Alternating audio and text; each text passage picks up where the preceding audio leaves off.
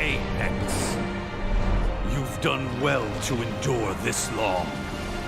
Your power is indeed genuine. Genuine? Who cares about that? But this power does pique my appetite.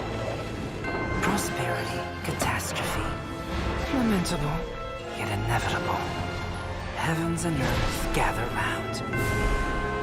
When the Apex is finally eclipsed, a new era shall rise. The time for annihilation is nigh.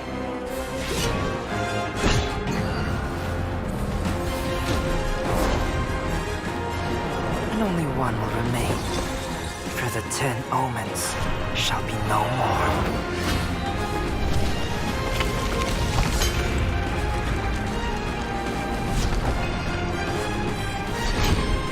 Omen of storms. A tempest is brewing.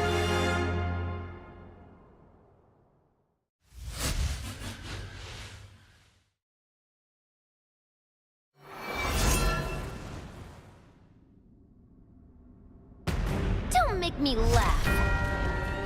You annihilate us? Go on and try it. This world yearns for calamity! As long as despair grips the souls of mankind, until humanity's potential is exhausted, the Omen shall never be forgotten. We shall taste your potential.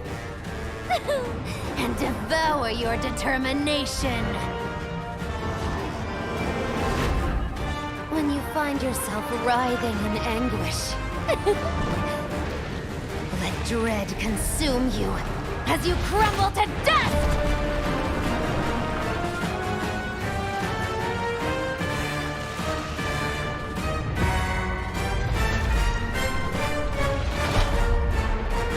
Omen of storms.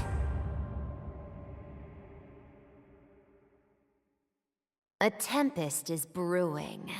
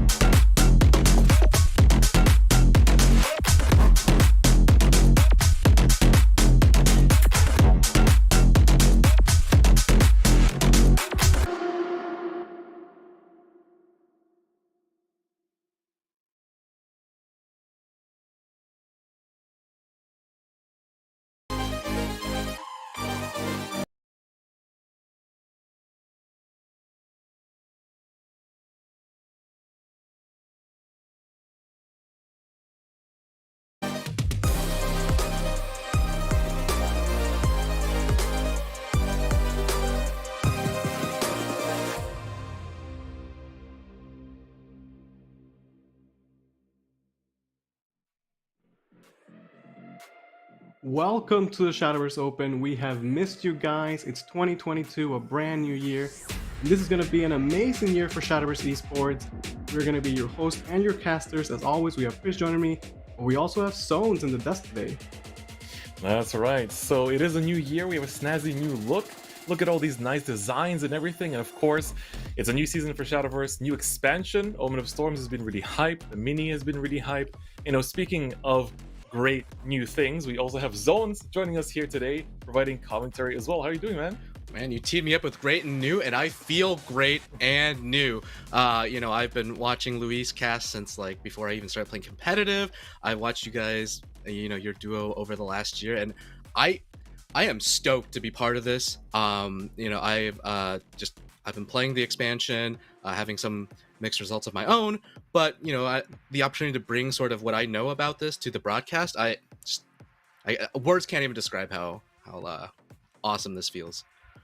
Yeah, we are really excited to have you, Zones. I'm sure we're really going to value your expertise. For now, let us take a look at the format so you guys can see how we do things here in the Shadowverse Open. Some things are new, some things are still the same. This is still a 2-day event.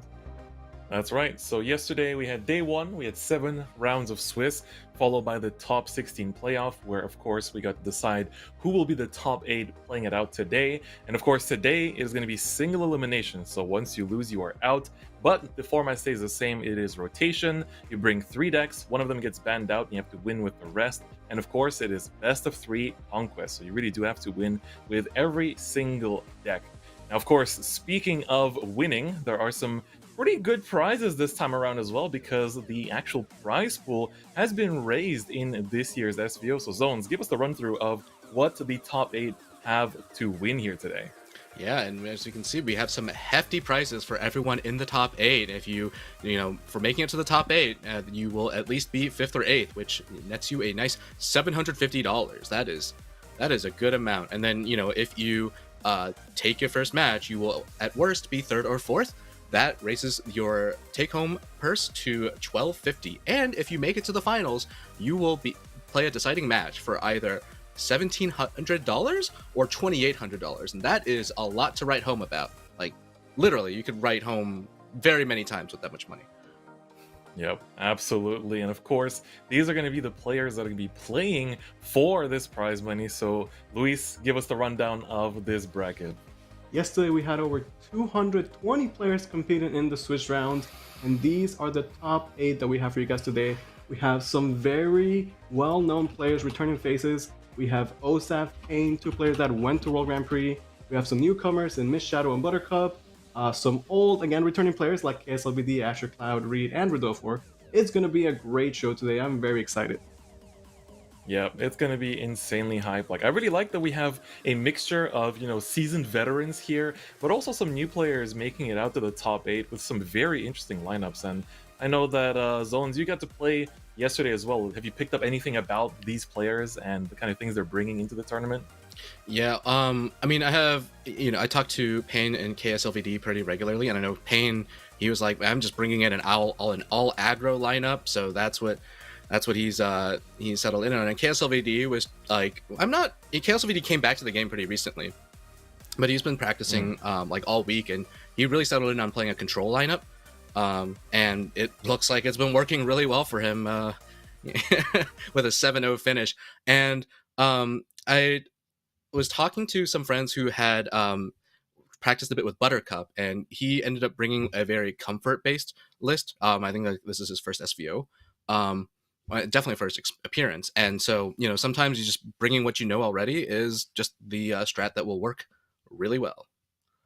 Yeah, Kslvd was 7-0 in Swiss, but so was Osap. I actually got to spectate and commentate some of the matches yesterday. We got to see Osap in action, and I talked to him a little bit because in bracket his name was listed as not Osap.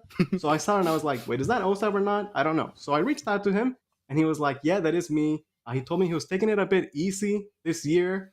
And then he goes 7-0 in Swiss. And now for the first game of the day, we're going to have Osap going against Payne. This is going to be a great match. Again, both of these guys have made it to a Grand Prix before, and now they have to face off against each other. Yeah, this was going to be really hype because we saw a bit of Payne here and there last year as well, and he looked good, but I think, having the first SVO and already getting a top 8 finish right off the bat, I think is always going to be an amazing start to a competitive year.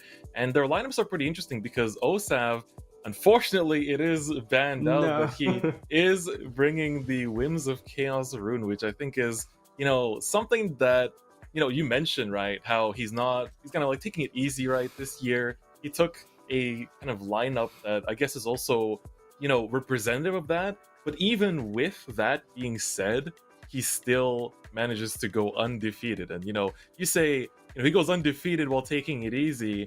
Imagine this man's power level when he's not taking it easy, right? It's really, really impressive. Now, Zones, what do you think about these bans, by the way? Looking at this, we see the Chaos Rune banned out, but of course, on the other side, the Forest is still up, right? Yeah, so I think if you bring Chaos Rune, you expect to leave up Forest, and the reason for that is that Forest is one of the decks that Chaos Rune punishes the hardest. Like Wisps cost 0 normally, but with Whims of Chaos, it changes their cost from anywhere from 1 to 9 or 1 to 10, right? And so I don't know remember the exact numbers off the head, but the point is the Wisps will not cost 0 anymore. So when you play Forest against Chaos, you have to take this bizarre strategy where you just hold all your Wind Fairies in hand and pressure them, and then hope that your opponent plays Whims and you can just drop 2 Wind Fairies for low cost to close out the game. If that doesn't happen, it's a rough game. So you can't play your normal plan in that matchup as Forest, which is super frustrating. I think Payne bringing aggressive decks just wants to ban out this Chaos Rune, because if you look at everything that's not Whims of Chaos based, it is just a pain to get through, no pun intended, with an aggressive plan. The Frost Golems, that is 3/6/6 wards on the board. Folia is the ultimate anti-aggro card. I've played her in control rune decks as well. So if you're playing aggro, you want to get this out of the way. So Payne's ban of Chaos makes a ton of sense. His entire lineup flows with that. Yeah.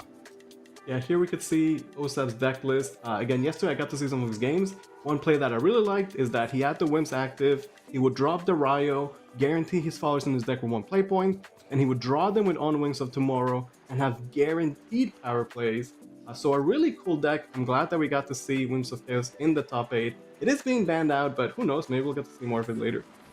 Yep, exactly. I mean, even though it's banned out here, if Osap gets the win right off the bat in the top 8, then maybe we'll see it in the future. And of course, surprise, surprise, or rather spoiler alert, I guess, is that he's actually not the only Chaos Rune player in today's top 8. So there's another chance. There's another chance to see it in the top 8, and I think it's going to be quite exciting because, when Chaos Rune kind of came up, I really thought, okay, funny little card, it's a nice way to just, alternate win con, right? That's kind of how I categorize it. But then when you kind of look at the meta and you see what Forest wants to do, and you see kind of what all these decks that have these low cost pieces that work towards their win con or their combo, it's like, oh, I see. This is actually gonna be something you got to keep on the radar, right? And I think that might just be, I wonder if we're gonna see more Chaos Rune in the future because of that, or if this is just kind of like a one-hit wonder for just this SVO, right? What do you think, Zones? I think it's here to stay, because as long as the design of the game, as it is now, Forest and Shadow are these very highly synergistic decks that you want to Skeleton Raider, you want to reduce that to 0 or 1, or low cost, right? And Forest, you're trying to play tons of cards in one turn, whether you're playing a Sekka or a hybrid Sekka list. Let's even look at some of the offbeat non-meta decks. Like Sword plays a lot of low cost cards. Ward Haven, Heal Haven also. Is subject to cost disruption. All these decks are filled with low cost cards, and Whims just takes that and disrupts it. Now, there is a notable exception, and I think that segs to the deck we're looking at now, which is a deck that, instead of trying to play low cost cards, leans into playing high cost cards and setting them up. And that would be any flavor of dragon, but in this case, it is the Burn Dragon. Yeah, Burn Dragon, a pretty solid deck. We saw a lot of buff dragon in the past, but now with the addition of Galnix to the game, you can play a more aggressive, burn-heavy style, and the burst damage that this deck can get away with is crazy. Plus, you still have the classic Brittle Dragon with Rowan combo, which is just too good. Yeah, this deck I'm personally really happy with this because I think, this expansion in general has been very unique in that, we got the base set and it felt like a bunch of like legendaries weren't really there. The whole set is called Omen of Storms and the Omens weren't there, right? And then the mini expansion comes out with its own trailer. Galmio is basically front and center. And I was really happy to see that instead of being just the kind of like legendary that you'd splash into Buff Dragon, which a lot of people do, it kind of birthed its own deck in the Burn Dragon. And I think it's really powerful, right? As you said before, like Royal Dragon into Rowan is always going to be really good, but Galmio in 6, that's going to be, a board clear against some decks plus face damage, and you still have plenty of other ways to just keep burning your opponent's life away and getting the lethal point, right? So I think Burn Dragon is a deck that I personally expected to see in this event, and it's still interesting because the breakdown that we have in terms of the decks is not necessarily favored for Burn Dragon, because we essentially have 3 Buff Dragons, only 1 Burn Dragon player, which is actually Payne. So it's pretty interesting how that's worked out. But of course, even among the buff lists, some run Galmio together with the Ardent Torch, whereas some lists just run like a one of Galmio, or some lists completely forego that kind of package in general and just stay true to the actual Burn Dragon, to the original Buff Dragon list as it was, right? Yeah, and we were hyping up Osap a lot for, what an amazing player he is. He's had such great runs this past couple years, getting to World Grand Prix. But let's not forget about Payne. Payne is also a veteran in the scene. He won the 2019 Contenders Cup back when it was split between NA and EU, and he went to Worlds that year. He's a really solid player. I got to see Payne play yesterday, and he had great control over his Shadow deck, finding those crazy lethals, and I can't wait to see what Payne has for us in store this year. Absolutely. I think it's going to be exciting. Like, this whole top 8 feels very stacked, and especially, I'm very excited about the new players that haven't had a SVO top before, kind of making it in here, and maybe already making a name for themselves, right? Because if you manage to win this event, the rest of the bracket is like super, super stacked. That's a pretty good way to make your entry into the competitive scene, right?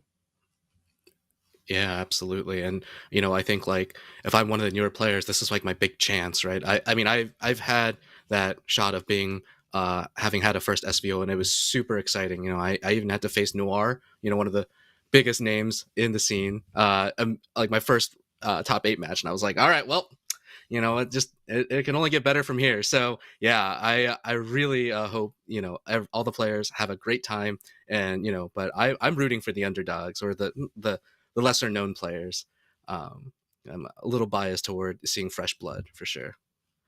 Yeah, we have 2 players that we don't know too much about, Buttercup and Miss Shadow. And I actually got to watch Miss Shadow's game yesterday. Funny enough, Miss Shadow's only loss was against Osap, who is undefeated, right? So Miss Shadow must have had a great run in Swiss. They had a great play with the Forcecraft.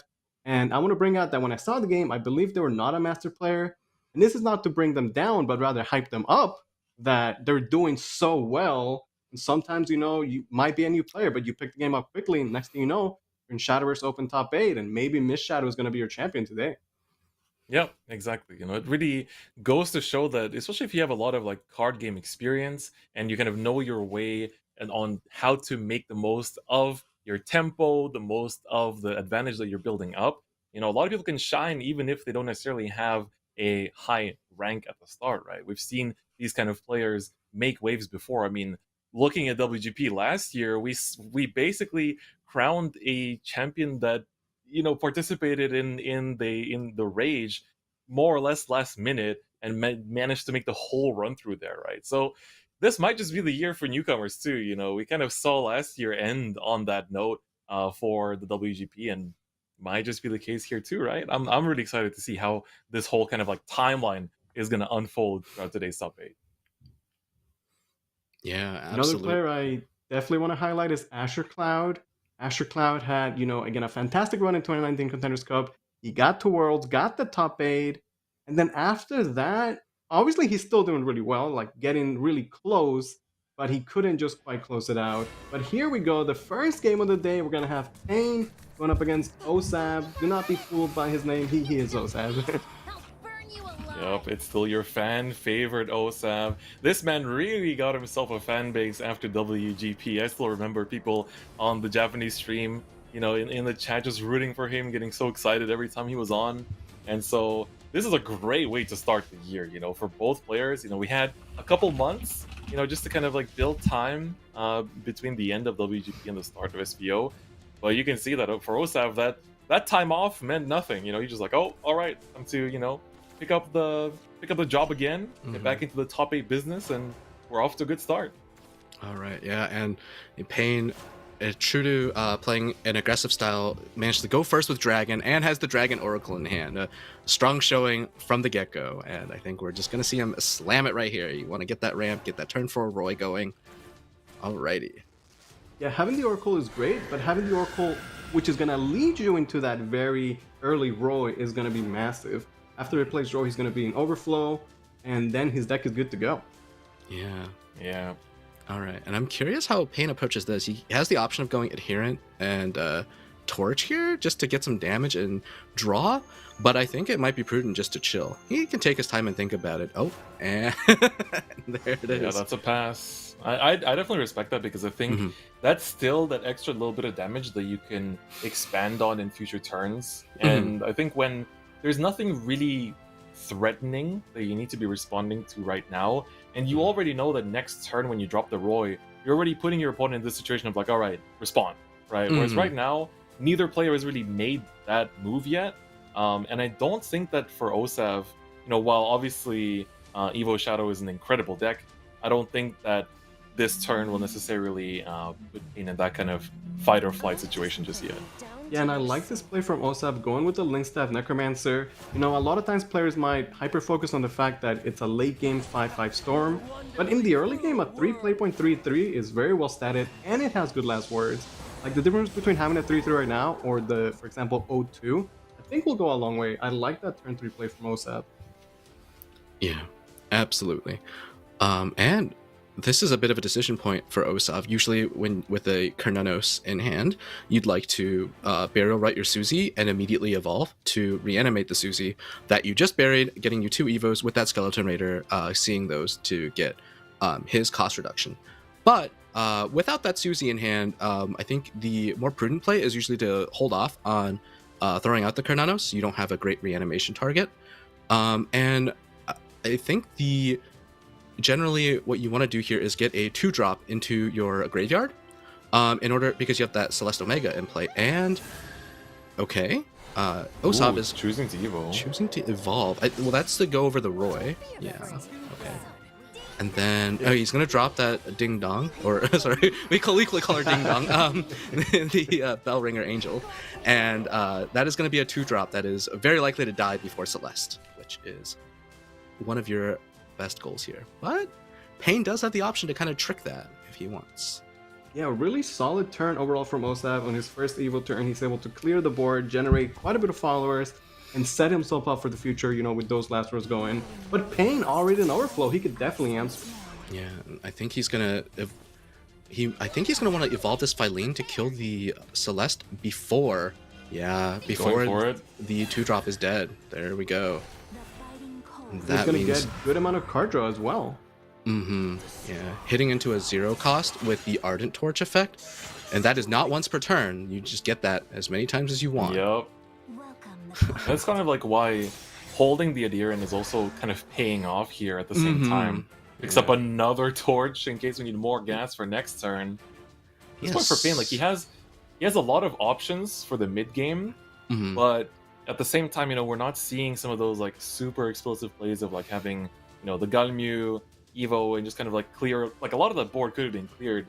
But we're also kind of missing a Rowan at this point. Just going to choose to use the Ignis Dragon to ramp. Okay, that's one approach. I think this allows him to cash in on the Adherent plus Roy that he has in hand right now. Because, you know, Roy really wants another target to kill, and the Adherent provides that. So that is a lot of damage that he threatens. And you don't really want to play the full cost of Ignis Dragon when you have so many cards in your hand anyway, so... Yep, and showing a good display of how the Burn Dragon can operate. You know, the early game is going to be spent ramping. The mid game, it's like a little bit of chip damage and card draw to draw into those big late game finishers, whether that be Real Dragon or Rowan, or a big Galmix as well. Yeah. Alright, Gatekeeper. That's a face that, you know, even though the year has changed, Gatekeeper's been here and he's gonna still be here for a while.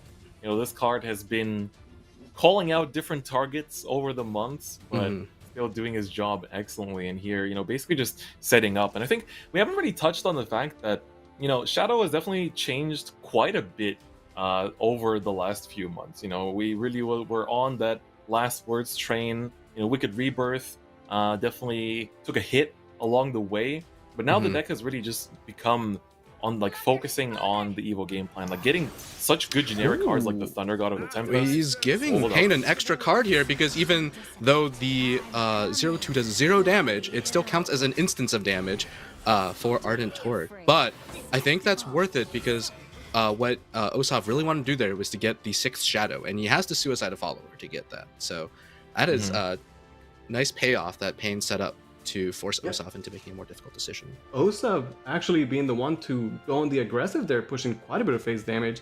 He does have the Skeleton Rider in hand, set up for potential, you know, burst with a second Spirit in hand. Pretty solid. I do want to point out though that because of the Phylene effect, Wicked River was set up to 3 play points last turn, which was kind of awkward. But Osap still found a great play despite that. Ooh, this is an interesting line from Payne. I kind of wanted to see him go really like ham there. But yeah, I mean, this is the hard part of playing against Evo Shadow, right? Like, you don't know when that jump scare Skeleton Raider is going to pop out and just ruin your game. Yeah, exactly. I love that you call it a jump scare. That's awesome. Yeah, honestly, same. Alright, let's draw some more cards. Ganyu picked up. That's also good. I think going for the Tiamat here is also a fine play because you're giving yourself that little bit of insurance to make sure, again, you don't get jump scared in that situation. Yeah. Drawing more cards. That's a really nice pickup there as well, the Brutal Dragon Mute at long last. And again, the chip damage, as you mentioned before, is just going to continue on. And now we see that kind of like explosiveness that Payne can go into next turn once he's at 10 play points. Yeah, Dragon is one of those decks where you have a lot of damage, but unlike Forest, you're not doing like 20 to 0 damage. So you definitely need to set up your damage over 2 turns. You know, like get a little bit chip damage, and then try and set up a 2-turn lethal, right? But here, Osap, 6 play points, finally draws 1 Susi, has the Sununas in hand and the Rider, so this could be a pretty strong turn. Yeah. One thing I want to just jumping back a little bit about what I like about what Payne did there was that he had these 2 Adherents of Ardor in hand with 2 HP, and that is important to use them before he, like, hopefully finds a Rowan for him, because once Rowan's amulet is in play, the Dragon Slayer Spear, Adherent of Ardor will kill himself with his Fanfare and not cash in on that damage. So really good like sequencing over the course of several turns for his possible top decks here for Payne. And we're gonna see what Osap does. Yeah, he's just get all those free Evos, discount his Skeleton Rider, and set himself up for success. This is gonna be quite a bit of damage. He wants to cash it out right now. Yeah, this is clearing the entire board essentially. Plus, on top of that, quite a lot of chip damage. Doesn't really get him to lethal just yet, but he's getting very close. He's getting very, very close. Yeah, we're at the. It's a little bit more than chip damage, right? You were just setting it for lethal at that point. Yeah. Maybe he's gonna hold it for one more turn. I can see that. It's interesting.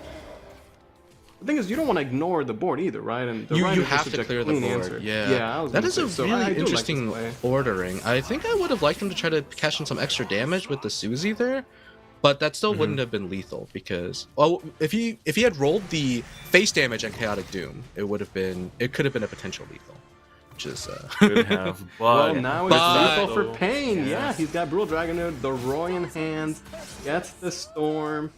Gets the face damage, and Payne is going to take game number 1. Wow, that was a really smooth set. You know, I just want to say that it felt like a very clean back and forth. Both players were like respecting their kind of choices every single turn, and it feels like for Payne, like holding back on specific cards in the early game just kind of paid off in heaps when he got to the actual lethal points. Whereas for Osap, I think he honestly played quite clean. Like, as you mentioned, Zones, earlier, like there was an instance where you could have potentially tried to sort of roll into lethal there, but you know, he wanted to kind of take the safer route there, make sure that everything gets cleared out. But of course, he's still not out. He's gonna actually be going up with Dragon here against Payne's Forest list. So this is going to be quite interesting because, of course, Osap's Dragon list is quite different, right? He does still play Galmio as a one of, but this is a buff list, and buff.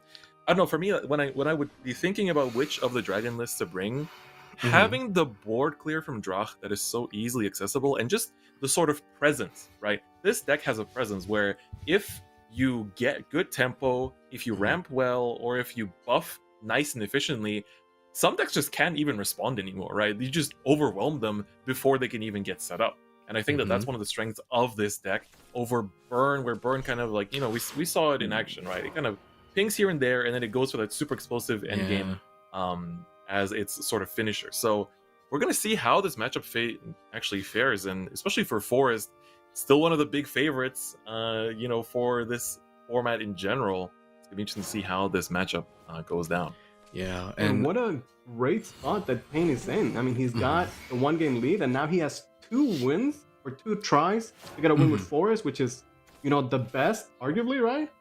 Like, Forest might whiff once, maybe. Is it gonna whiff twice? I doubt it. So I like Payne's chances right now. Hey, Payne has 2 chances to whiff the Forest right now, so I don't know if he'd appreciate that gambling. But I do want to point out that Osap's hand is a little... Actually, both hands are a little bit on the clunky side. Osap has 2 cards in his hand that he would like to have buffed twice, but he only has the one Conflagration, right, which is the only thing in this deck that can buff something that's in your hand, because he's not playing like the Twin Flame Dragon or any of that. And so that Prophetic Dragon and the Coral Shark are just not going to be at their strongest, which is unfortunate. But Payne missed turn 1 Walder, which is the best setup for Phantom Bloom on turn 2, which means he had to use an Amataz to fill the curve, which is a very expensive resource. So yeah, you generally want to see for Forest the Trio Wonders on 2. Not gonna develop the Alberta here. Now he's gonna go for the Walder Phantom Bloom play, like you said, going really quite aggressive. Forest is a really powerful deck these days. Really has been for a while now. And when I see the Forest players, I like to think of how they use their resources, because as you're saying, like, these are resources you have to commit, right? Like that Amataz, insane in the mid to late game, but sometimes using that 2-drop and he has to commit that resource. Or like, for example, how they want to commit their Wisp in the mid game. It's very crucial. All right, and this what is... do you drop here for the Blazing Dragon? He's actually going to go for the... I think it's the Prophetic Dragon. There. Yeah, there it is. Yeah, because it is... Oh, I want to see him play the Prime here. Yeah. I saw him. That is I'm glad he didn't commit too early. Yeah. I'm glad he didn't commit too early, because that's definitely the safer pick there. Absolutely. Like that. Yeah, and because that Prophetic is just a brick. Payne. Yeah, Payne's kind of in an awkward spot. I mean, he's got plays, but they're not like amazing plays. I guess getting the Alberta developed is good, but looking at his hand now, he's going to be relying on some great top decks. Like, if this man does not draw Arya next turn, I don't know. Yeah, that is definitely a consequence of these kinds of matchups where you're gonna have to fight for board. If you don't have the Arya or like a Blast Fairy, you're gonna struggle. And honestly, even here, Payne has a decision point to make, which is by committing the Alberta, he needs to think about getting to 4 cards played every turn to try to basically make the best use out of Alberta with the with that and the elemental slash in his hand, right? That is a potent lethal setup. So that's why he is actually not cracking his Blossom in his hand, because that makes it easier for him to get to 4 cards on later turns. But the Windswept Dragonute already at the full effect. Enough buffs have been coming down. At this point for Osap, it's a question of, do you want to cash in the draw at this point, or is it time to start running in face? He's going to cash in the draw, picks up a Rowan, which of course is pretty huge, and going to evo the Blazing Dragonute for the extra damage here too. The Coral Shark is actually a fantastic pickup. It's going to be such a well-statted follower, and the Hippocampus that you get for free is going to be so annoying for Payne to deal with. Yeah, I don't think Payne... I don't think Payne's actually cares about the board now. I think he's going in. He's even getting the extra attack on these fairies. Yeah, I wonder if he commits the second fairy here, though. I mean, with the hand that he has, I think this is the correct play for sure. You can't just be hoping for top decks, but rather utilizing whatever he has in hand, which is right now just a very aggressive approach. I just don't know if it's going to be enough damage, especially because, as I was saying, he's going to have to get through that Hippocampus ward. This is Osap has a hand that plays itself for, and I mean that in a good way, for like the next 3 turns, basically, right? He has the Windswept Coral Shark with a Conflagration here, and then that leads into a Galmew, and then he has the Brutal Rowan for the turn after that. And this is one of the really nice things about Buff Dragon, is that Osap has not ramped this game, right? He's actually, but his deck is still playable, and that's something that Burn Dragon does not have going for it. And to touch on that point that we were kind of talking about earlier, and so, you know, it is one of the things that is nice about this list. Now, definitely don't evolve this Hippocampus here, Osap. That, yeah. But I love the Windswept Dragonoid here because it's such an aggressive follower, and it's something that if Payne doesn't answer, it's going to keep healing Osap over and over again. And with a 5-7 stat line, that guy's not going down without a fight. Yeah, for sure. I think now is just the question of, do you want to completely establish dominance and trade, or is it time to start making that life point total difference a little smaller and cash and damage phase? I think it's kind of thing is like you can, I think, pretty safely trade, seeing how Payne moved last turn, knowing that, I mean, because look at your next few turns, right? Like you have such an amazing curve going forward that, okay, he's gonna actually go for the face damage. The heal of 2 is gonna help, but even then, Blast Fairy, not exactly what Payne was looking for. Lay Blast Fairy. There is a slight incentive to leaving the Walder on the board, and that is that because his next Osap's next play, he wants to play Galmew. Galmew really wants the opponent to have a follower on board to actually be able to storm face, because she needs to. She gives you that 1-cost spell, right? And that needs an opposing follower target, and that's the only way she's going to get the 0-cost token that gives her storm. So he actually needs to leave Payne a follower if he assumes Payne is going to try to play off the board. And this really looks like Payne's last stand, though, just making use of any cards he has. We didn't really see that like combo heavy forest mid game. Instead, he was forced to go on the aggressive, and the Buff Dragon, you know, had more than enough to fight that. Absolutely.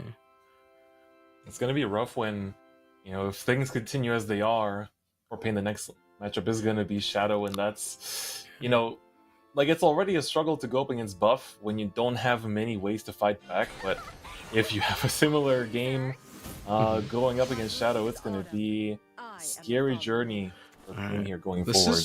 This is actually clearable if he's going to leave up the Windswept. Oh, no, he's actually risking it for the Biscuit and leaving up the Windswept to try to... I respect it.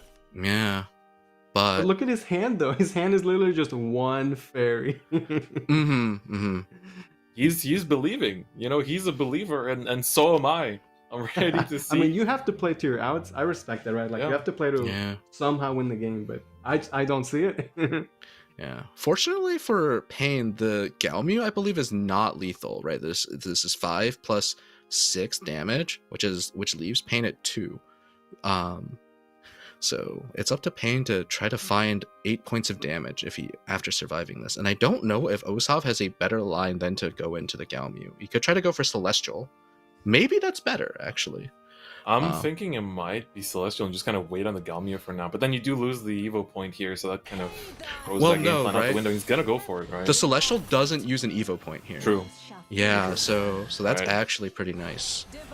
Yeah, I think at this point for Osap, it's a matter of thinking of like, okay, what is like the only card combination that I could possibly lose to? And he commits the brutal. Nice.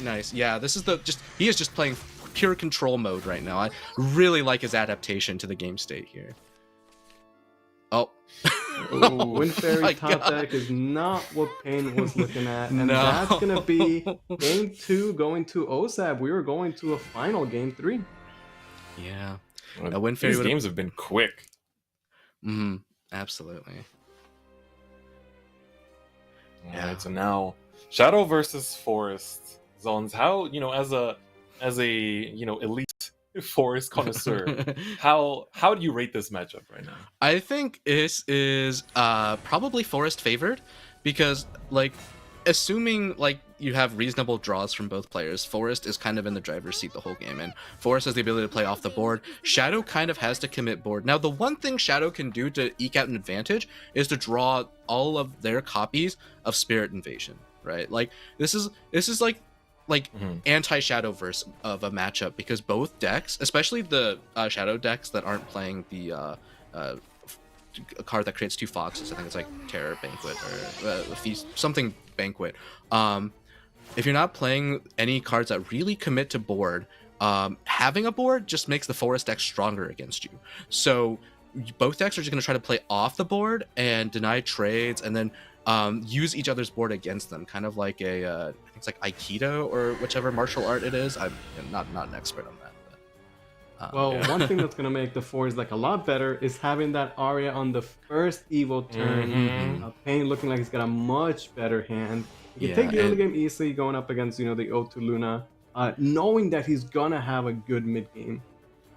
I also want to, I was just watching Payne as he did his mulligan. You could see a sigh of relief when he opened the Arya. I was like, yep, I definitely feel that, especially going second. I think it's not even that. He has 3 of the best cards, right? Like the Arya is the single best card in the deck, but he also has Alberta and Amatas, and both of those are incredible force multipliers, especially when you're playing the Sekka version of the deck, which just needs to hit that 20 followers left play to get the explosive lethals. And so to get to 20 followers, the Amatas, he speeds you up like crazy, right? Because you play the Fairies and the Wiz, bounce him back, and he summons a whole other bunch. He really just like turbos you to Sekka so quickly. And another really cool play there from Payne, really not biased, I swear, guys, is he took that Alberta and traded into the Gatekeeper instead of the Deathcat Reaper, because the with the Celeste popping, right, that reanimate 2, he wants to make sure that is drawing blank. This is Osap is now having to think about, what do I do anticipating an Arya? Do I, try to make sure I get an extra Deathcat out? Like you saw him thinking about the Wicked Rebirth, but I think he's just going to take the loss of value on the Celeste here. Yeah, the Celeste ultimately is not going to do too much, but this is a pretty solid board from Osap, just getting that count of last words increased, just like Payne's going to get the fairies that have left, or force flowers that have left play up. But the Arya, again, absolutely key for Forest to have. The difference between Forest with this loot effect and without it, it's absolutely huge. Yeah, it's literally make or break. And I think Osap has been maneuvering the matchup really, really well in response, much as he can. But as you mentioned earlier, like Payne knowing where to trade at the right moment, I think is so huge there. Like actually running into that Gatekeeper, as you mentioned. And now for Payne, he basically has a choice of, okay, which, do you want to commit the Wisp here just to get rid of the Deathcat, or is this just a pass? But then you're facing quite a bit of damage you can do, so the Wisp is going to get committed. Yeah, that is also a tough piece commit out of the hand. Yeah, that's like 2 followers leaving play for the Amatas next turn, right? And on top of like just a stronger board, but he thinks it's worth saving that extra bit of HP, and it probably is, because he is like, these plays don't happen in isolation. These players are finding ways to pressure each other, and this back and forth is like super exciting. Oh, but this is a slight punish.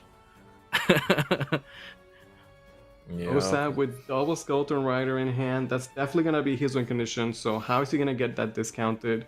Right now, the Arya is not that scary, so it's more about thinking of how he wants to set up for his lethal, right? How is Osap going to win this game? What I want to see is an unevolved Bellringer and the Luna's doll, and then evolving face with the 3/3, the Link Staff. Oh, he's gonna choose to evolve this. Yeah, he's gonna go for the Ding Dong Punch instead. He wants to find another respectable. Card. But I kind of like your play as well. So it's like face damage, having double Skeleton Rider in hand. Yeah, might have been the way to go. But this is solid as well. Yeah, I think it's the thing is, like, you have to make use of like applying as much pressure as possible while you still can, because looking at Payne's hand, like a lot of parts already gathering there, and the moment you give him the play points to actually execute combos, it's gonna look yikes. And of course, Amatas coming in here. This is an incredible card. Like we were talking about this earlier, right? Saying how this is just ancient elf Omega, right? Yeah. But without that extra wisp, like that Amatas could have been, a little bit better. But that's what the cost of spending that wisp, right? Absolutely. Yeah. That's the back and forth of this matchup, is if you can tax your opponent's resources to prevent them from doing perfect. Oh, is Payne gonna make sure to get this attack? Nice. That's I've definitely messed that up. Like, you're like, oh shoot, how many cards have I played? And then you leave the Alberta in play, and that can lose the game if you make that mistake. So really, really appreciate Payne, being deliberate in that play and making that spotting that. And I also like sorry, Payne's play where he ends with no followers to sort of deny any sort of Susi attacks or anything like that, because Osap does have triple Skeleton Rider in hand, Cernunos, and the Susi for the Build Right and Reanimate. Yeah, like I want to say the exact same thing. Like, as we talked about at the start, this matchup is all about leaving basically nothing on board, and now Osap, he has to think. It's like, how much do I want to commit? How many attack targets do I want to give you?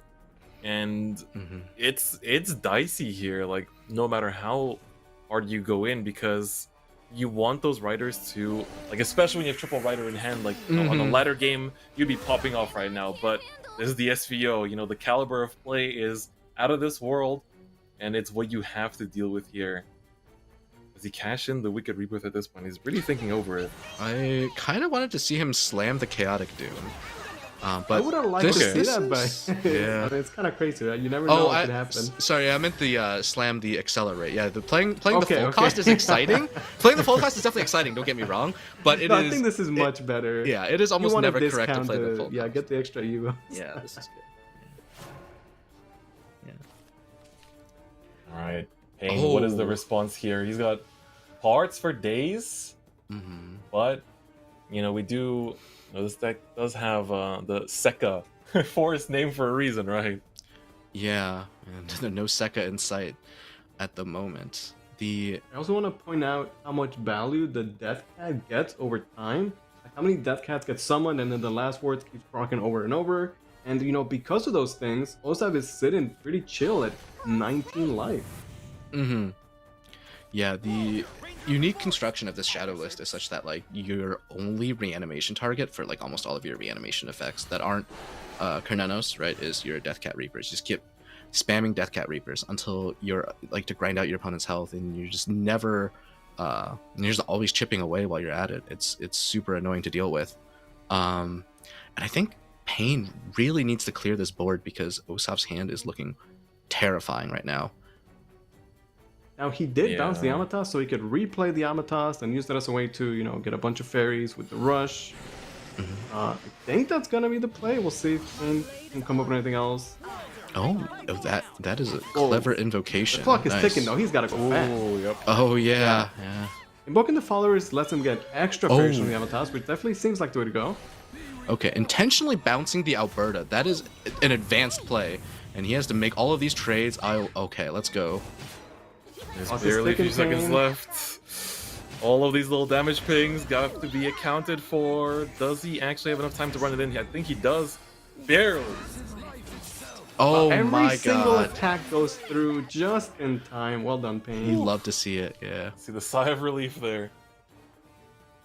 Yeah, and... Okay, now for Osap, how is he going to close the game out? Because his hand is looking juicy. He's got so much damage set up.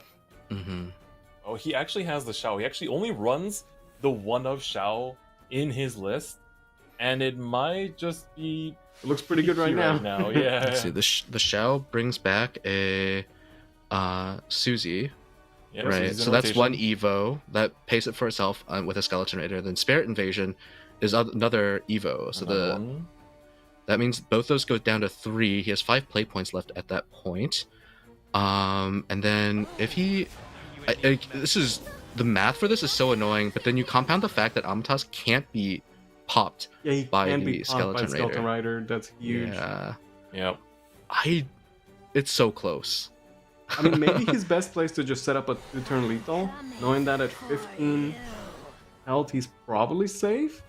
But obviously you double check, say, like, is there any way he can close the game out this turn? Because he definitely has so much burst damage in here. I don't think he has a guaranteed lethal, so he has to either make the spicy option of going for the Chaotic Doom ping. right? Because this is I mean, Oh, not even. He has to double commit. yeah, Only gonna be 5 yeah. damage to and face. with Bellringer then? Yeah, okay. Then just take this the is- safe line. this is the He this is will the have safer game next option. turn. Yeah. So if Chaotic Doom had rolled like the ping and imposing follower there, that would have been lethal.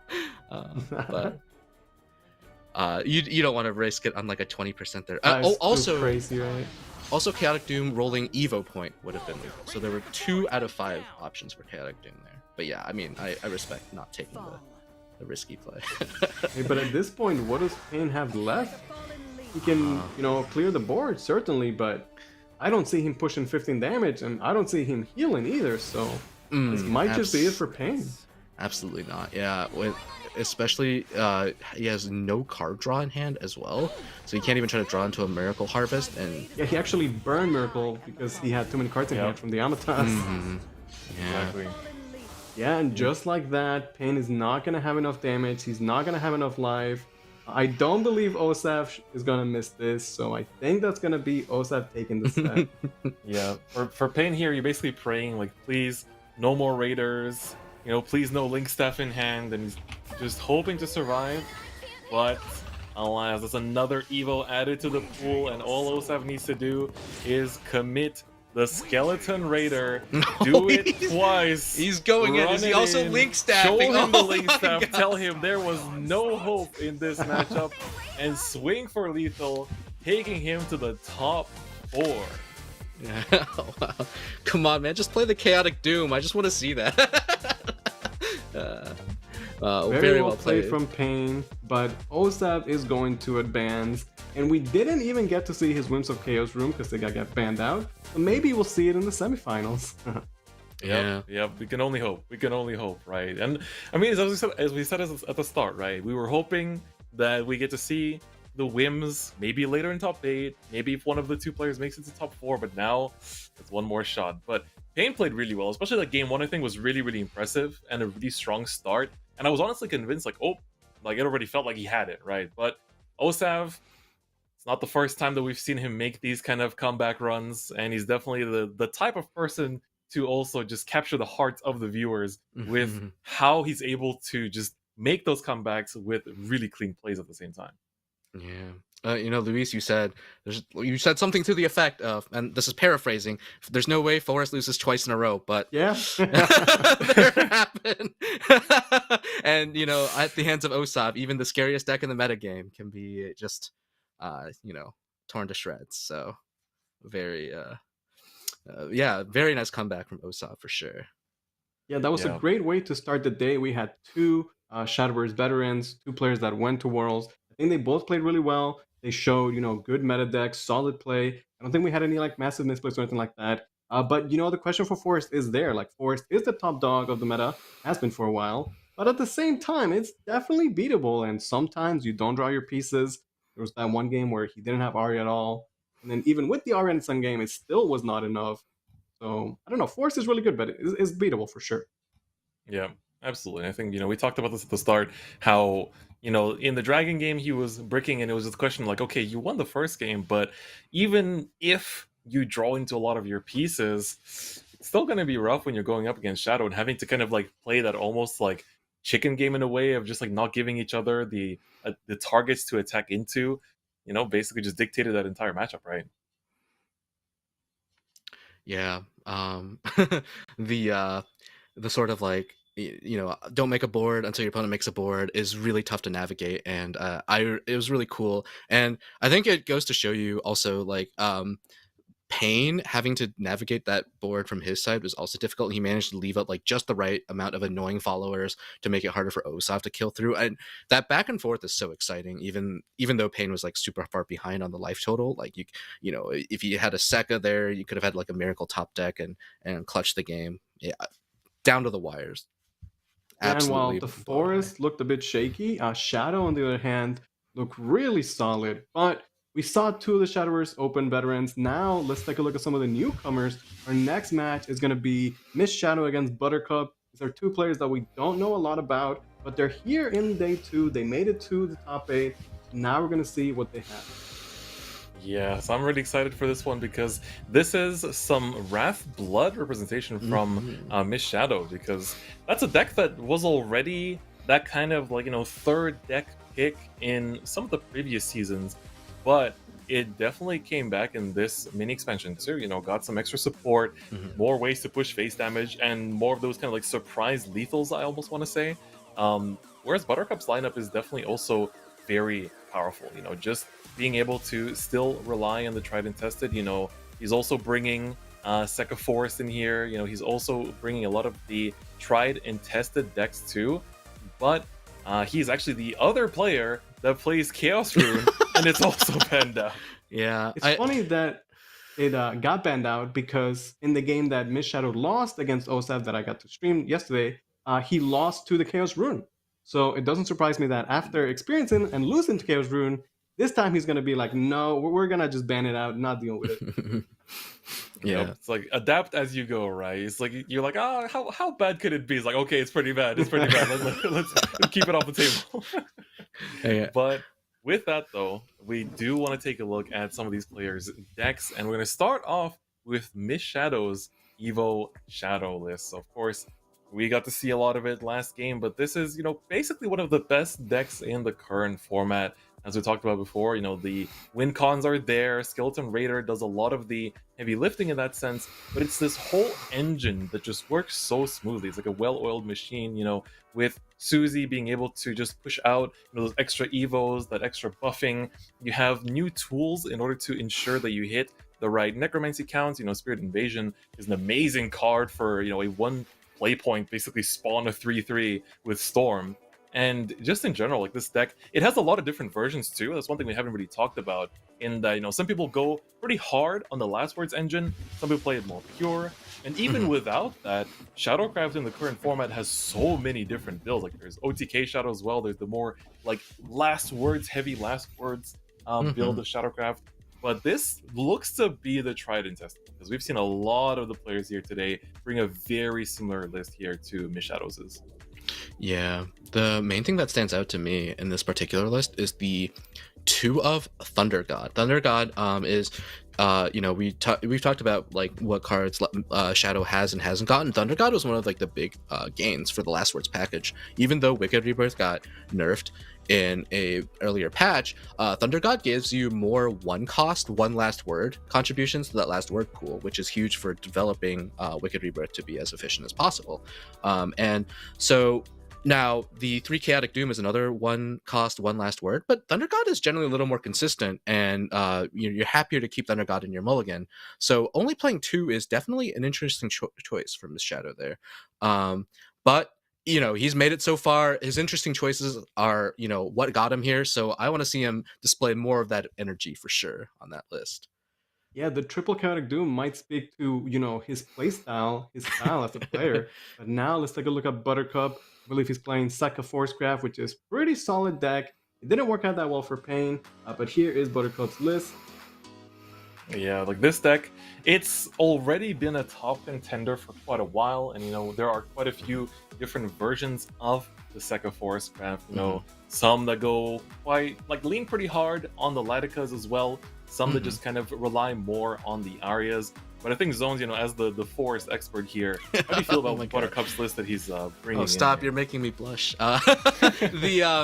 This is kind of the oldest version of the Sekka Forestcraft, and what I would consider the purest version of the list. You have 13 3-ups in the deck, right? And the 1 of Elemental Slash, which just lets you steal games out of nowhere and is super annoying to play against in open list, because like that is one of the cards, aside from the entire Arya package, where you're like, if I leave a follower in play, my opponent just gets more damage on me. Oh god, that's so annoying. Like yeah, so like this is like, if you've been playing this deck, and I'm not making any assumptions about Buttercup, but if you've been playing this deck since the inception of the format, this is definitely going to be your tried and true. Some of the new innovations help deal with being aggroed down, which Forest can be put under that pressure. You make some cuts there, but if you are like a tried and true, hit your opponent's face, tape your own health bar and don't even look at that kind of player, then this is the version of the list for you.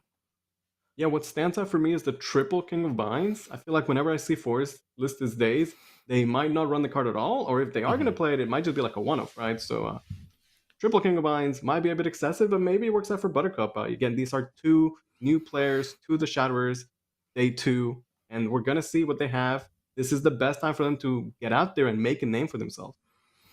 Yep, absolutely. It's kind of funny how the bracket kind of ended up like this, having the two players that are newer to the scene getting to face off against each other, and then their next match is not looking too easy, regardless of who wins, right? You have to go up against Osap, one of the crowd favorites, one of the people that is capable of making such comebacks against seasoned veterans, and of course, you have to be the one that can challenge that. So that's going to be pretty exciting. It's going to be exciting to see how this side of the bracket is going to evolve.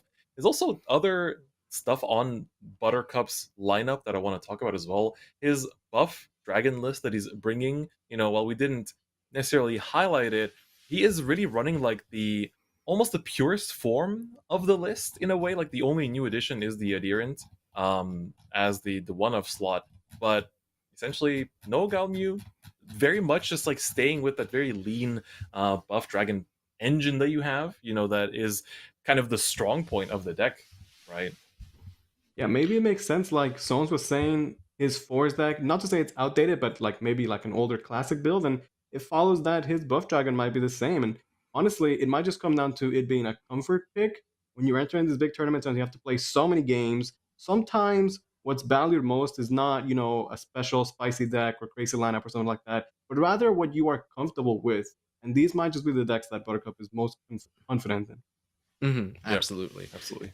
And as a bit of trivia, I believe I've been playing those. I've had like those exact lists a couple of weeks ago, and so I have a bit of. I'm going to drop a little bit of a hint, but one of my teammates sort of innovated those the initial versions of some of those lists, and I think they might have had a little bit of collaboration in terms of Buttercup getting some advice on how to play the lineup.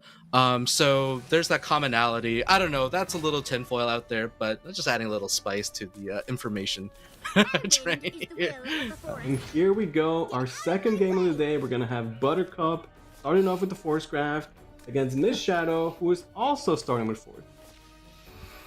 The double, it almost looked like identical hands at the start there. Yeah. Alrighty. Oh, ooh, the person going first has the Aria, whereas for Buttercup, it's gonna be a waiting game. Pleasure to make your acquaintance. Yeah, well, Buttercup's going first, but he does not have the Aria, right? But yeah. It's all good. The Aria Slugger is going to make this early aggression from Buttercup look so embarrassing. Oh my god. Yeah, Buttercup being the go first gamer, he's gonna start off very aggressive, but Amata's coming down, gonna say no to that, although it is gonna get cleaned up by Alberta. Yeah, I think like I that's always a tough decision point, and I maybe from the spectator view we don't see the deliberation, but like you're almost certain the Amataz is gonna get cleaned up there, but at the same time you kind of can't afford to not play cards. When you're playing Sekka variants, because you just need to hit 20. Now, committing the Amataz is definitely costly because Amataz is worth way more than one follower later on. But, what if they don't have the Alberta? Then it's worth it, right? So, tough decision. Oh! Speaking of top deck, that's Aria. pretty nice. Now they're both gonna have Aria online, and that's what you want to see. We want to see a game where both players are playing their deck optimally. They both have the fuel to, commit to whatever game plan they have. Right now, it looks pretty aggressive for Buttercup's side. Yeah, and I imagine he's taking some time to think about whether or not he wants to commit this fairy, and he doesn't, which I really like, because he's thinking about his turn 6 Amataz play there, and you just want to, when Amataz evos, you double the Sekka quest progress there for the number of followers you put into play, and that extra fairy in hand is worth more later on. That's right, Aria here being committed as the perfect turn 4 play for Miss Shadow. Basically just want to pass here, keep the Wisp, it's an important combo piece. And of course, Sekka has been picked up as well for Miss Shadows, which is kind of the, that finisher that you're looking for, that actual, you have all the gas, but you need the card to actually run it. And so here we see for Buttercup, he's gonna have to keep fishing for more pieces here, but both players, as you said, they've got the majority of their engines online now, the leader effects in play, and it's always pleasant to watch, you know, two players clash with their decks, basically responding to them and going all out at the same time. And this mid game is going to be very interesting, as they both kind of have the same game plan, right? They're both working towards that Sekka. Maybe Buttercup with the early chip damage could be a little bit more aggressive. But ultimately, we're going to see, I imagine, a lot of fairies being traded against a lot of fairies. Yeah, we can see the Fairy Slugger coming down into play with the Blast Fairy in hand, and some Wisps being committed here from Miss Shadow. So he's kind of leaning into committing to the board here, unless he chooses to use his Wind Fairy, which would be an interesting line to take. Now, I believe he's going to evolve this Slugger. To Does get the Miss heal. Shadows have Alberta in play? Because I know Buttercup committed it earlier. Yes, they both have Alberta active, Okay. so I think yeah, this makes sense if he's trying to activate Alberta, because that is going to be, this fairy will be a very convenient fourth card, and then he'll heal to full off of the Slugger Evo. Yeah. There we go. Sometimes it's just time for a Grand Slam, and Fairy Slugger still a pretty solid part of the Forest game plan. Yeah, it was a pretty clean turn. The only downside here is that he's provided a chonky board for Buttercup to retaliate into, and I'm kind of curious what Buttercup does here. I mean, this has to be an Amatoss turn, right? Absolutely. You can go Wisp, Fairy, Fairy, Amatoss. That invokes your Alberta out. You can hit face with Alberta, and then Amatoss, and you just clean up this board. And the power of Amatoss, again, it's going to do so much to fight for the board, but also to speed up that Sekka game plan. Although, as we were saying, Buttercup is the player that does not currently have the Sekka in hand. That's right, but in the end, you know, we've seen players that can easily maneuver into lethal even without it. And also, you can see on the difference between their list as well. You know, Buttercup, he runs that 3 of King of Vines that just keeps coming back to his hand time and time again. Yeah. Whereas Miss Shadows, he's just running the 1 of. He has a lot of interesting 1 ofs. He's running the 1 of Lydica, the 1 of Raccoon Enchanter. He even runs the 1 of Erosive Annihilation, which I haven't seen of as much personally. Really? That's spicy. I didn't catch that. Yeah. I kind of want to see a full trade here from Buttercup, and then into like the tree. Just because he needs to try to draw into the Sekka, and yeah, okay, nice. Doing it. Yeah, I like Yep. this play. Even this late into the game, Trio of Wonder is still an excellent choice to go with. Yeah.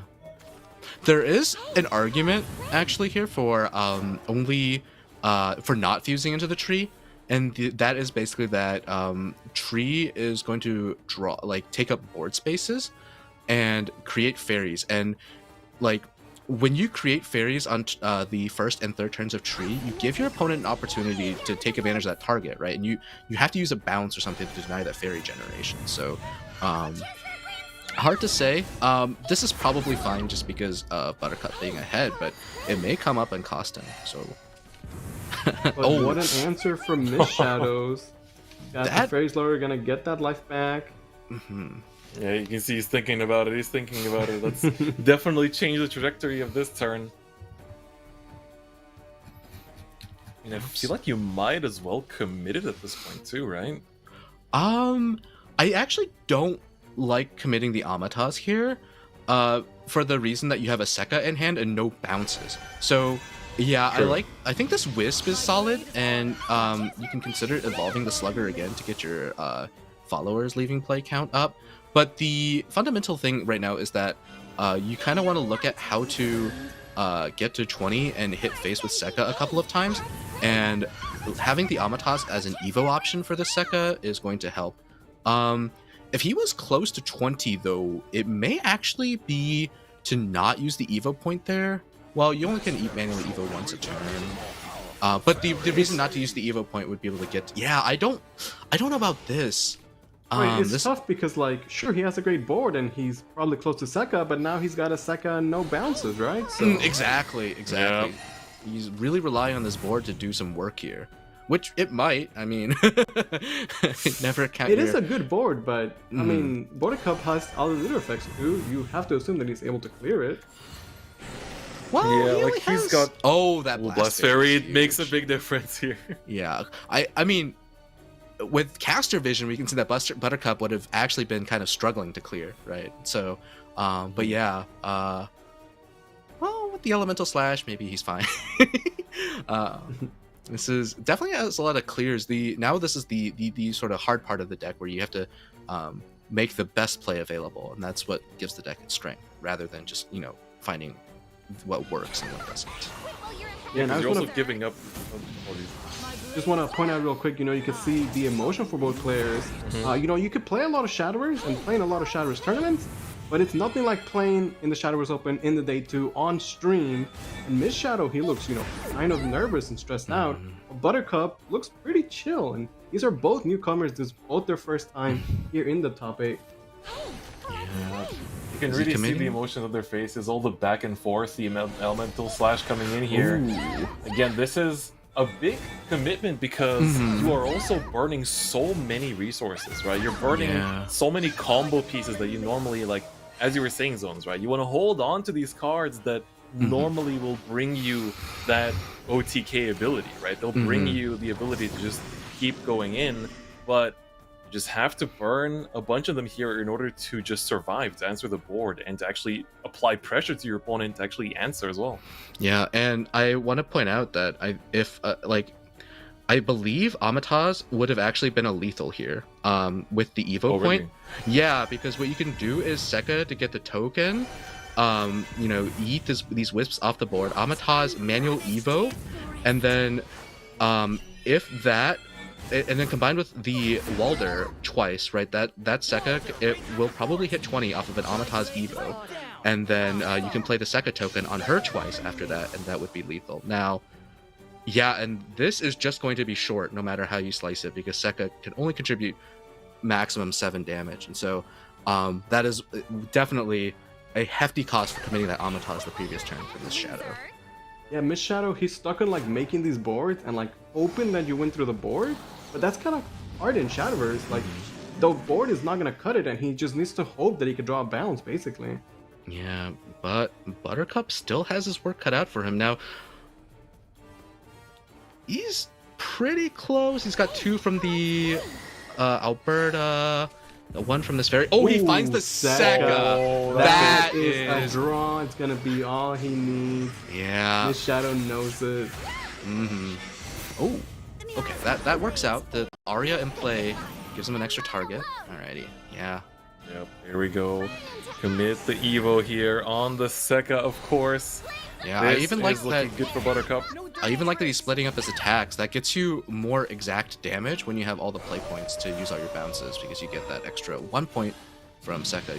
Sometimes people like to make their really tall Sekkas of like 20 attack, which looks cool, but often that actually loses a little bit of damage. So That's right. What a with that. great game 1. We saw a nice back and forth from both newcomers with the Force Graph. A Buttercup with that Sekka top deck taking game 1. Yeah, that was huge. I think Buttercup, he was the one that was able to answer to a lot of the threats, whereas Miss Shadows was trying to just every turn try and make a board stick, try and make a threat, and at some points you could question, like, was it worth committing there? Was it worth making that decision? But we're gonna see what he's gonna choose to run it back with. Does he stick with the forest as he faces off against the dragon list from Buttercup? And honestly, like, for Buttercup, who we're seeing for the first time here on the top 8, what an amazing start. He has been doing incredible for this first game. That was really well played. Oh, after seeing the leader choice here, I've got to be a little biased toward Buttercup. Not pointing out my background or anything, but yeah. But this is a heck of a hand for this matchup for Miss Shadows. What stood out to me was that apparently Buttercup is an Open 6 master. You don't see that every day. Oh, wow. Yeah. That's true. Looking at their hands, though, Miss Shadows, he's got some good parts. He's got some good parts, but now is going to be the question for Buttercup. Like, he doesn't have... Like, this is kind of... We talked earlier how, like, you can not have your ramp, but as long as you have your buffs, you're fine. But what if you don't have either? This is kind of the kind of thing we're looking at here. Well, I was going to say the adherent was actually going to punish Miss Shadows a little bit, because you can't just commit fairies blindly into that. Okay, that helps a little bit for sure. Yeah, the mermaid is Fantastic top deck, exactly what he needed there. Yeah, and Do that, more draw. and you can pitch that useless prophetic dragon now, so it's very helpful. This is in Alberta, right?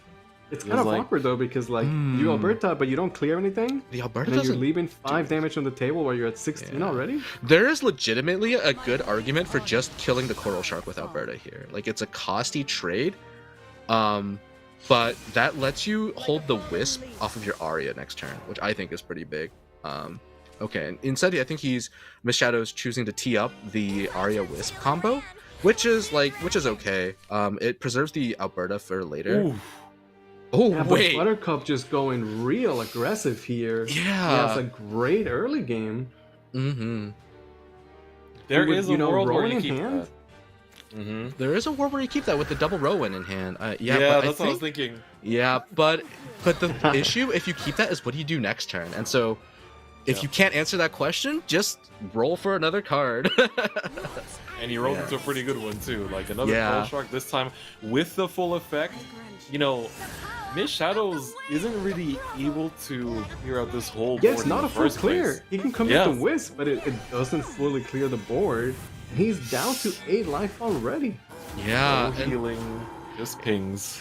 that's kind of I don't like to harp on this, but that choice to like preserve the Alberta, if Alberta never pops out of your leader effect again, like did that really accomplish anything there? Yeah, and the Hippocampus there from the Shark just gonna Yeah. keep the pressure on Miss Shadow. All right, He's but down this- to 5 life now. This Although is the Fairy Slugger, best card in this situation. yeah, for sure. Let's see her go. Is it time Alright, for a how Grand far- Slam? Yeah, Sure definitely is. time for a Grand Slam. Right, this, with one more Fairy committed, this does get the clear, but even then, you haven't exactly healed up enough to be in the comfort zone right now. Absolutely not. Well, he Right, also but- has the Miracle Harvest that should also help him quite Yeah. a bit.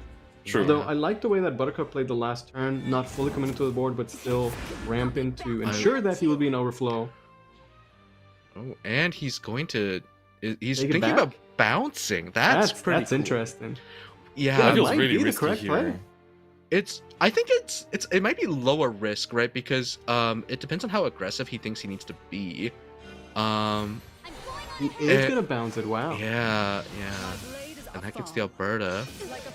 And the upside to bouncing is just that he wants to extend the healing in his hand. And he's hoping that there's no brutal. Let's Uh-oh. see. Is There this? isn't yet. This It is could be so top decked at clo- any moment. close to lethal. Wait, this is... This is lethal, right? This is Oh, it lethal. is? 6 Yeah, plus because he 3. was- Oh my. That's the Wow, punish. what Yeah. A top deck, not having to fall on the board, and Buttercup is gonna take the set too. Oh wow! Out of nowhere, a buff dragon going real aggressive. I mean, he Yeah. basically just saw the lines. He saw the lines of play. He could see the aggressive parts come into his hand. And, with that early hand, we didn't saw much draw power, but he didn't let that stop him, right? He committed the cards that he could aggress with from very early on. And then, once he managed to find more pieces, he just kept rolling with it, right? Because he already had so much tempo going into that matchup. And essentially, his opponent just had to respond to everything he did every single turn. Mm-hmm. And I think we can see sort of like Miss Shadow's decisions kind of piling up turn after turn. He kind of wanted to greed his resources a bit every time he had the opportunity to, but that added to incremental amounts of damage, which just culminated in exact lethal before Miss Shadow really got into the game. So, Yeah, one thing I really want to point out about Buttercup is that while he top decked his outs both games, one the Aseka and second one the Wind Dragon Nude, those were top decks, but he was setting himself up for success such that if he drew these cards, he would win the game. So very well played from Buttercup. I am impressed so far. Yeah, that's a very impressive start. Like, I think if you're someone that's getting there first, the top 8 on the SVO scene, first cup of the year, that's an excellent way to start. And honestly, we were saying that the next match against Osap for the winner of this match isn't going to be too easy, but honestly speaking, if Buttercup can keep this tempo going, might be a pretty close match there as well. I'm really looking forward to that one. And I think both players, show off a really great match. We also got to see just two amazing top 8 sets, right? Really back and forth in the first one. And the second one, it felt like both players started off in a very kind of similar ground, but then Buttercup was able to just kind of like keep that tempo rolling and find himself the win. But of course, even with those two first hype games, we still have plenty of more Shadowverse action to show you guys. But first, we're going to go to a short break, so don't go anywhere, as we'll be back very soon.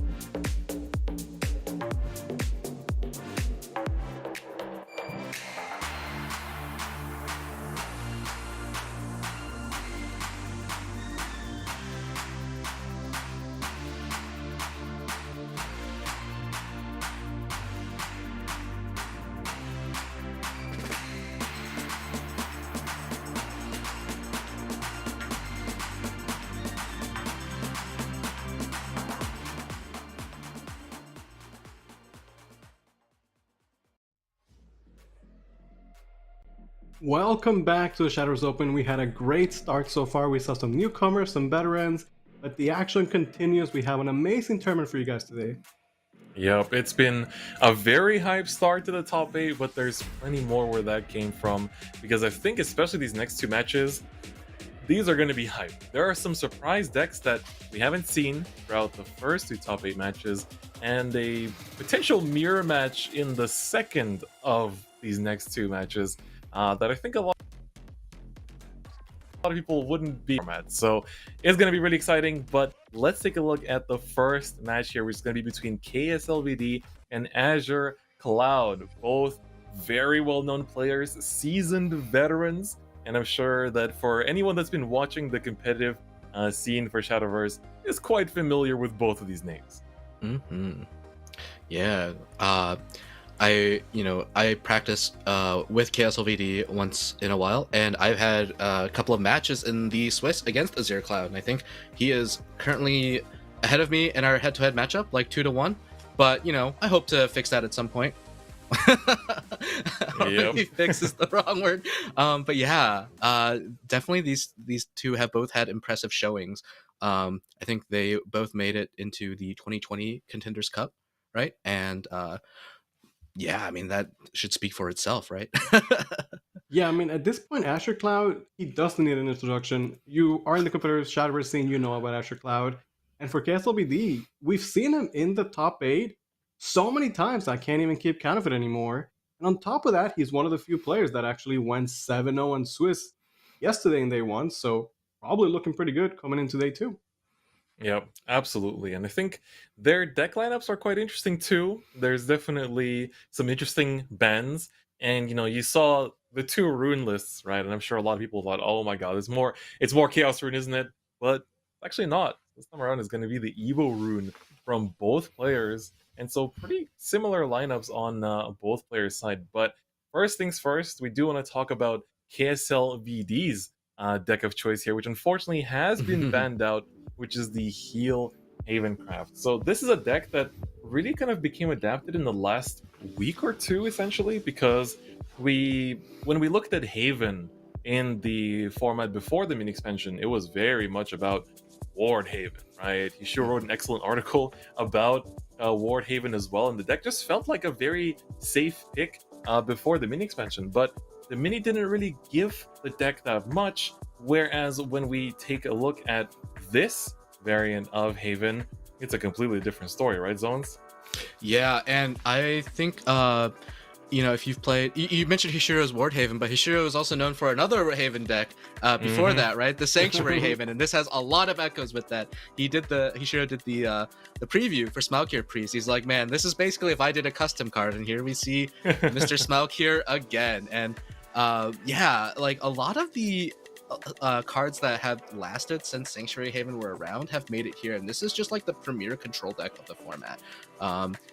Getting Gilnelis in the mini expansion was and Marwyn, right? And actually just the entire Marwyn package in a lot in some has just been a huge help.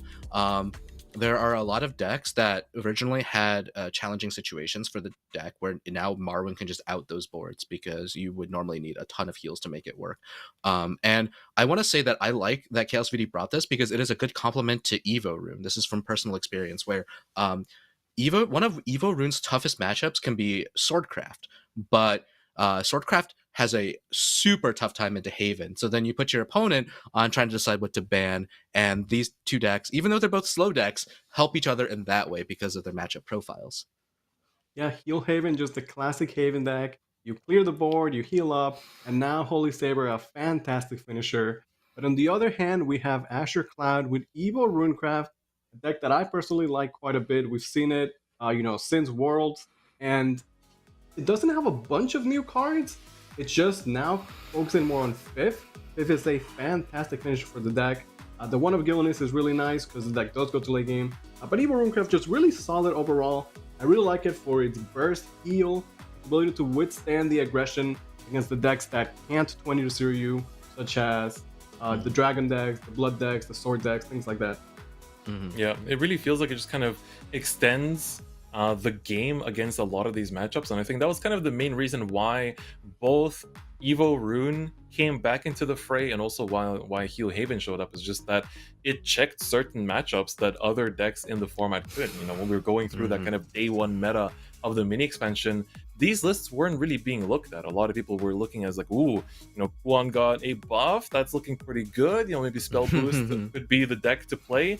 But no, you know, surprisingly, it was actually, it's Evo Rune in a state where they lost a lot of the cards that made them one of the best decks at the WGP after the last rotation, right?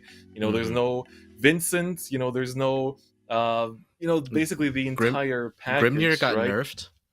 That too, that's a really big part. But even without that, you know, the deck just kind of changed focus into more of like almost, you know, just like control focus, being able to heal out of these dangerous situations and drag out games to where either some matchups run out of steam or you're the one that can overwhelm them, right? Absolutely. And yeah, Azure Cloud's list has some interesting tech. The second copy of Odin is pretty cool. One of the key points in the mirror matchup for Evo Rune is denying your opponent's ability to get an Odin destroyed.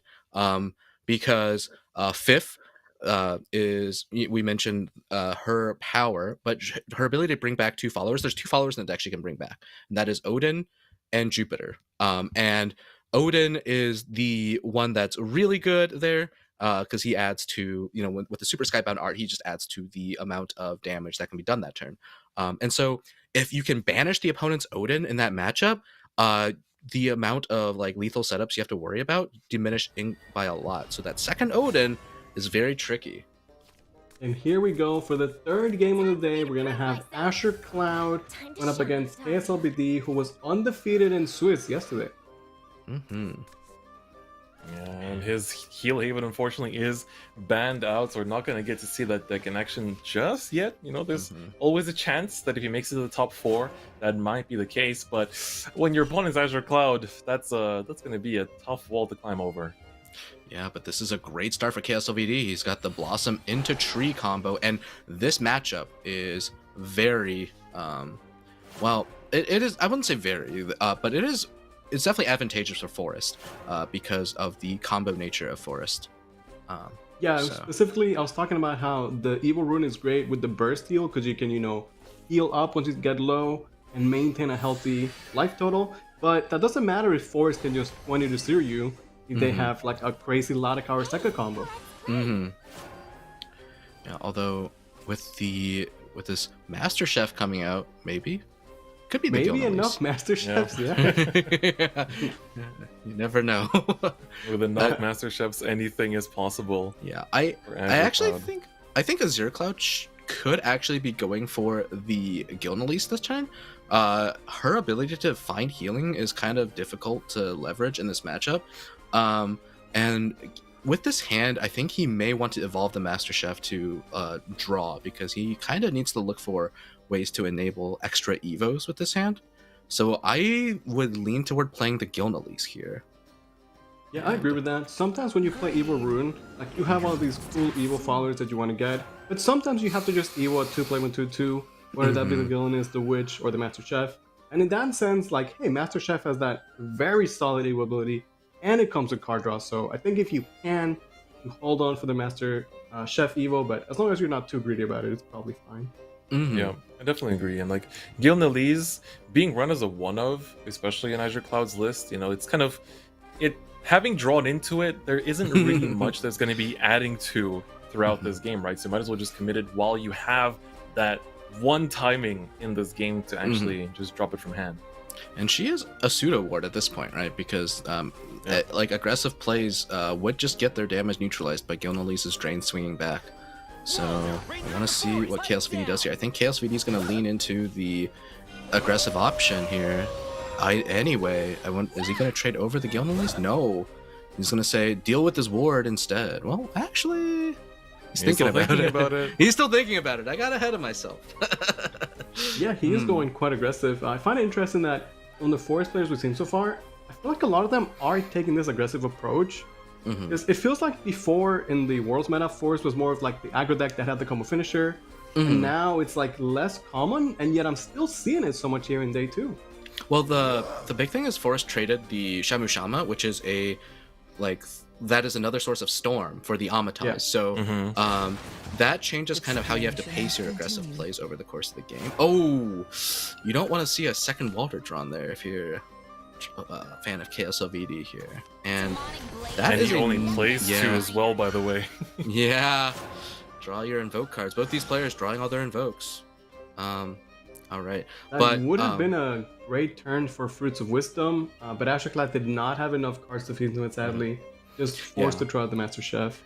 And I like that he pivoted to playing the chef even though he was trying to save her for later, because when he draws the Dog Detective, that gives him the turn 4 line of Tetra Evo into Dog Detective, which is 2 Evos, right? And you're just trying to hit 5 and then 7 Evos as quickly as you can, which means the Master Chef Evo suddenly becomes devalued in that hand. I think Azure Cloud's still gonna kind of have difficulty finding cards with that hand, but if he can draw out of the clunkiness of his hand, his late game is really strong. Ooh, At the same time, though, is Kslvd gonna be able to find his Arya by next turn? Yeah, this is looking kind of dicey right now with how he's forced to just kind of commit pieces already just to fight for board, and that's basically both. Walder's gone. Like, he only plays 2. Really hurts. That's a yikes. Yeah. Because the Walders are some of the better cards to bounce back with your own Amataz, and losing those is just painful. And I think we're gonna see the Tetra into Dog Detective combo here. Yeah, the Marie, also an excellent pickup. Marie is one of the ways you can get multiple Evos in the same turn. But if Azure Cloud is getting like 2 Evos a turn, he'll get to 5-7 Evos in no time. Yeah, absolutely. And I think here, leaving up the Fairy, it is, more targets for Amataz, but at the same time, Kslvd here, it's a pretty sticky situation. Like, you just have to see what you can even do to not fall behind in tempo, because so far, he's had to commit a little bit too much for my liking. Yeah, I think what I would do if I were Kslvd here is just ignore this board from Rune. It's not damage. Likely. It's 10 damage, but Yeah. where's the 10 more damage coming from? True, You know, that's like fair, it's not enough yet. He has 6 healing in hand, so might as well take some damage while you can. Yeah. Okay, so far he's ignoring it. Yeah.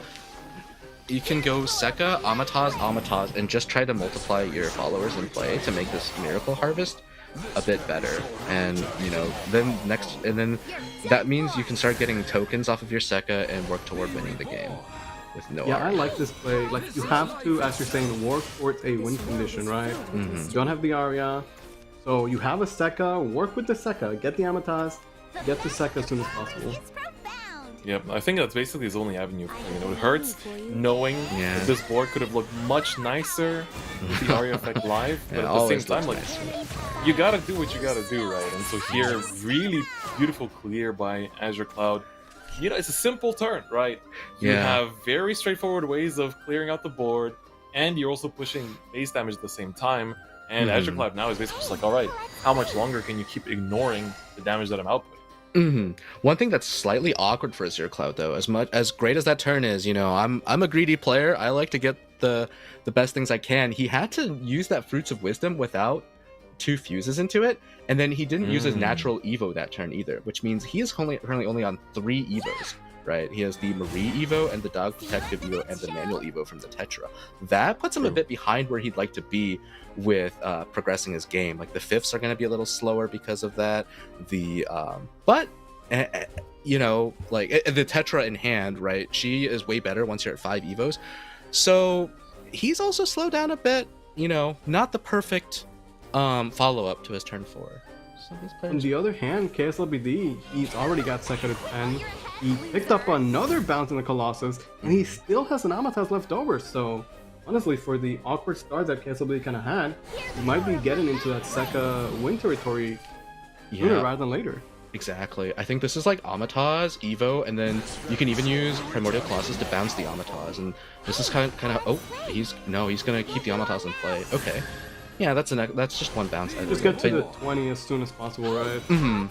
Yeah, that's more followers. And this is kind of how ridiculous Amataz is, right? Like, Kslvd had like 4 cards in hand at one point, I think. And Yep. that Amatas not only gave him like an insane board, he also now has like a full hand. Now, it might all be fairy tokens, but that still matters a lot when you're just trying to get like raw number of cards. Farewell, Iolon. So Yeah, like when the fairy tokens are what are bringing you to your lethal points, it's you can't really complain, right? And definitely worth considering just how powerful Amatas is even without the Arya effect in play. And now again, we're back to square one, right? Azure Cloud is basically repeating his last turn of just, all right, well, here we go. Let's get the Evo out. Let's get the little damage out. Marie, do a bit of work in order to trade some of these fairies off. And Kslvd just keeps kind of dictating the pace of the game here.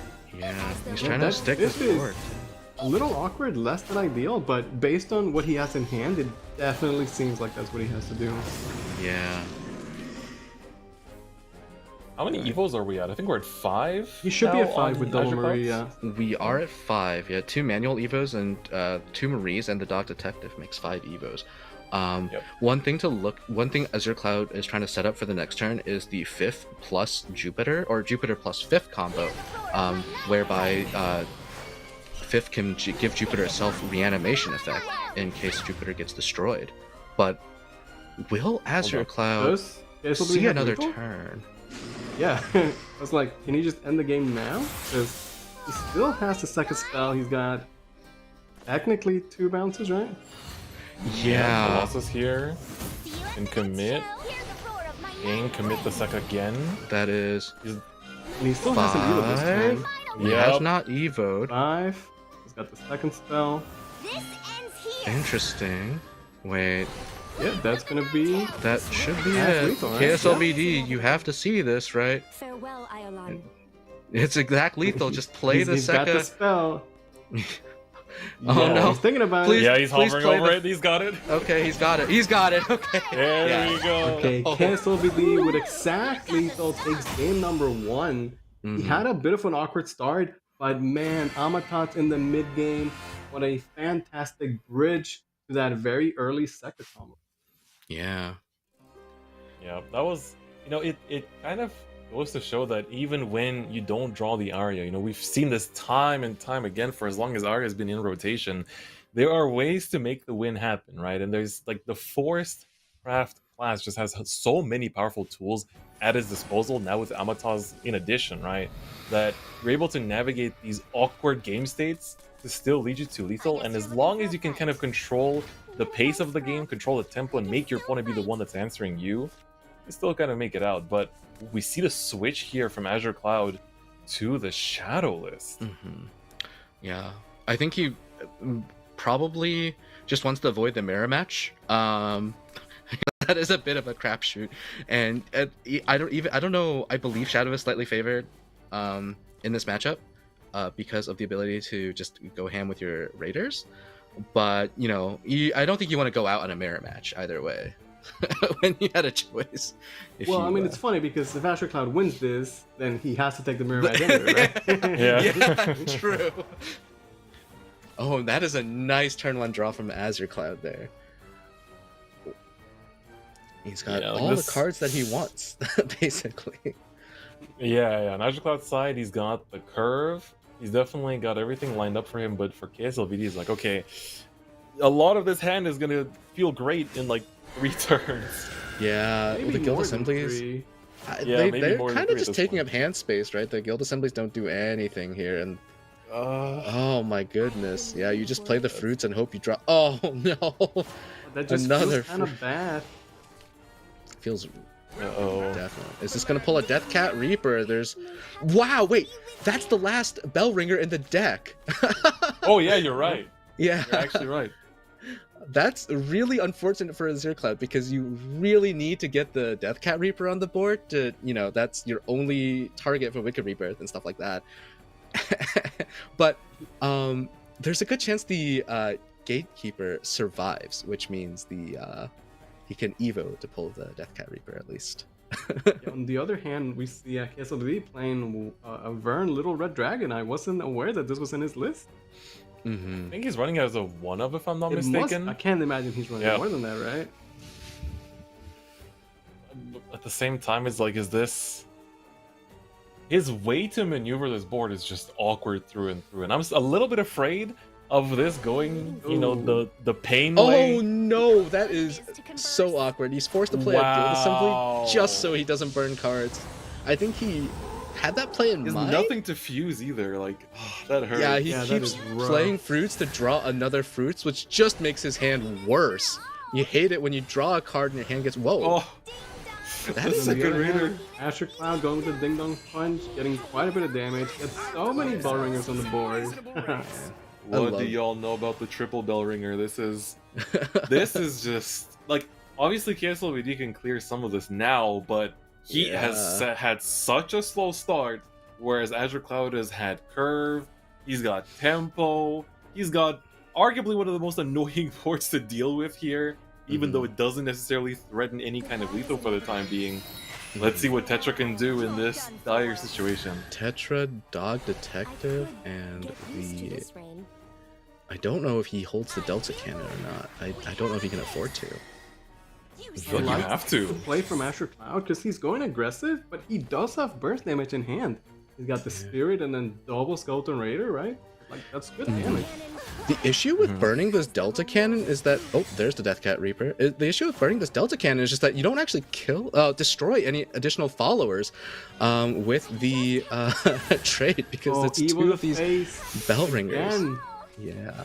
Azure Cloud smells fear. He knows that he can get away with this aggressive push. And as you said, like the Delta Cannon there, I was honestly kind of looking at that turn and thinking if maybe it would have been worth to commit to the Gatekeeper, because you could have already traded in to the big bell ringer there with a double trade and keep both of them alive. But at least by taking out the Gatekeeper, you kind of at least get another target off the board instead of what ended up being a bit of a, you know, a bit of an awkward trade that last time for Kslvd. Yeah, the read into that, I believe, is just that Kslvd actually wants to kind of force Azure Cloud to trade off his own board, because Azure Cloud can end up a little board locked, although that does not look like a problem for Azure Cloud here at all. Oh, definitely not. Cloud, he was able to find like a great line where he both clears the board, but still continues to push so much damage. Yeah, I think this is looking like a Jupiter Evo and play the Parasol Witch at 3 Evos to try to heal, just to stay alive here for Kslvd. But that's all it is, right? It's just trying to stay alive. It's Yeah. not the game-winning play, right? Like, how does he win the game? I don't see it. Well, at this It's point, you have to just survive a couple more turns to even think about winning, I think. Yeah, sure. His opener was just so awkward. Double Fruits of Wisdom with no fuse and had to waste the guild assembly. Yeah. It's also just like, okay, you clear this board, right? You get over this threat. Looking at Azure Cloud's hand, there's 100 more threats on their way the moment you give him the board Yeah, space. just a full array of jump scares waiting for you. Gonna make that a thing. Yeah, I like it's it. time to I'm change down the to run with category. it. It's time to change the stream category. This is all about the jump scares now, and I think for Kslvd, he's just trying to get out of it right now. He's trying to survive in any way he can, and essentially this Bellringer is that one and only answer. And even then, it's not quite one either. I believe that should be lethal for Asher Cloud. Gonna have, the Carnanos. double Evo. Yeah, Rider follow-up. The Spirit on top of that. He has the Shadows. Definitely should be game here. Yeah, this is definitely lethal.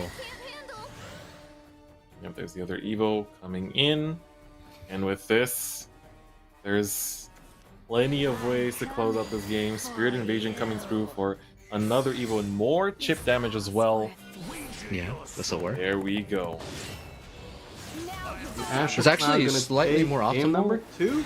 Yeah, it is actually slightly more optimal to get that Carnanos off the board, because that is that guarantees your Susie procs go on followers that can hit face.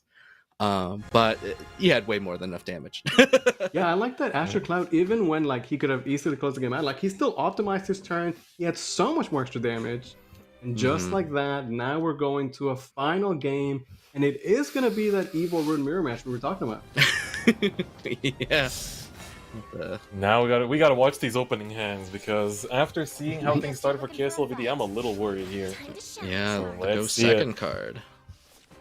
Okay, I think you can keep. Oh, and this is a bit of a difference here between Kslvd's deck and Azure Cloud's one. That I was thinking about when we saw the list is that Azure Cloud is not playing any copies of Eleanor. Eleanor is a great card in this deck for two reasons. One is that her token shores up one of your scariest matchups, right? Which I've mentioned a couple times is Swordcraft. Fortunately for these players, not appearing in the top 8. And the other thing that's really nice about Eleanor is that she can just copy your best cards, right? That would be usually your Parasol Witch or your Guild Assembly. And that means that you can afford to sort of use your resources a little more haphazardly instead of trying to save them for the best possible time. Yeah, that's right. And here, for Azure Cloud, I mean, his curve looks fairly clean. And for Kslvd too, to be honest, I mean, they both have Fruits of Wisdom, which is basically missing one more target at this point. Yeah, let's see if we can find another Machina card, right? Hey, there we go. Hey, that's really good. It's good, but it's awkward to have to fuse such good cards into your first fruits. But I think it's worth it. And I mean, it's better than what he had to do last game. Oh, anything's better than that. My goodness. Yeah. Azure Cloud turn 2 is flexing the first player's privilege in the mirror to just drop the Awakened Robot and challenge the second player and be like, are you going to contest this?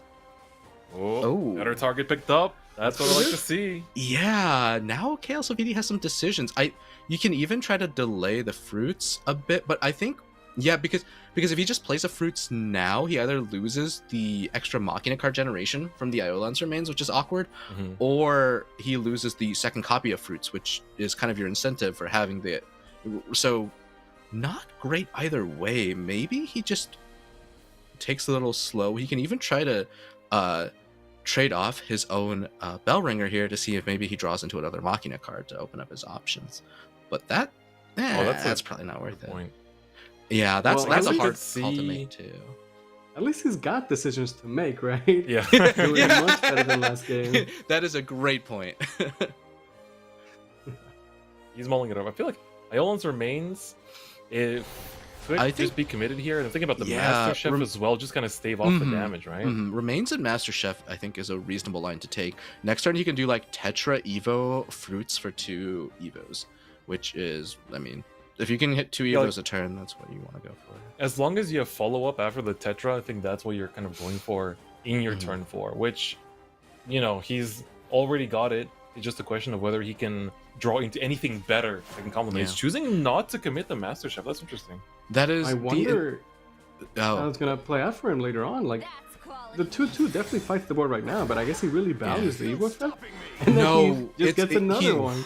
What he values is actually the ability to delay a potential Fruits of Wisdom from Azure Cloud. Because the Awakened Robot's been on the board. The Awakened Robot has a Last Words effect to cash in for the 2 repair modes, right? So. Well, time for Tetra here. Of course, he has plenty of follow-up. On top of that, things are looking much better for Kslvd. But honestly, both players have been drawing pretty well. Have been finding their pieces. Lots of Evo spam for both players going into this first Evo turn on both sides.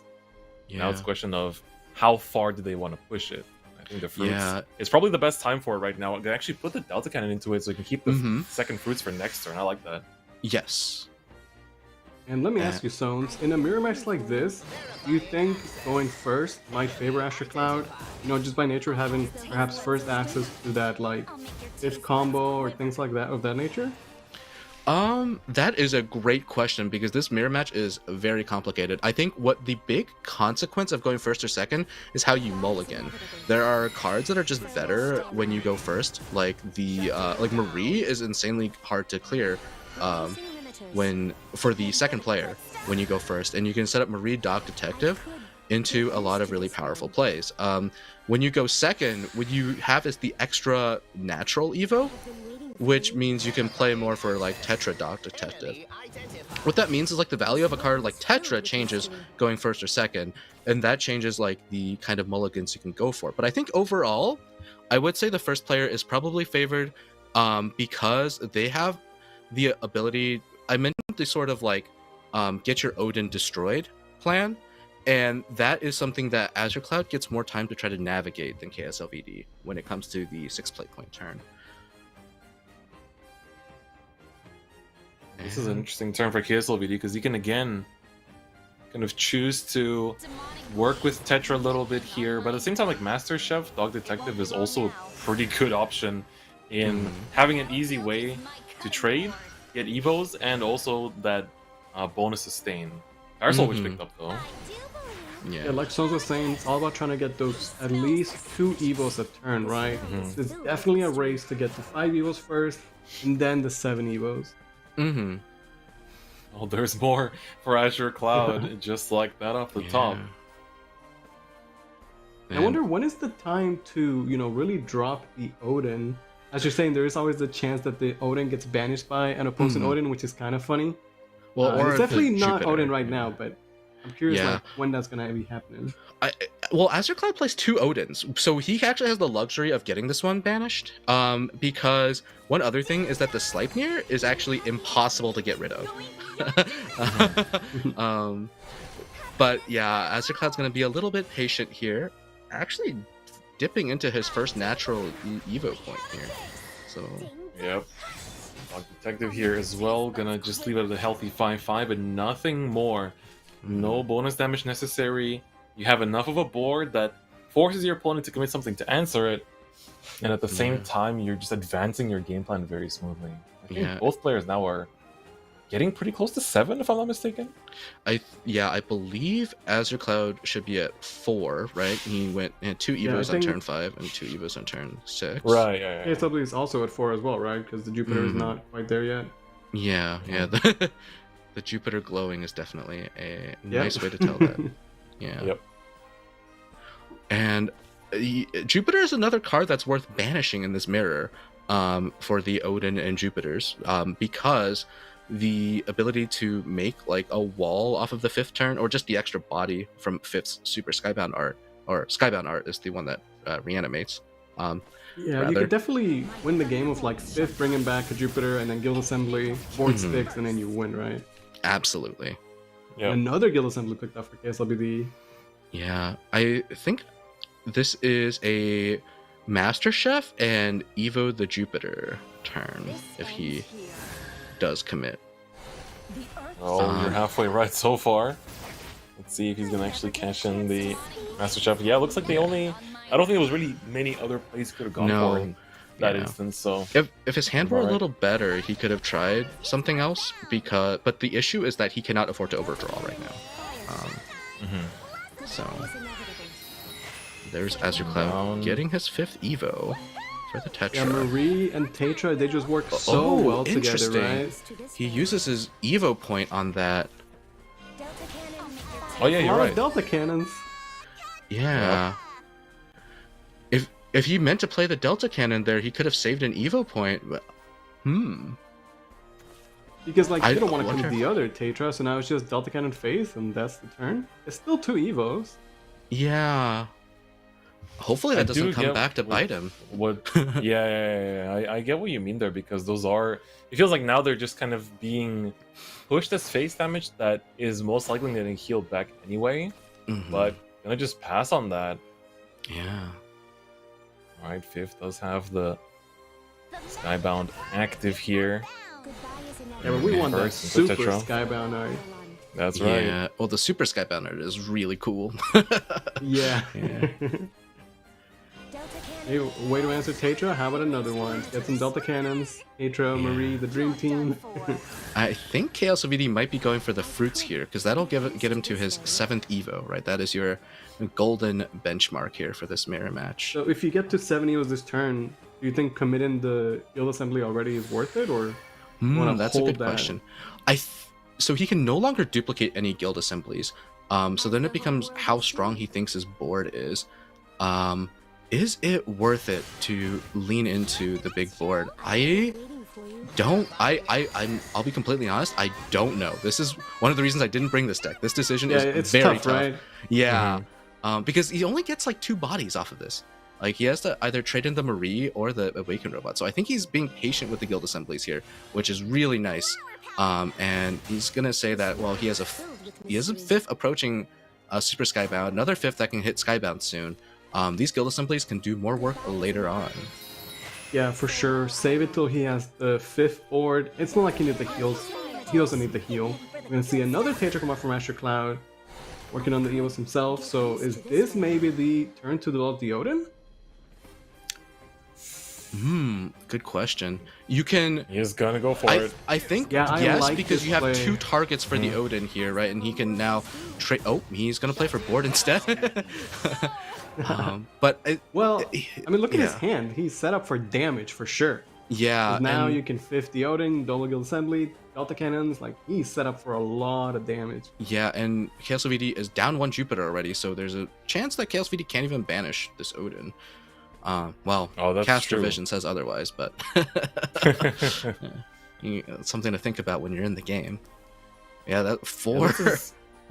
It's really, as you said at the start too, like this mirror it really feels like surgery at this point, right? You have to tiptoe around every interaction essentially and have to really carefully think about when it's actually worth to commit Yeah. those certain pieces. And like the guild assembly has been holding on to, like I think Kslvd wants to just get as much out of that kind of huge tempo swing that he could get.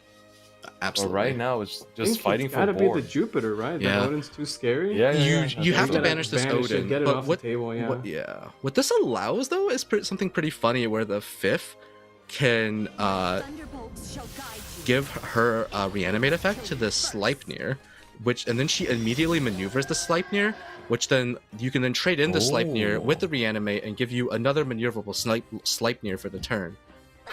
It gets 40 pretty chess wild. quality at some point. Yeah. And Sleipnir is invincible when he's banished in this, ambushed in this matchup. There's just no way to hit it. Okay, so using 1/5, not for the Super Skybound just yet, but Just maybe the clone. for some protection. Yeah, And exactly. now that the Odin was banished, like Azure Cloud set up for like, hey, 5th and then go crazy with the damage, it's not really an option at all. No, it's a lot more difficult, and he's digging for. Oh, the parasol. That's pretty big, but he is denying himself the ability to get multiple uses out of the Sleipnir. Does he have a win with these cards? He's looking for it. He He doesn't have that natural evil anymore either, so Yeah, that. Yeah, that's the Might part that be hurts costly. right now. Yeah.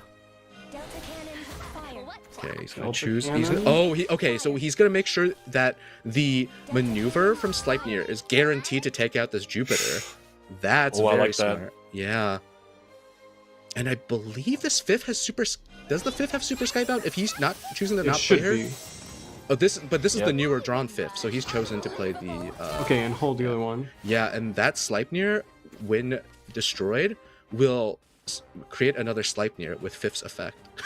Right, but now here's the point where Kslvd, as the room player took some damage, he's got so much heal. He can very Yeah. easily go back to 22 or 23 max HP, whatever he was. Yeah, and his 5th probably has Super Skybound, so I think he's counting lethal here. Actually, yeah, with double witch, guild assembly, Yeah, that yeah, yeah. might Plus just be 3. game. You might see it. He's committing the first parcel witch here. Witch, He's gonna go Witch, for the second one. I think he sees it. Super Skybound, and 2 guild assemblies? That's a lot of damage. That is an It's definitely a lot of incredible. Yeah, that's Yep. that's Plus more than 5, enough, I plus 5 believe. to the Yeah. squad. Guild assembly. Number And that's one. gonna be Kslvd Guild. taking the set over Azure Cloud in the Rune Mirror match. Kslvd picking up the win. Oof. That was honestly like this mirror match is really tough. And luckily for Kslvd, he's not gonna have to play through too many of those in the future, but that was really excellently played. Like having to maneuver throughout those situations is so difficult. And having the patience to also hold the guild assemblies there the entire time. We saw plenty of opportunities where it felt like a good commitment, but you just held it until he could literally break through the 22 health. Did you intend that pun about maneuver there? With the Sleipnir's effect. Nice. Yeah, and just like the late game board states get so complicated in that matchup, and And I really like how he manages hand size. Hand size management is also like a trick in that deck. Sometimes you fuse extra cards into your fruits, or you have to, so that you can draw into extra cards. And he sculpted his hand over the course of the game and found his win. So, shout out to him. And I think shout out to Azure Cloud. He had a less than ideal setup. He was missing, I think he was missing his own Jupiter for a long time, right? And so he had to try to make the best of what he had with his fifth and his Sleipnirs, and he did what he could, but he lacked the defensive resources to weather the storm there. Yeah, Kslvd played that set really well. We saw the Evo Rune not do that well in Game 2, and then Game 3, we really got to see its full power. You see its explosive nature, its late game power, and with that, Kslvd is going to continue his undefeated streak because he's now technically 8-0. Yeah, that's pretty good. That's pretty good. We have, the players that were going undefeated so far still going undefeated.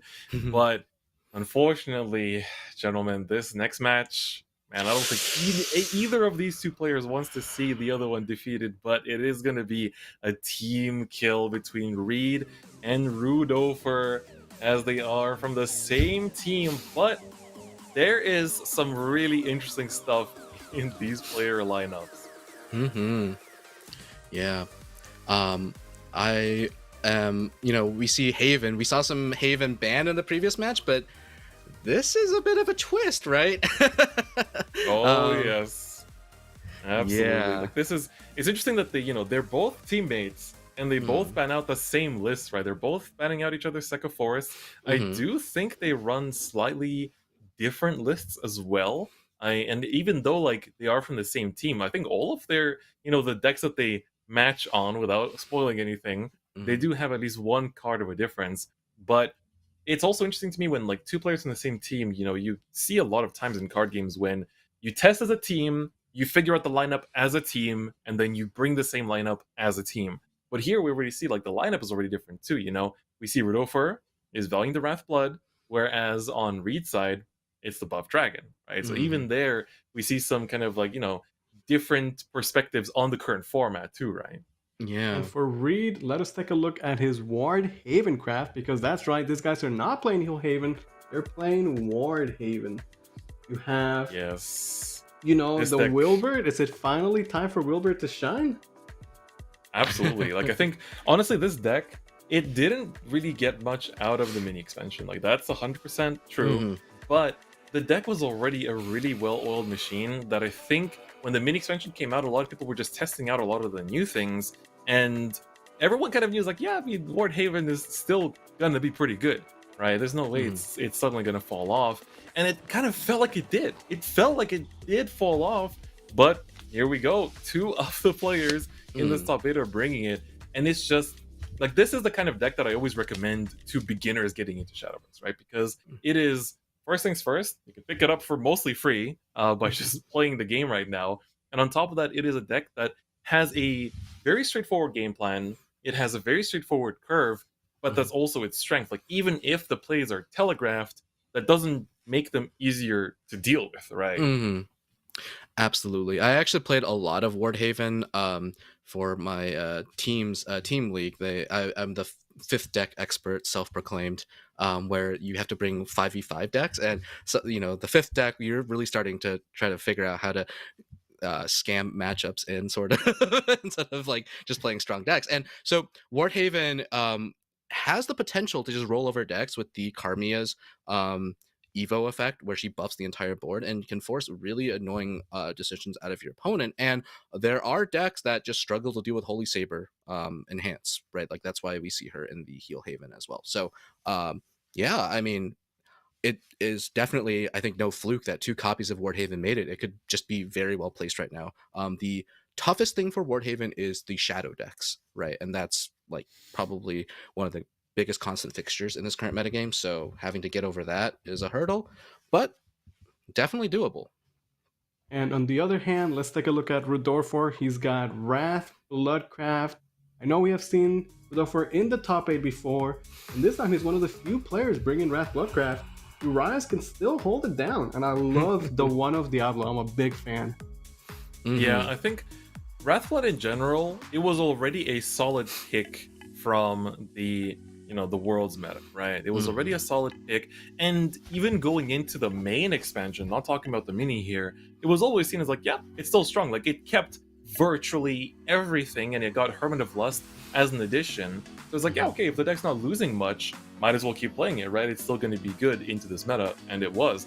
But here comes the mini expansion, and Valneric is such a huge addition to this deck. The Loaded Desire, we've seen some lists play it, some lists don't. Adherent of Desire definitely is one that's picked up in a lot of lists, but Valneric just gives you this ability to have lethal when I feel like in earlier iterations of Wrath, you didn't. Like it just has that extra little bit of push that I think this deck was, I wouldn't say lacking, but really welcomes that additional extra oomph that Valneric gives it. Absolutely. I think players that can remember back to the Omen of the 10 metagame, I think years ago, right? That version of I remember those Wrathblood, days. yeah, that was like the glory days of Wrathblood, and a lot of people are like, man, my teammates that played before me, right? They'll be like, you talk a lot of smack about Wrathblood, you didn't have to deal with Dark Feast Bat. I'm like, thank goodness. So I mean, what about the young Flowers? If Flowers was so good, where's Flowers too? Yeah, especially when he popped out. Yeah, well, Knight of Purgatory is kind of like budget Floros, right? But yeah, so Wrathblood is kind of cool. It has a lot of control elements with the healing, but I think it's also like really risky because you have to ping yourself a lot in order to get your cards active, and it's a jump scare meta. You're helping your opponent, achieve their goal of getting your health down to 0. You have to cross that hurdle, and that little window where their cards are like really strong and yours aren't yet is terrifying to deal with. At the same time, once you hit that bridge and you are in Wrath, then all your cards just start giving you a bunch of life, and you have the Arise Leader effects where you're going to stop taking the self damage. So the late game power of the deck cannot be denied, right? And you have the explosive Diablo lethal out of nowhere. Yeah, like I think the deck, while you do have that risk, I think that's why you don't see the deck overrepresented, because you have to be really confident in that pick in order to actually bring Wrath. And I think that's been the case for Wrath as long as this deck has existed in the recent metas, right? And I think that it's also kind of dependent on what the general lineup of decks is, right? Because I think when you're going up against something like the aggro sword that we've seen a lot, which can, especially going first, you start self-pinging yourself and suddenly the game's over, right? You didn't even get to Wrath in the first place. But at the same time, against the slower decks, I think there is some potential. We're going to see some very exciting stuff here between the Wrathblood as well as the Ward Haven. I think this is one of the first times where the two decks we feature just bam, game one. Yeah, and here we go. You love to see For the fourth match of the day, we have Rudolphor going up against Reed. Teammates, only one of them can advance, sadly. Oh, and no one drop for Reed. That is not what you want to see as a Ward Haven player. You just want to jam as many wards out as quickly as you can. Rudolphor, yeah, and the mulligan difference, you can kind of see Reed had to full pitch the two Wilberts and the Holy Saber. None of those are cards you want to play before like turn 5 at the earliest, whereas Rudolphor just got his Dark Contract and Urias. Those are some of the best cards in your deck, and Rudolphor's deck is just firing on all cylinders right now. Yeah, one of the things I've noticed about Ward Haven is that like it's a defensive deck by nature, right? But sometimes you get these curves where like you are curving out like crazy, and Karmia just gets out of control. Absolutely. Yeah, like a high roll Karmia is so powerful. Like a lot of people just don't even respect how explosive those turns can be, but they are really relying on a lot. Like in order to actually get her full bonus effect out on like turn 4, for example, you really do have to open an incredible curve. But here, not seeing that one drop already hurts, and now for Reed is just about kind of like equalizing and making sure that he doesn't fall or it's too late. And Rudolphor, really strong start here, right? I want to see Rudolphor like trade in both of these bats. I think that gives him Wrath this turn. I think he already has Wrath rather, and then play the Adherent. Or do some play that gives him a board space to get the Knight of Purgatory invoke. Oh, okay, but I think he's 6 out of 7 on Wrath. Is he only at 6? Oh, okay. Yeah. I mean, that's maybe a little bit slower than you would expect, but it's still about to get Wrath next turn for sure. Okay, in that case, that makes a lot more sense. Yeah. I'm so used to my opponents on ladder. I'm gonna be a little salty here. My opponent's ladder, turn 4 Wrath, like 90% of the time. Yeah. Every single game, baby. You Oh, already know. goodness, yeah. Lunarian Paladin without the Evo effect is a little awkward here, but you But you gotta. gotta. Yeah. All right. The glowing Valneric means we have Wrath active. Yeah, we got everything active here, Urias. It is time to get that live as well. You know, hitting Wrath more or less on time for Rodolfo. This is a Yeah, you want really to talk good about Urias blood turn. players time what they Yeah. need on curve. How often do they have the turn 5 Urias, right? Feels like every time too. Yep. Especially at Yeah. SVO. Especially at SVO. Yeah, I wonder if Rodolfo is going to keep the Dark Contract, because you're already going to be drawing 2 cards a turn here. Yeah, okay, that is Yeah, he burns it, and I I agree think with that's that. correct. Yeah, you shouldn't need the card draw at that point. Cursed Aura, and I think you do that. Oh, he's going to hold on to the Nightmare Begins, so he is going to not value the Evo point, but rather getting as aggressive as possible, because that is both of the effects that give you the board pings. I respect that. Because like you already have gas in your hand to begin with that I think you can afford to hold off for that one turn. Yeah. And at this point, like I think both of these players are very much aware of both the strengths and the weaknesses of Wardhaven, and this is just kind of it. Like this turn is very awkward. Like you are clearing not even everything here, because the Shiro, if let's say you committed here, isn't really doing Shiro much either. Shiro So is it's only like- going to be able to do 2 AoE damage, no matter how Yeah. you play her out. And the Karmia, So you leave Urias up, like yeah, I mean, it's I think, awkward. I think you have to, but I think you do have to play the Shiro. Yeah, just- you got him. You got him. Yeah, I mean, he's got to do something, right? That turn 5 from Adorfer was so powerful. Getting into Wrath and the Urias at the same time. And the board pushing quite a bit of damage. yeah. I'm not sure. What do you think about the Karmaya there? Because theoretically, I mean, I understand why he committed it, but I feel like holding it could have been a play too, right? I think he just has to do it. Right. Yeah. There's no chance to get the Karmia out later, basically, for any like valuable effect, and you can kind of like just like threaten another Shiro, and you just have to get more followers with Ward destroyed. Like it's a very linear deck in that respect. So It's so God, much down to damage 2 coming life. out. Yeah. This is the stage where, like, you know, they have Wrath online, they have the Urias leader effects, and they're just gonna start doing very unfair plays. yeah. Mm-hmm. And this is the big vulnerability with Wardhaven also, is that it has no self-healing unless you have a 5 Evo Jupiter or Which your we don't Holy have yet. Saber on 8 play points. So both of those thresholds are quite far away, and so yeah, this is Wilbur, do Reed. something, buddy. Doing his best to try and stay alive. You know, Wilbur in there, but it just might not be enough right now. I think the Valneric is lethal on her own because it is 2 pings Well, that ignore. Okay, or the arcane wolf 100% also this does. game, yes. Yeah, Yep. yeah. And There's just so like many Weird that- as well. Dorfer's gonna take game number 1 with the Wrath Blood. Warnhaven not looking that good for Reed, but you know it is Rudolph's other deck as well, so we're gonna see if he can pick up a win with Warnhaven. Yeah, it's a Yeah, deck, and like it- we have to keep in mind that Reed's opening there, like I think for Wardhaven in particular, like not having that smooth curve, because as we said, it's a telegraph deck. You have these very specific like curve plays that you want to be doing most of your turns, and either you have like a regular, a mid roll, or you have a high roll, right? Mhm. And not seeing your turn 1 play is really gonna hurt, especially against Wrath that sees its pieces so early, right? Absolutely. And yep, here's the Wardhaven mirror. Alrighty, and Reed. Ooh. Oh wow.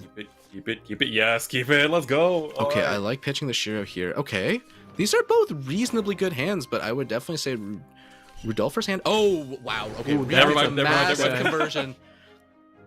Yeah. Wow.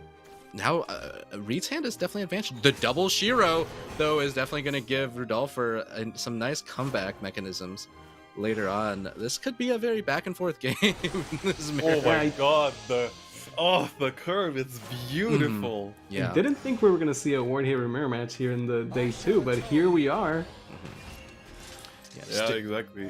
Sticking this, It's beautiful. sticking this Yurlong is absolutely crucial for going first. By the way, because you when you go first, right, you have 2 natural Evo points, and you need to hit 5 Evos somehow over the course of the game.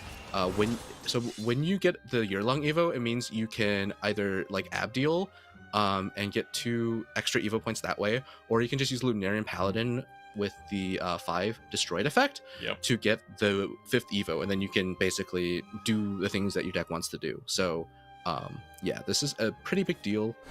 And the Abdeal. Throwing the Abdeal, The interesting. Tempo Abdeal is interesting. I don't know if I would have done that or the shield here for Rudolfer. But I think he wants to try to contest the board. Yeah, but now you're facing Oh, off against the goodness. Karmia that's gonna buff everything, That's and this is gonna be a huge really swing. good. Yeah, This is the, you're going first, you have a great curve. Yeah. Gonna take full advantage of that whole board getting +1/+1. Mm-hmm. Plus groundskeeper. Plus groundskeeper. Oh yeah, And the that's grounds- true. Keeper's Huge. gonna pop out, and yeah. 5 Oh, words it's to a destroy Wilbur? with the Oh Wilbur my in hand. Oof. Yeah, that is insane. And Yeah, what like does this is no, again, this is kind of we are literally seeing the strengths and the weaknesses of the deck all in this one turn. Like this is very representative of the kind of dimensions of this deck. Mm. The manual Evo Karmia is okay. You do get to And buff up the lone 1/2. Yeah, this is so awkward too, because you kind of want the lion to pop out now rather than later, which means you have to leave that Karmia up. Mm-hmm. She Oh, can but strike again. That's That is terrible. Yeah, gonna that get is- the board buff one more time. yeah. It's such a snowball effect. Oh, and Ooh, another Karmia? What the? Wait a second. Hold That's up, crazy. hold up.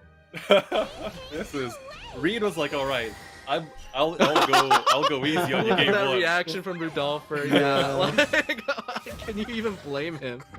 My goodness. Right, do the value trade here. Mm-hmm. Basically commit. Not even gonna commit at this point. He's gonna just swing in and Yeah. groundskeeper for the 4 discount right off the bat. Mhm. Wow, that is what I call a Shadowverse board. I would have liked to see Reed grab a manual Evo there, just to help him get to his Evo count targets, because that is still an important part of the deck. And actually, we were marveling at how far ahead Reed was, but this double Shiro in Rudolfer's hand is now going to be able to do some work. So Yeah, this was what I was looking at as well. And the Wilbert, when you only have one available to you in a situation like this, you kind of have to just hold it for the full effect of the game, right? Because it's a great kind of mid-game play just to have the extra pop, and it's a very valuable card for 2 play points when you have the 5 effect on it. But when you're starting to run low on gas, that extra ping is going to be a way for you to make that comeback. So so far looking good, but Reed's going to show us the opposite spectrum of that turn, I think, with his own Wilbert. I'd like to see Yeah. Reed hold on to the Shiro here. And the reason for that is that it looks like he's going to have a hard time hitting 5 Evos by turn 8. And so when that happens, you have a hard time getting lethal with a Holy Saber in the mirror, because they just ward up, right? And the Holy Saber on her own is not going to be able to punch through. So what you do in that situation is, if you can get a 0-cost Shiro, the Shiro can, help clear the board for your Holy Saber, and then help Holy Saber go face. Because not only does Shiro get that fanfare of damage, Shiro also gets the evolve off of her Holiness's decree. So I don't know about this Bell Ringer either, because the Xeno might have been a slightly cleaner play to set up for a Holy Saber down the line. Okay. It really looked like Reed was gonna run away with the game with his insane early game curve. But Rudolfer really, he fought back, and now we're having this nice back and forth game, and Yeah. could still go either way technically. Okay. Committing the Xeno is reasonable here. You're not He's gonna not a play 5 that. Evos. Yeah. Okay. All right. I think this is fine because you get to basically get a free trade in here with the bell ringer, and then okay, that's interesting. He's gonna Have to actually double run. trade, yeah. Yeah, Bit awkward. Yeah. Wilbert is there though. takes out the bell ringer. That's good. And I think that is the full effect live here as well. There's the there we leader go. effect. Getting the yeah. leader effect. Are getting some damage. It's gonna turn the tempo of the game around. Now both these players are just looking for Holy Saber at some point. Okay. Oh, Ooh, finds another one himself. Reed here is, I think. Let's see, like the ability to. Oh yeah, he has the Shiro that can clear this out. I think that might be full leader effect. So we're looking at a 5 ping, 3 off of the Cavalier. Oh, that is his 5th Evo for Jupiter. That is huge. Okay. Oh wow, that is Yep. huge, yeah. Yeah. My thunderbolts shall guide you. Here we go. If they don't kill me first. Manages Okay. the Wilbert, gets the card draw, heal. Yeah, Reed is drawing into all the pieces he wants to see. Like, even if he Yeah. doesn't close it out this game, this is still going to be a super strong push. Absolutely. It's just the Jupiter on the side of Rudolph, it's not going to be quite enough. And with the 5 Evos active, you no longer have to hold on to Shiro for your Holy Saber turn. So, well, he doesn't even have Holy Saber yet, but yeah. And denying the, well, he didn't. Did he deny the draw off of the Bellringer? No, he did not. He did not. He did not. Okay, but I think I would have liked to see that, just to limit your opponent's Yeah, options. it makes sense because Rodolfo has like almost no cards left in hand, right? The Yeah. Jupiter pretty nice there, letting him get the card draw and the banish, and a little bit of heal. You're talking about how the Warden Yeah. doesn't actually have a ton of heal, right? So Alright, it's going to be just leader effect and pass. You're basically just setting up boards and hoping that Wait, the they don't Pine? get answered. Wait, the Pine Twisted Justice is actually really funny here because you can kind of create this weird board lock situation where your opponent has a hard time clearing their own board, and then they have to eat the Pine effect damage. Oh, yeah, that's true, but okay, it's looks like- finally Wilbur time for Reed, Yeah. getting the full effect, and yeah, the Pine, like you were saying. Oh, and that's it. Because at this point, you essentially are telling your opponents, like, all right, we're going to be pinging 5, and then after that, if you don't self-clear, it's over. Yeah, it was Holy Saber or bust, right? Like that's what Yeah. it comes down Well, to. he doesn't have it, so it'd have to be a top deck. He has 2 draws because the Sacred Groundskeeper is popping.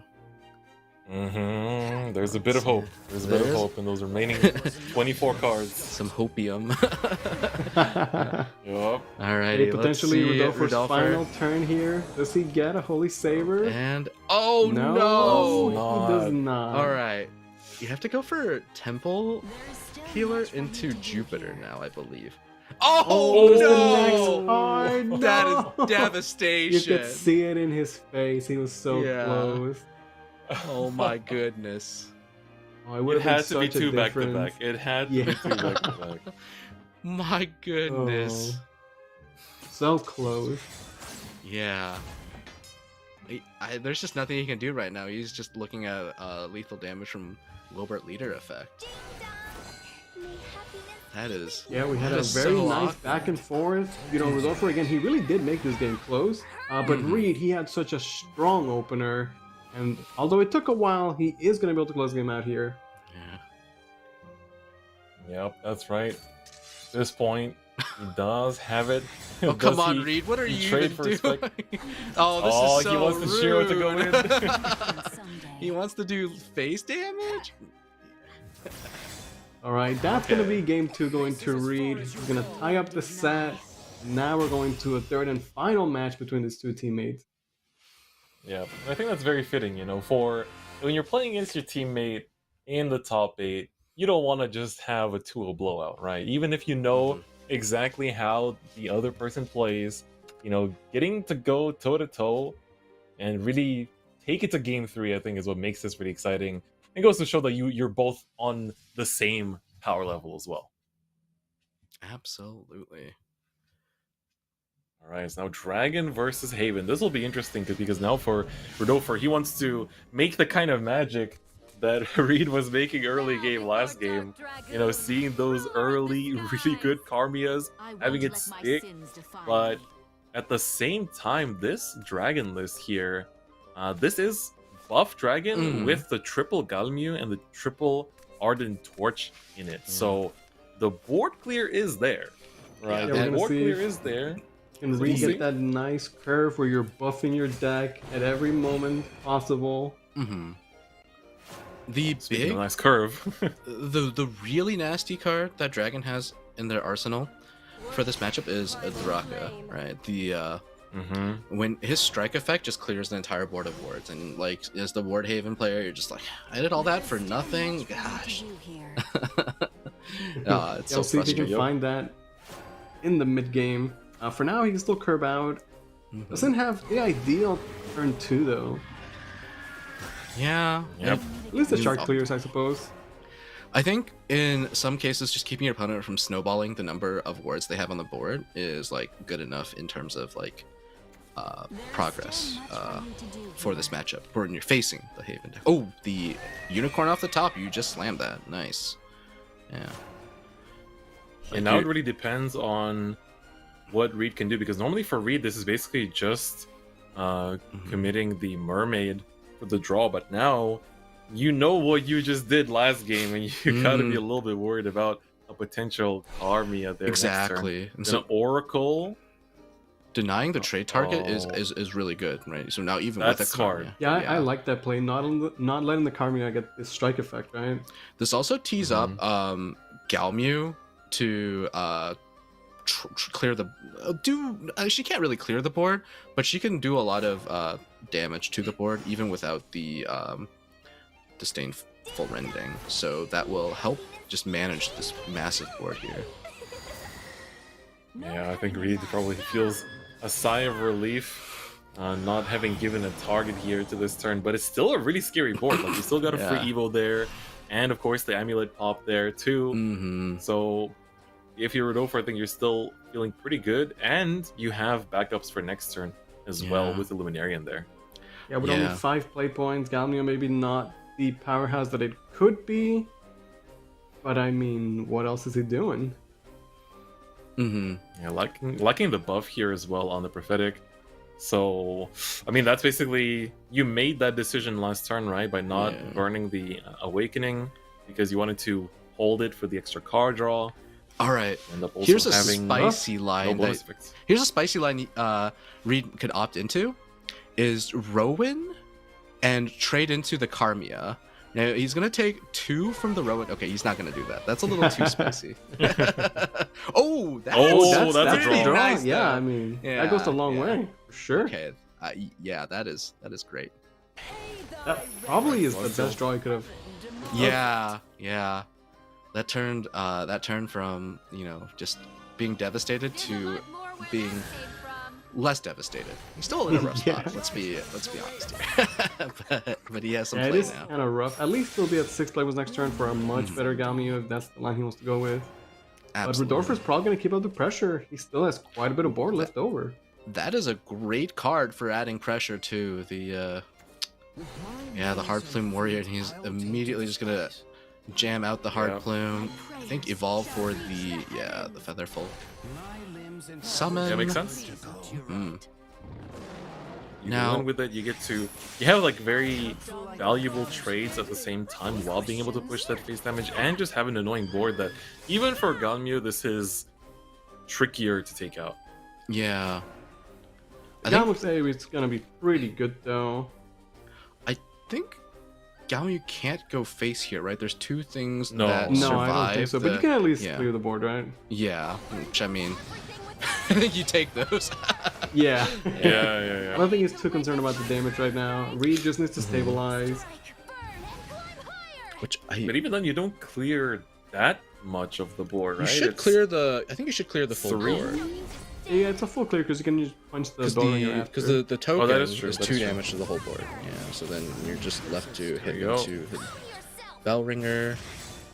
Yeah, you have enough of a threat left over. But of course, like for Rodolfo, he also has the follow-up that he's been basically like he's had follow-up for 2 turns, and his board's just been sticking around. Just like, oh, well, I need Exactly. to pay my follow-up. Yeah, And plus, this time he actually has the Holy Saber guaranteed for when he wants it. Yeah. Exactly. Holy Saber is just a huge card in every matchup, but this one Yeah. in particular, I'm kind of curious how he spends these Evo points here. It looks like he is. I don't think he's gonna jam out the Shiro yet. Which means I think he's gonna evolve this Lunarian Paladin to trade off the Galmu. Yeah, which is unfortunate that he has to grant another. Oh no, there was no torch. Never mind. I'm just kidding. And right. Oh, he is gonna commit He the Shiro. does commit the Okay. Shiro after that. Okay. That's a lot of resources spent though, right? The That Evo point, the really Shiro. is. Yeah. And the Evo and the Shiro. So like if like in Magical Christmas Land here, Reed had a Draka in hand, this could just be, well, Rudolpher would have the Jupiter to respond, but like it would still be really annoying to deal with for Rudolpher. Yeah, but he doesn't have a great way to respond, and that play from Rudolpher might actually, it could go a long way. Like, we're just gonna see Rowan trade. I think it has to be Rowan. That doesn't get the enhance, can only clear Yeah, one of the followers. Yeah. You don't want to leave up 10 damage on the board here, so gotta do what you gotta do. And at this point, let's see where this damage hits. It's not gonna be to the face. Yeah. Well, that's okay though, right? Because the 2 damage tees up the Galmu to actually do some work next turn. Potentially. Well, maybe not with the Jupiter and the 5 Evos active. Oh my goodness. Yeah, just playing Jupiter for the stats, charge out the heal, and he's set up for that Holy Saver next turn. Yeah. I like it. Rudolpher knows what he's going for, and he's been going about it very carefully. Yeah. And I think at this point, like, Reed has several avenues. Prophetic is one of them. You have to commit to really take... That's a lot of Actually, yeah, stats on the board. that's probably the best way to go about it, right? Because this way, even with the Holy Saber, this is really hard to take out. Absolutely. Yeah, he went from no board to 30 health worth of words. Yeah. Mhm. And Holy Saber is not very good at trading into the 6 attack or the 7 attack Prophetic Dragon, but she does survive hitting the 5 attack, so that's kind of curious how Rudolpher navigates this one. Let's see, you can trade 2 of them to clear the 7/6, then the Holy Saber trades over, but I don't think he can go face here. I think he has to trade these two in, get the commit Shiro, the right? Yearlung. Yeah, get the Shiro out as well. Yearlung it's working. Unicorn. Yeah. Oh, if the Shiro does 3. Okay, gonna go with the Unicorn. Okay. Yeah. And then Alright, Evo everything. It's still if you pretty I mean, awkward, that's but... pretty good, but like, that's it. He spent all his resources out of that, right? Like, yeah. Some sustain. Yeah, the Holy Saber will heal herself, and then the issue here is just that like this doesn't. right, like usually Holy Saber comes down and then it wins the game. This is Yeah. Holy Saber to come down and stabilize. But it's not. And then now he's got like no it's not a cards full in hand. clear. Just top decking. Yeah. Wait a minute, Reed, you're a genius. He managed to turn it all around just with that one commit, which is Wow. incredible. Yeah, That that's pretty is Dragon. incredible Just for sure. Giving him the thickest board. Yeah. The Holy Saber is still a little annoying to deal with here, since she doesn't take effect damage. But I think Reed can relax a little bit knowing that one Holy Saber is out of the way, and if Rudolph had the second Holy Saber, I think he would have played her. So, Reed can now sit back a little, doesn't have to ward up again, and he can even try to preserve his 5/1 Prophetic here, is that right? Maybe not. Let's see. Yeah, I think at this point he can kind of slow it down a little bit and almost grind it out because he just has so many more resources. You're right, and he has the Hippocampus, right? That will create another ward. Yeah. So you can trade off these 2 on the board. Coral Shark for the Hippocampus and kind of just chill. Which Yeah, is honestly, for like, Dragon. it doesn't happen often in Shadowverse, but he could just out-resource it.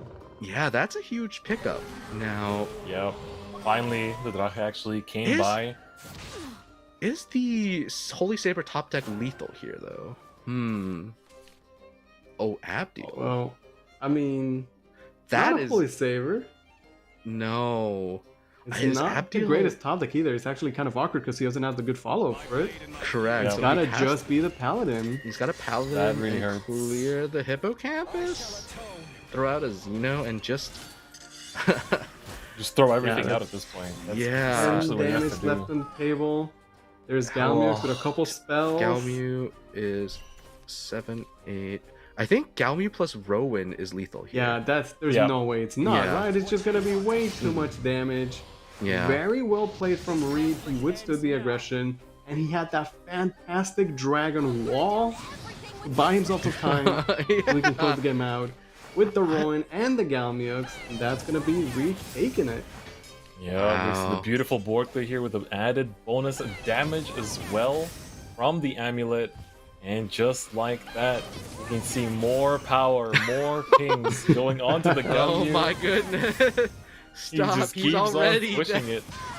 It's exactly 20 without the bonus damage, and Reed is gonna take it in a goodness. very close set against his teammate. And I think that's the perfect way for it to go, right? You want, if you're going up against someone that you're practicing with day in, day out, you want it to be a close set. You want it to be a set that it's hard to say who's gonna win until the very last second. Mm-hmm. I thought it was really cool how the buff dragon deck ended up playing Wardhaven on Wardhaven. It really turned around the game plan to stall for that extra turn to take the game. That was really impressive. Yeah, Yep. Reed ends up eliminating his teammate, but that does mean he advances to the semifinals. I don't believe we've seen Reed in the top 8 before, so great showing so far. And he's got a really interesting lineup, which obviously worked out. Yep, this was really, really well played. You know, you can see that they're both very familiar with each other's plays, each other's lineups, and they definitely had some similarities in their lineups. You know, both of them brought Forest, which we didn't get to see, but both of them believed in the Ward Haven, and we got to see like the good and the bad sides of the deck. And I think that it's going to be interesting to see how it's going to actually go from here on out, right? Is basically the only person bringing that deck. And there are some very interesting decks remaining in this top 4. Like, when we think about it, right? We got double Whims of Chaos. I'm pretty sure we have the Heal Haven in top 4 as well. And so, and on top of that, also this Ward Haven, which is just, it's going to be intense, right? We've only just gotten through the top 8, and that is already like so many action-packed games, but there's only more to come. So, ladies and gentlemen, we're going to go for a short break, but after this, we have the top 4. This is where things get extra stressful for the players, because this is where the prize pool only gets bigger and bigger and bigger. So don't go anywhere. We'll see you very soon.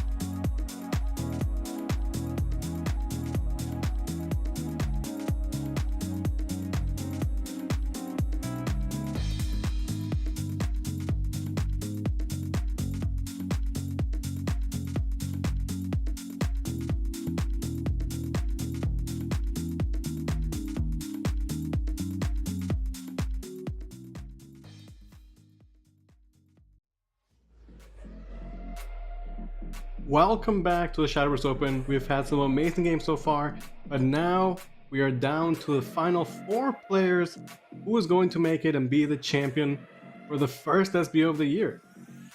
Yeah, it's been an exciting top 8 so far. I think we've seen some big surprising upsets, but most games have been really close. I mean, Luis, I think you remember we were saying how ever since we started last year, it was all just like 2-0, 2-0, 2-0, Yeah. like these like super clean sets. But this year has been starting out with these like super back and forth, very intense. You don't know who's going to win until the very last second sets. And I really hope that's going to be the pattern for the whole year, because that's the peak kind of tension, the peak excitement for the game as a whole, right? Right. Yeah. So I think, but of course, things are only going to pick up in this top 4. Now, for our next match, we're going to have Osap going up against Buttercup. These are both players that are bringing Winds of Chaos Runecraft. It has been banned out for Osap, but it was not banned out for Buttercup. That's interesting. So for Osap, I'm assuming he is confident enough to... I mean, he's bringing Dragon, right? He is bringing Dragon, and I think he probably feels quite safe in that matchup in particular. But queuing that into Shadow might be a little tricky.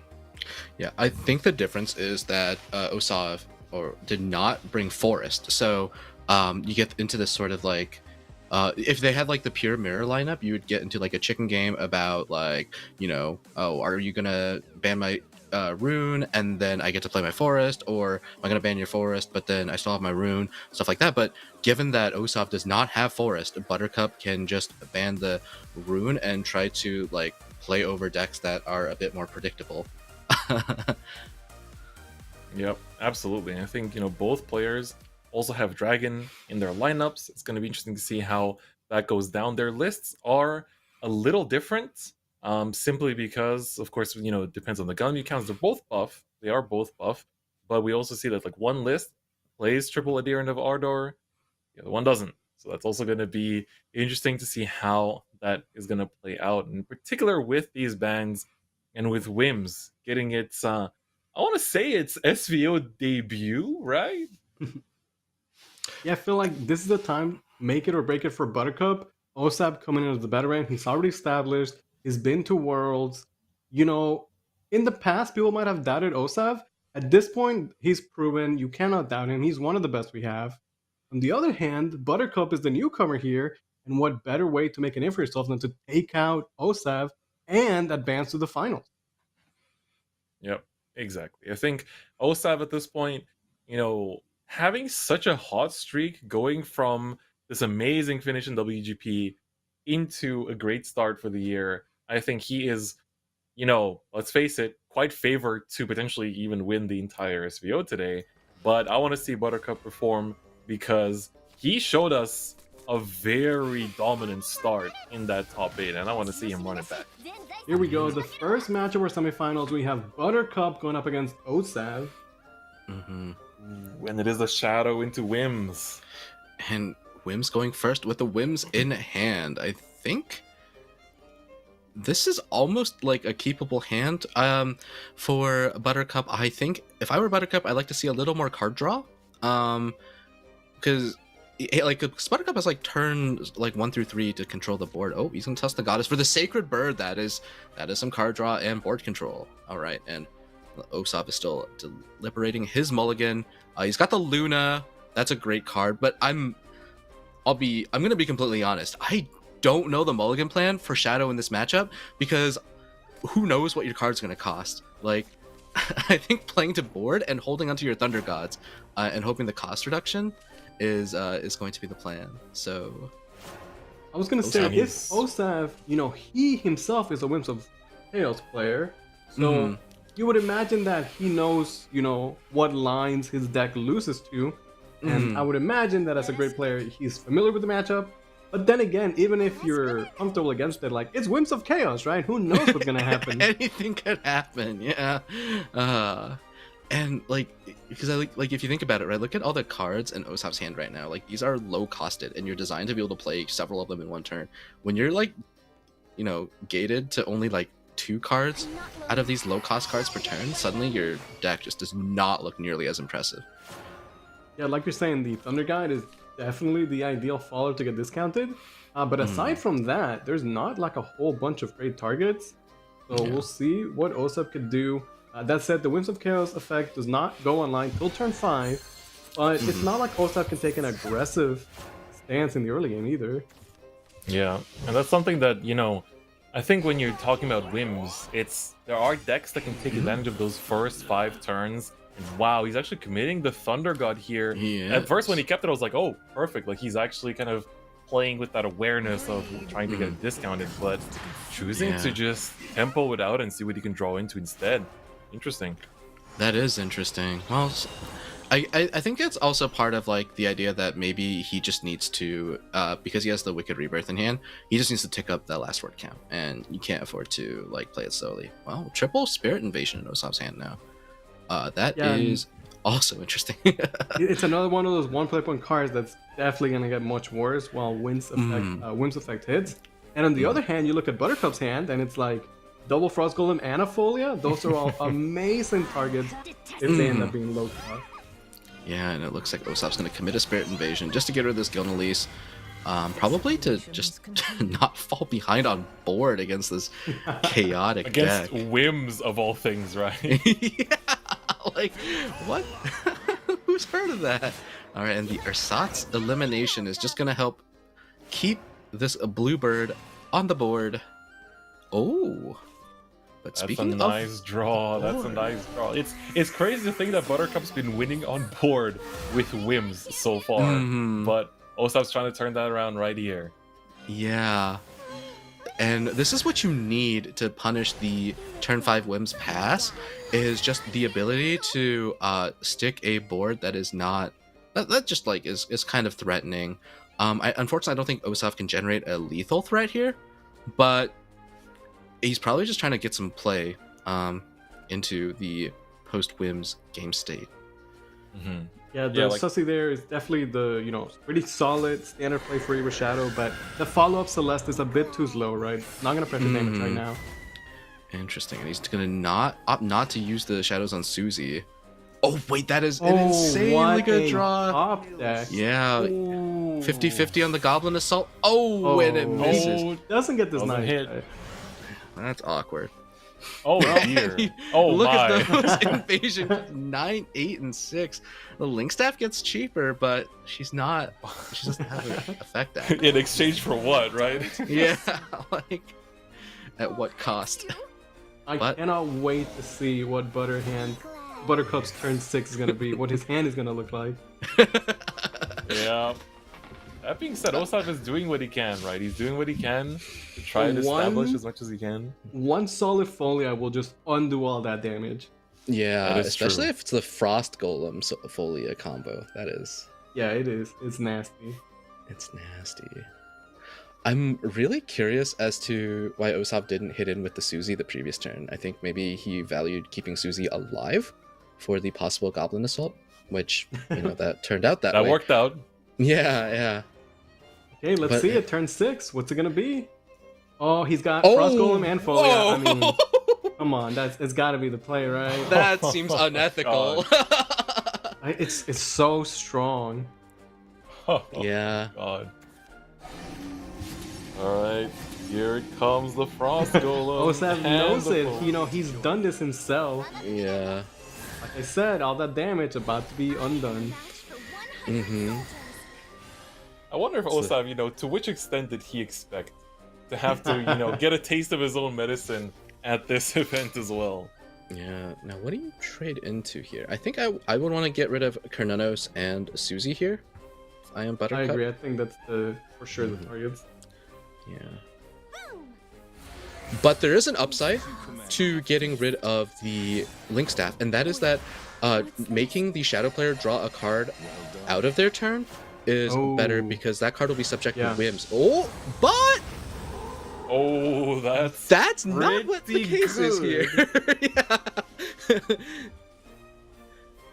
Anything can happen. It's a Wicked Rebirth with like an additional nerf to it, basically. Yeah, Man. But that skeleton raider, which came from the link staff, right, being traded off during Buttercup's turn, has now been reduced all the way down from 8 to 2. Even so, like, a skeleton raider is good, but it's not doing 20 damage, and like, it's not gonna flow through the board either. So It is. Yeah. I wonder how. Yeah. I mean, with the Wicked Rebirth, with double Wicked Rebirth, I think he actually can manage though, because the Celeste trades into one of these 5 health followers. Osap making the best out of an awkward hand. And then The now skeleton raider Deathcat, definitely saving him. Deathcat on the Celeste is going to kill off another follower, and then now Yeah, you that's pretty can. good. Yeah, and then Wicked Rebirth is now going to be able to bring back another Deathcat. Clock is ticking. He's got to go quick. Yeah. And then the Susie will be able to trade off the last Frost Golem. So Osap manages to clear that board with Okay, at this point, With extra damage from the Susie too. That's really good. at this that point you is- hold the Thunder God, right? I think you should hold that Thunder God. Yeah. Yeah, That's- yeah, hold it. All right, Osap, I see you. Ooh. That's looking. Oh, hold up. Okay. Now that is an interesting decision. I think Alistair banish the Skeleton Raider, trade into Carnonos for healing, and then Ryo looks I pretty like that, reasonable. Yeah. The banish is relevant. The heal is relevant. And the but he's going for the Ryo Evo and Frost Golem. Damage. Okay. Yeah, I mean, that that's is a much also- more annoying board to take care of as well. There's a lot of stats, Yeah. to be fair, yeah. Yeah, this Where is a if stronger push Osap has a for bad winning turn, the game. Buttercup just wins, right? Yeah, and what is Oh. Osap gonna do here? Well, I think Osap's The- having a bad turn. I like this play from Buttercup. Going Yeah. very aggressive. The 10 cost Wicked Rebirth timeline. Not like this. My Like, God, sure, the this- Thunder God is good, but it's not nearly good enough. I And didn't know it was everything else 20. is pretty much unplayable. I didn't know it was 2024 already, where Wicked Rebirth's cost has been increased all the way to 10. I think Buttercup made the right call. And again, like, to me, what makes this all the more amazing is that, he is going up against one of the biggest names of West right now, right? Someone that's hot off the press from WGP, and being able to see the lines, see the plays, and where things have to go is just beautiful. Yeah. Retracing with 1 play point left. What do you do here, This- Osav? I don't think you can do anything. Can you pull another Bell Ringer out of the Gatekeeper Evo? I mean, It's the only play he's got. yeah, right. And that might be good enough, Oh. right? Let's see it. That puts Buttercup now needs something to actually remove one of these Bell Ringers, and yeah, because His hand is actually terrible. Yeah. it's not ideal, and yeah, this is the biggest weakness with Whims, is that like you get these hands or you get this board state, but then your opponent puts up just enough resistance to survive, and you really struggle to push through lethal amounts of damage when you Yeah, no he's longer like- have like Evo points. He was missing the Imagination Realized, which would have definitely sealed the deal, Oh Mhm. yeah. but he just didn't have it. Yeah. Wings of Tomorrow would also be guaranteed Yeah, lethal for here. sure. Yeah. True. Yeah, I think at this point you basically just have to trade away what you can. 11 damage face is still pretty good if it can stick, but as long as the roll isn't super bad, Yeah. that's not going to be an issue for Osap here. Yeah. And then you can decide the between the draws coming Alistair in. and one of the Gilna leases. I like the Alistair more for sure. Biggest Ryo stats for face. Grind. Oh, and Wow, he also goes. he leaves the Yeah, Gatekeeper in 17 play. That's damage to the face. a little bold. Okay, but are these Skeleton Evaluate the Raiders? hand. Yeah. You can see like how Shadow, I mean Forest for sure, but Shadow definitely gets messed up by Winds of Chaos too. Mm-hmm. I feel like for Osap, this is not the role that he wanted to see. You can see Buttercup is just praying at this point. It's like, oh no, please. I hope everything didn't become 1 cost. Yeah. I feel like- yeah. we're definitely seeing more emotion out of Buttercup than in his first game. Like, it feels like he's realizing, like, oh, I'm about to be in the finals potentially, right? Mm-hmm. Yeah. Yeah, like, you know, because you have a whole day, like the entire morning to go like, all right, I'm in top 8. I'm in top 8. Here comes top 8. I'm going to play top Yeah. 8. And then Uni's like, oh, wait, there's more, right? So that's suddenly that realization that the prize pool is only going to get bigger and bigger, and your point increase is only going to get bigger and bigger. It can definitely add a lot more stress than just playing in the first top 8. Oh, the Krampus. Does that do anything? Krampus, I mean, it's more card draw. If you can find a low-cost Wicked Rebirth, maybe... No. That's something, Luna but it's not Evo? what you want. Luna, Evo... Oh, that's just the not last enough, right? bell ringer. Yeah. Yeah, you can... Okay, Eva Bellringer... It's just not enough, right? Yeah, it gives you one trade, He's essentially. trying, but Mm-hmm. the Buttercup board is just too much. The Frost Golem putting in so much work. Yeah. That's gonna be game number 1 going to Buttercup with Winds of Chaos in 5 and a pretty solid turn 6. Yeah. It made a really good decision to play for a board instead of like extra healing when he had the opportunity, and that board stuck and he won. Really, really impressed. Mm-hmm. Yeah, honestly, like that was game 1, right? There wasn't game 2 where Osap, you know, had a strong start. Like this was, you know, Buttercup could continue his run from top 8 if things go well now, because this is going to be Dragon into Shadow, and depending on how he starts, this could be a little bit tricky, especially going first.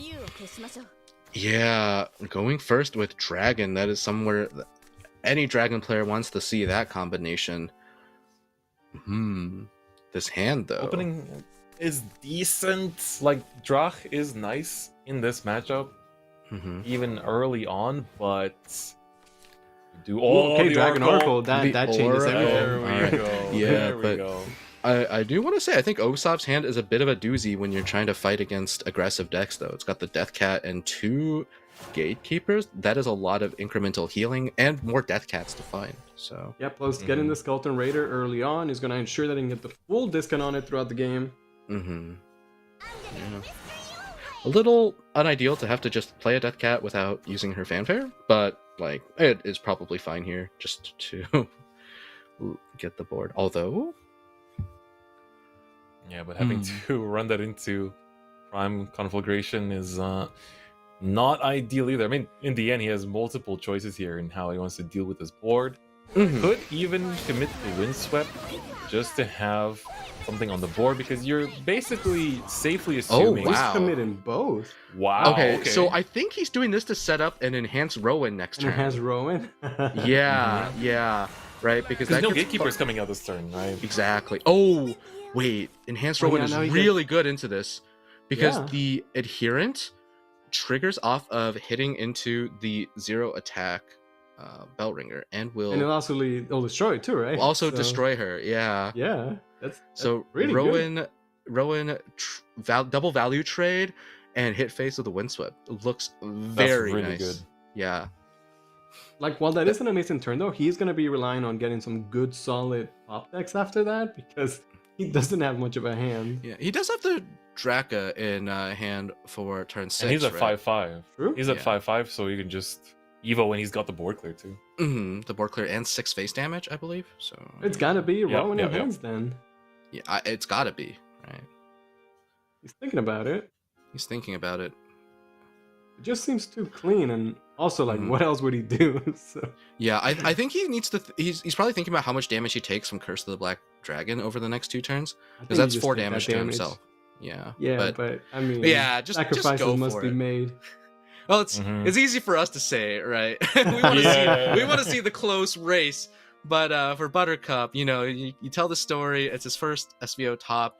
He wants to No, take it. he's not doing Oh, it. Really? he's chickening out. No, I'm just kidding. Wow. It's the I know, safe it just play. seemed like he was going to be so good.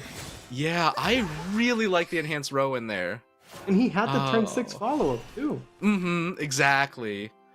I think he was probably trying to save for Brutal Rowan, but like, because it does kind of hurt to lose the curse damage combined with the Dragon Slayer Spear, right?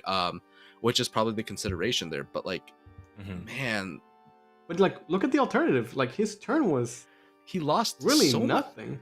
Yeah, he lost so much face damage. That was going to be 3 face damage from the Adherent, 4 face damage from the Windswept. Like that's 7 more damage he could have dealt to Osap. Yeah, and just that tempo gain as well that you have from forcing Osap to play reactively too. Whereas now Osap just kind of like, he's just in his usual Osap mode, right? He's basically just thinking out, all right, what's the most efficient way? Probably just gonna evo the Gatekeeper, trade around. Like it's more or less the usual turn 4 that I think he's used to. Yeah, I think it's evo over the. I think evo the Gatekeeper, and then based on what this pulls, then you decide what to trade. Because if it pulls another Bellringer, then you actually need to trade over the Adherent. But yeah, now trading into the Windswept and then Krampusing the Bellringer would have also been fine. But this is a reasonable line as well. Yeah, I feel like Osap is now in a great spot to potentially run away with the game. Absolutely. But the Mermaid is a pretty good pickup for Buttercup. Yeah, and I want to see what Buttercup does. He has 2 possible lines here. He's not going to enhance Rowan now, is he? No, this is most likely Draco. At the same time, I feel like there's a point where, like, this Draco board clear is really clean, but at the same time, you're gonna need to pray that the Mermaid finds you something good for future turns to keep that tempo going. Like this 5 ping to face, again, could have been 6, but even then, a really strong still turn. A pretty solid turn. Yeah. What Buttercup really needs, and this is, I don't know, conspiracy theory if this comes true, right? Is a Brittle Dragonute off the top to go with this Rowan, right? Yeah. And then that's pretty good. then he needs to draw a second Rowan off of that Whimsical Mermaid on the following turn. All right, Yeah. I'm that's about it. making the really long shot call here. I mean, hey, he's got the first show luck going for him too. We might just see some miraculous top decks if necessary, but the Cernuno's gonna commit. Let's see. Oh wait, Alright. that's really interesting. Carnuno's pitching Krampus, which means now later on, if it ever comes down to Carnuno's reanimating on the 20 shadow effect, it is a 50-50 between Skeleton Raider and Krampus. Ooh, you're right. Damn. Okay. But I I think, they're pretty nice though. He gets enough to clear everything. but I'm guessing Osap values the Thunder God in hand just to have a ward later, or possibly to destroy the Dragon Slayer Spear. Is this Rowan Oh, or that's true. Double Mermaid? Yeah. The I- Rowan now kind of at least turns on that kind of like time bomb of it's like, hey, damage is gonna keep on piling up, but at the What same if time it's Mermaid draws Brutal Dragon Nude? right. Well, so you can also go Mermaid Rowan, miss out on the spear, and just get the ticks going, right? I think it's Mermaid here, just to use your play points a little better, because Mermaid next turn is not that great either, unless you have another Rowan. So I would like to Mermaid here and then Rowan on the follow-up, but I'm not. Rowan Yeah. now. 3 damage to the face. expert Has the spear for the next turn. Potentially, some extra damage. Mm. It is a matter of how many turns you think the game is going to last as well. And so this makes the next Rowan next turn even better. Right, but he doesn't Buttercup. have that. Not yet. Not yet, but he's going to see 3 cards. Yeah. I mean, there's We're a fine line believers between over like here. setting yourself up for success, but also like you have to play to what you actually have, not what you might be drawing, right? Yeah, and It's hard to find that balance sometimes. It absolutely is, and that's why I have a hard time with decks like these where you need to play off the top of your deck significantly. I'm a pretty methodical player personally, and so and speaking of lines taken here, we mentioned the ability to destroy this Dragon Slayer Spear, and I'm really curious if that's what Osap is contemplating. He's left himself 3 play points. He's got to be at least thinking about it. I don't know if it's the correct play though, but I don't know if it's correct, but it's entertaining. yeah. This definitely feels like it's Osap's game to lose, if that makes sense. Like, it feels like he's in the driver's seat for sure. because of resources. Yeah, I can see that. Yeah, especially with the double Death Cat popping out here. Yeah, and He's with got a the lot of Skeleton shadows Rider now. Yeah. going down to potentially, you know, Oh, 3 he's play points. Evoing just to wait a minute. That is not a value trade, Osap. Oh, he slaps himself. He forgot the Dragon Slayer Spear effect. Yeah. Happens to the you can best see of the us. reaction. Yeah. The Celestial Dragoon. But okay, Whimsical first to find Rowan. Yeah, that's Well, there's Brutal the Dragon Newt. Ooh. Wait a That's second. pretty big. We still have the bonus damage here for the time being. Yeah, can also Mhm. follow it up with the Shark into Hippocampus. Yeah, I like think that's. you can go. I might just go Ugh. for Celestial into Celestial Evo to clear the board, and then play the second Whimsical just to draw some buff followers. But that might be too Okay. slow. Yeah, like I like the Brutal now because you're just getting the Mhm. value out of the Rowan Spear. Yeah. If you like Yeah, fully clear Brutal- the board, you get to go face and then Right. have Brutal and Coral Shark is pretty good as well. That is a full clear with a lot of face damage. Yeah. The thing is, I also feel like the Coral at this point of the game, like, you know, that late game Shadow is capable of clearing out those kind of like the stickier boards that Buff Dragon can produce. Mhm. So I do like this play, but at the same time, this won't necessarily be that hard for Osap to clear. Yeah. But the 6 damage plus 3 here is really, good really amount nice. of damage. Yeah, it's scary to give to put this many followers on the board against Evo Shadow because that's Ooh, each that's of those is important extra burn. damage. So Well, you know, he's got another one that's 2 play points. Wait, this so is maybe it's fine. True. 5 from the Link Staff, 4 from the Raider. If every follower dies, that's 4 more damage. 5 plus 4 plus 4. It is potential lethal for Osap here. In a lot of lines. I think Kernunos, Evo. Right, that'll get the Skeleton Rider down to 0. Down to 0, that's crazy. Yeah. Yeah. He's got Link Staff. The double buffs on it as well with the 2 Suzies. This is looking really good for Osap right now. Mm-hmm. And Yeah, Link now- Staff is also alive, you're right. Yeah.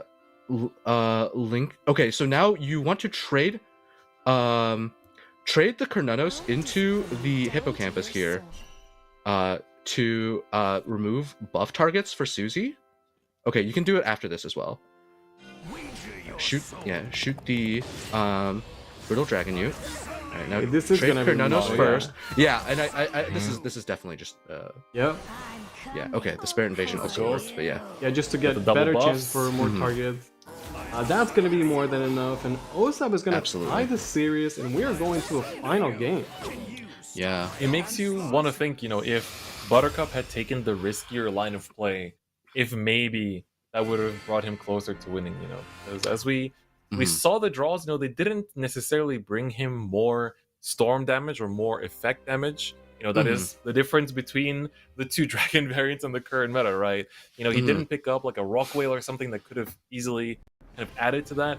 So perhaps not going for the Rowan on 5 was the right call, right? And just kind of play it safe and see where it goes. But now we have the mirror match, and like their decks aren't incredibly different. We have the Adherent on Buttercup's side, whereas on Osap's side, he doesn't actually play it, but he does play the one of Ganyu. Yeah, and he has the Dragon Rearing. All right. A pretty nice opener for both of these players. They both have Drek. And basically 2 buffs for each of them, which, you know, turns the deck active. Online. Yeah. The winner of this game is going to move on to the finals. So either way, we're going to have Whims of Chaos Ruin in the finals. That's true. I didn't even think about that. Yeah, so... You're absolutely right. True. So Blazing pitch Coral Shark here, I think? Yeah, this Shark is going to get no value. You could definitely toss it. Could make a case for Adherent as well, but I think Shark is the better pitch. Or is he thinking about jamming out the Shark? Yeah, that's interesting.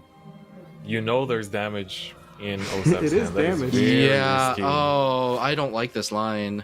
Oh. Yeah, like there are multiple ways, and there's even more now Yeah. of this getting taken out, and Yeah. Osap essentially being rewarded for burning the early time conflagrations. Like people already burned them just for the face damage. Yeah. So getting to clear out board on top of that is even better.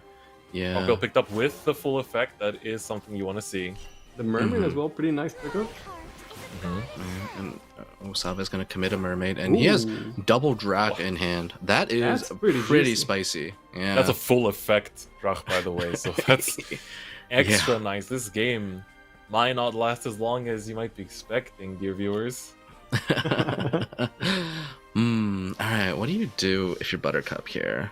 He has a What about double lot of 2-drop? lines.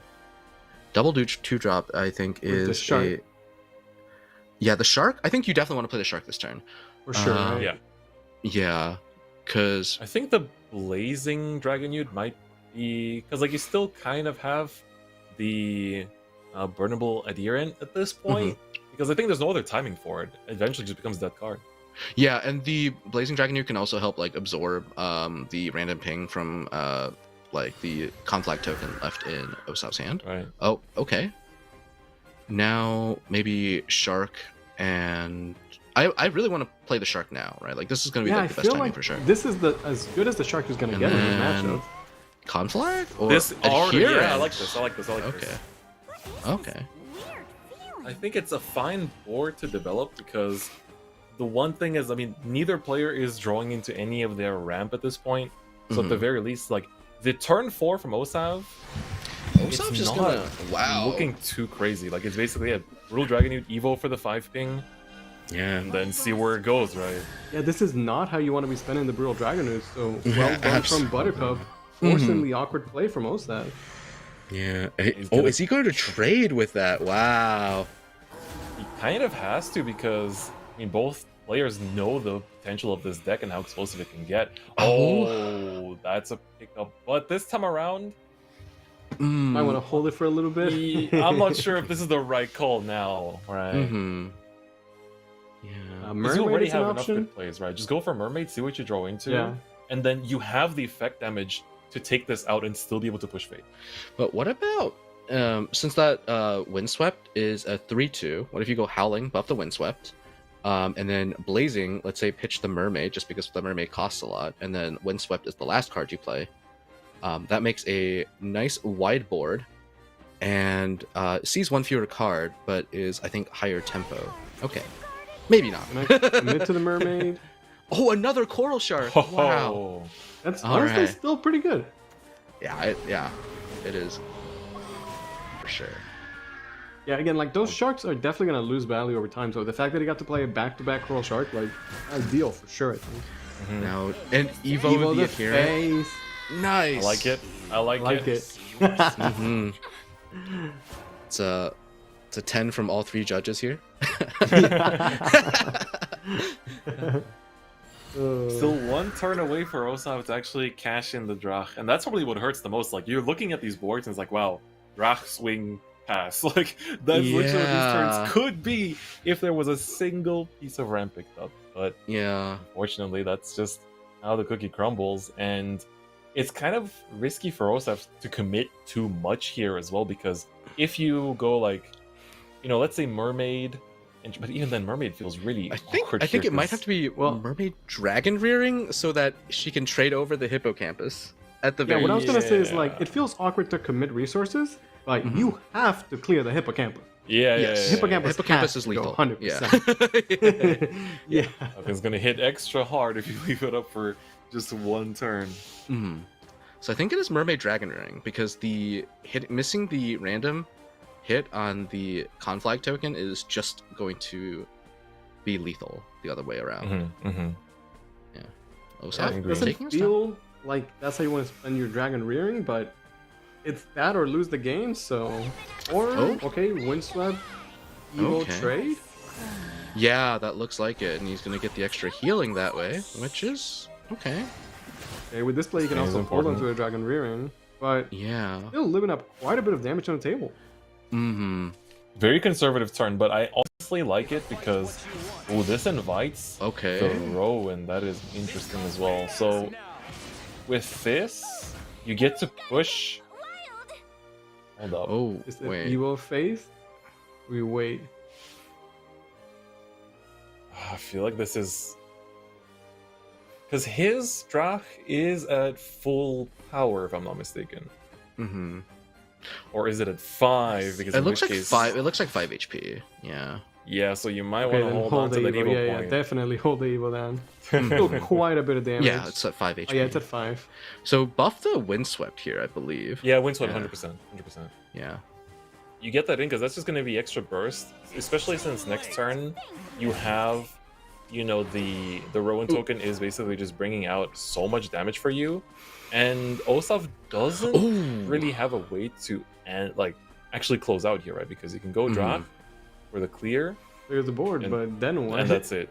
Well, Yeah, Osap then- does have Osap does have the line of Mermaid, Evo over the Adherent, and then Windswept and Rearing. Oh, Rearing's only +1 attack on the Windswept. That's so annoying. Yeah. So he doesn't. Yeah, That's this has to be so- draft. Like you don't have overflow yet, which is Oh no, you can crazy. Adherent tap into the Mermaid and then Conflag to do the rest of the damage if you want to hold onto your Drax here and get some healing. But I think the Drac is just cleaner. Yeah, it's a clean way to clear the board, but it does not give him any life back, so he's gonna stay at 9. And now Buttercup with the Rowan Spear. He's Wait, gotta- is this Yeah, this is Wow, this is just damage. lethal? That is Yeah. exact lethal with the spear. 6 + 3 is gonna do it. And Buttercup is gonna be going to the finals. Yeah. That's right. What a storyline we're seeing right here. Buttercup. Oh, I'm seeing the little reference here of the pose as well. We saw that with Negima during WGP. What an incredible story for Buttercup here. Being able to run it through, have such a strong top 8, go up against Osap, and especially, that game 2, I was kind of like, all right, this is starting to look a little bit shaky. Just a little bit shaky for Buttercup. As Osap starts to stabilize, right? We've seen it plenty of times where it's like game 1 doesn't go so great for Osap, but then he just kind of stabilizes and comes back, gets the reverse sweep, and that's it. But it didn't actually happen there. And I think, for Buttercup, even if you don't win finals, this is a really, really amazing start to your run. Yeah, and he's building up quite the legacy for himself here. In one tournament run already, I think he's shown like pretty good execution on the Forest, and he's had some interesting lines to have to take with Dragon, and I mean, it gave us a lot of room for debate. So, you got to think he's got to think about that himself. I'm impressed, definitely impressed, but definitely don't want to like leave out Osap. He's had to fight some really uphill battles, and he made it look really close. So, props to very both well those players. done by Buttercup, beating Osap, moving on to the finals. Again, Osap did say he was going to take it easy this year. It's more of a relaxed year. But he still went undefeated in Swiss, made it all the way to semifinals with Winds of Chaos Room. But it's actually Buttercup that then beats him with Winds of Chaos and makes it to the finals. Yep, exactly. It's a beautiful run, and we're still gonna get Winds of Chaos in finals regardless. So it's gonna be chaotic unless it gets banned out, of course, which is potentially on the table here. But we have to see who is going to actually face Buttercup in the finals as we get into our next top 4 match here between Kslvd and Reed. This is going to be exciting because Reed had a very, I want to say, entertaining top 8 set. Super back and forth between two teammates. Whereas for Kslvd, I feel like that really stretches out your nerves, especially that last game of the Rune Mirror. Yeah. Oh my goodness. But Reed banning out the Heal Haven, he has a fairly aggressive lineup, and anticipating the Forest ban, right? The Forest is your best deck into Haven, and if Kslvd were to ban the Forest, then getting rid of the Haven, I think, is a really nice read on the matchup from Reed. That was not on purpose. Yeah. And once again, we have the situation where we have the veteran Kslvd again being in the top 8 so many times, while Reed coming in, maybe he's not a newcomer to Shadowverse, but he's shown up here in the top 8, looking really solid, and I definitely want to see more of his play. 100%, especially being able to represent Wardhaven like that, having a strong going in day 1, right? Day 1, I feel like we don't give enough credit how stressful day 1 really is, right? Because especially when you have that record that's cutting it close and making it into the playoffs, it's really stressful because once you're in day 2, at least you're getting some prizes, right? Whereas in day 1, it's that's where a lot of the nerves are stored in, and being able to take Ward Haven and make that run all the way to top 8, I think already deserves respect. And he's already in top 4 now too. For sure. And we had, again, over 220 players in day 1. That's 7 rounds of Swiss. And for all the great players we have in day 2, there's a bunch of players that you don't see here because they, barely couldn't make it. Like, I know Hishiro was 5-2. We had Sai playing yesterday, Noir, then some of the West finalists, and like only so many players can make it to day 2. So really, day 1 is a struggle. It's a very tough tournament. Yeah, absolutely. And I think it's going to be exciting to see like how things will pace out for the rest of the year, right? We've seen, some people that make these huge, like grandiose appearances in the first cup of the year that then kind of just fall off or disappear throughout the rest of the year, and then kind of have to like claw their way through with the points in order to make it to contenders, as we saw plenty of people last year, right? And so I wonder how things are going to go, especially for people like Buttercup that made such an impressive start to their tournament run this year. Absolutely. And yeah, I think just like with the and I mean also just for this tournament in particular, right? Like if this is your first SVO and you're taking home, you're made it to the finals, right? If we remember back to the prize purses, that is $1,700 with the new prize pools at the least, and with the potential to get that grand prize, it absolutely impressive. And don't they get like really cool flares for your like profile as well? I'm jealous of that as well. I mean, the money is nice, but just being able to display that you're a cup winner, have everyone know that it's potentially Buttercup, the Omen of Storms cup winner. It even comes with like an expansion, right? It's not a month anymore. Like, just really show everyone who's boss. Yeah, there's the prestige that comes with doing really well in an event like this, especially now there are fewer SBOs. For somebody like Buttercup, maybe a relatively new player, at least the competitive scene, getting a win here or second place means that now he could try and get into a team if he wants to, something like that. So very impressed by Buttercup so far. But, he's going to have to fight either Kslvd or Reed, and they both look pretty good as well. Yeah, and one thing that I want to also talk about is that, we talk about how we had 220 plus players on day 1, but this year's SVOs are actually uncapped, right? You can actually, it's unlimited, as many people can enter as they want, and I think that that's also a great incentive for new players, right? If you're enjoying the action, you like what you see, make sure to sign up for next time, right? There's plenty of events this year, whether it's SVO or Shadowverse Weekend or Shadowverse Weekend Showdown, is going to be really exciting. So make sure, take that first big step, right? I know for me, back when I was just watching the SVO, it took quite a few good months of just watching before I took that step to actually start playing, right? And I think, if you're feeling a little inspired by Buttercup's run, take that first step. Take that first step. It's free to enter. There's only things to gain, whether it's prizes or experience, right? Absolutely. You can also just have a good time, playing against some of your favorite players. If you're a fan of, again, Noir, Hishiro, and maybe you could queue up against them in the Swiss, right? You play against anybody, technically. So, try it if you haven't before. SVO, Shadowverse Open, definitely great backbone of the competitive scene here. Absolutely. Absolutely. But I think with that, we will be good to get into our next top 4 match quite soon. I am really, really excited to see because, man, with Reed and the Ward Haven being unbanned, I am pretty excited to see if he can bring it in to a strong showing here in this top 4. We're going to see Forest versus Dragon here for our first game. Double Dragon Oracle going first for Reed is already intimidating, but that Gigantic Blossom in Kslvd's opening hand is definitely a strong consideration for keep. That can lead into a tree. Let's see how his mulligan goes. Okay. Yeah, Double Dragon Oracle is definitely how you unleash the true power of the Dragoncraft class Overflow. So pretty solid start. Already one of his Walders for Kslvd. All right, well, both players having fairly good starting hands here. I want to see. Of course, no tree for Kslvd though. I kind of want to see Kslvd do turn 1 Walder here. Yeah, I was going to ask that. Like, Because you could top deck Phantom Bloom, for example, right? Then it's insane. The other reason is so that he has 2 Excels in hand, but one of them requires a follower in play, right? With the so then you can invoke out his other Walder, which means he can't possibly draw it. So True.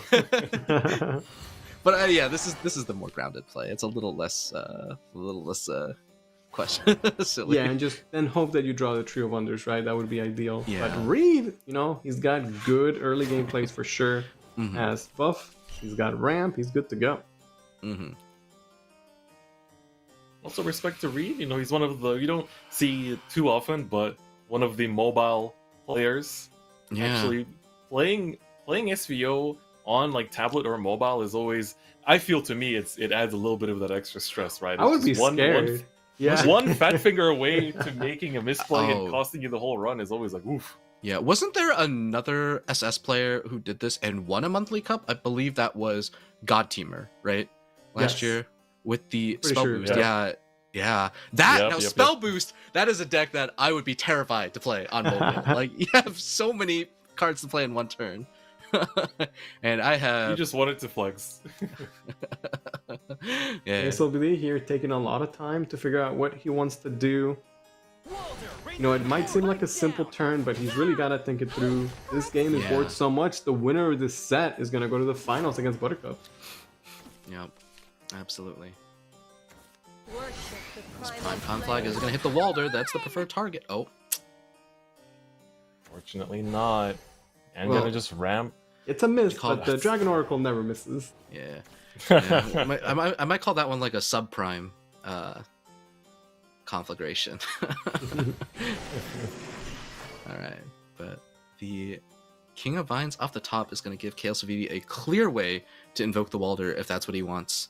And if he wants to, yeah, so play the fairy first and then Blossom means he gets slightly stronger fairies in his hand. Not Definitely the That's correct true. sequencing. yeah. It's the Walder, but I'm curious, is he going to get the Arya for next turn? We hadn't talked about it, but he does not yet have it. He does not yet have it. Yeah, and like no Arya, no Alberta there either to kind of like add more to this chip damage that sometimes Ooh, when you what don't a have Arya, draw. That is a nice that's a shark tough one. there for Reed. Yeah, this He had a This very hit- sad shark in hand and then drew a very happy shark. yeah.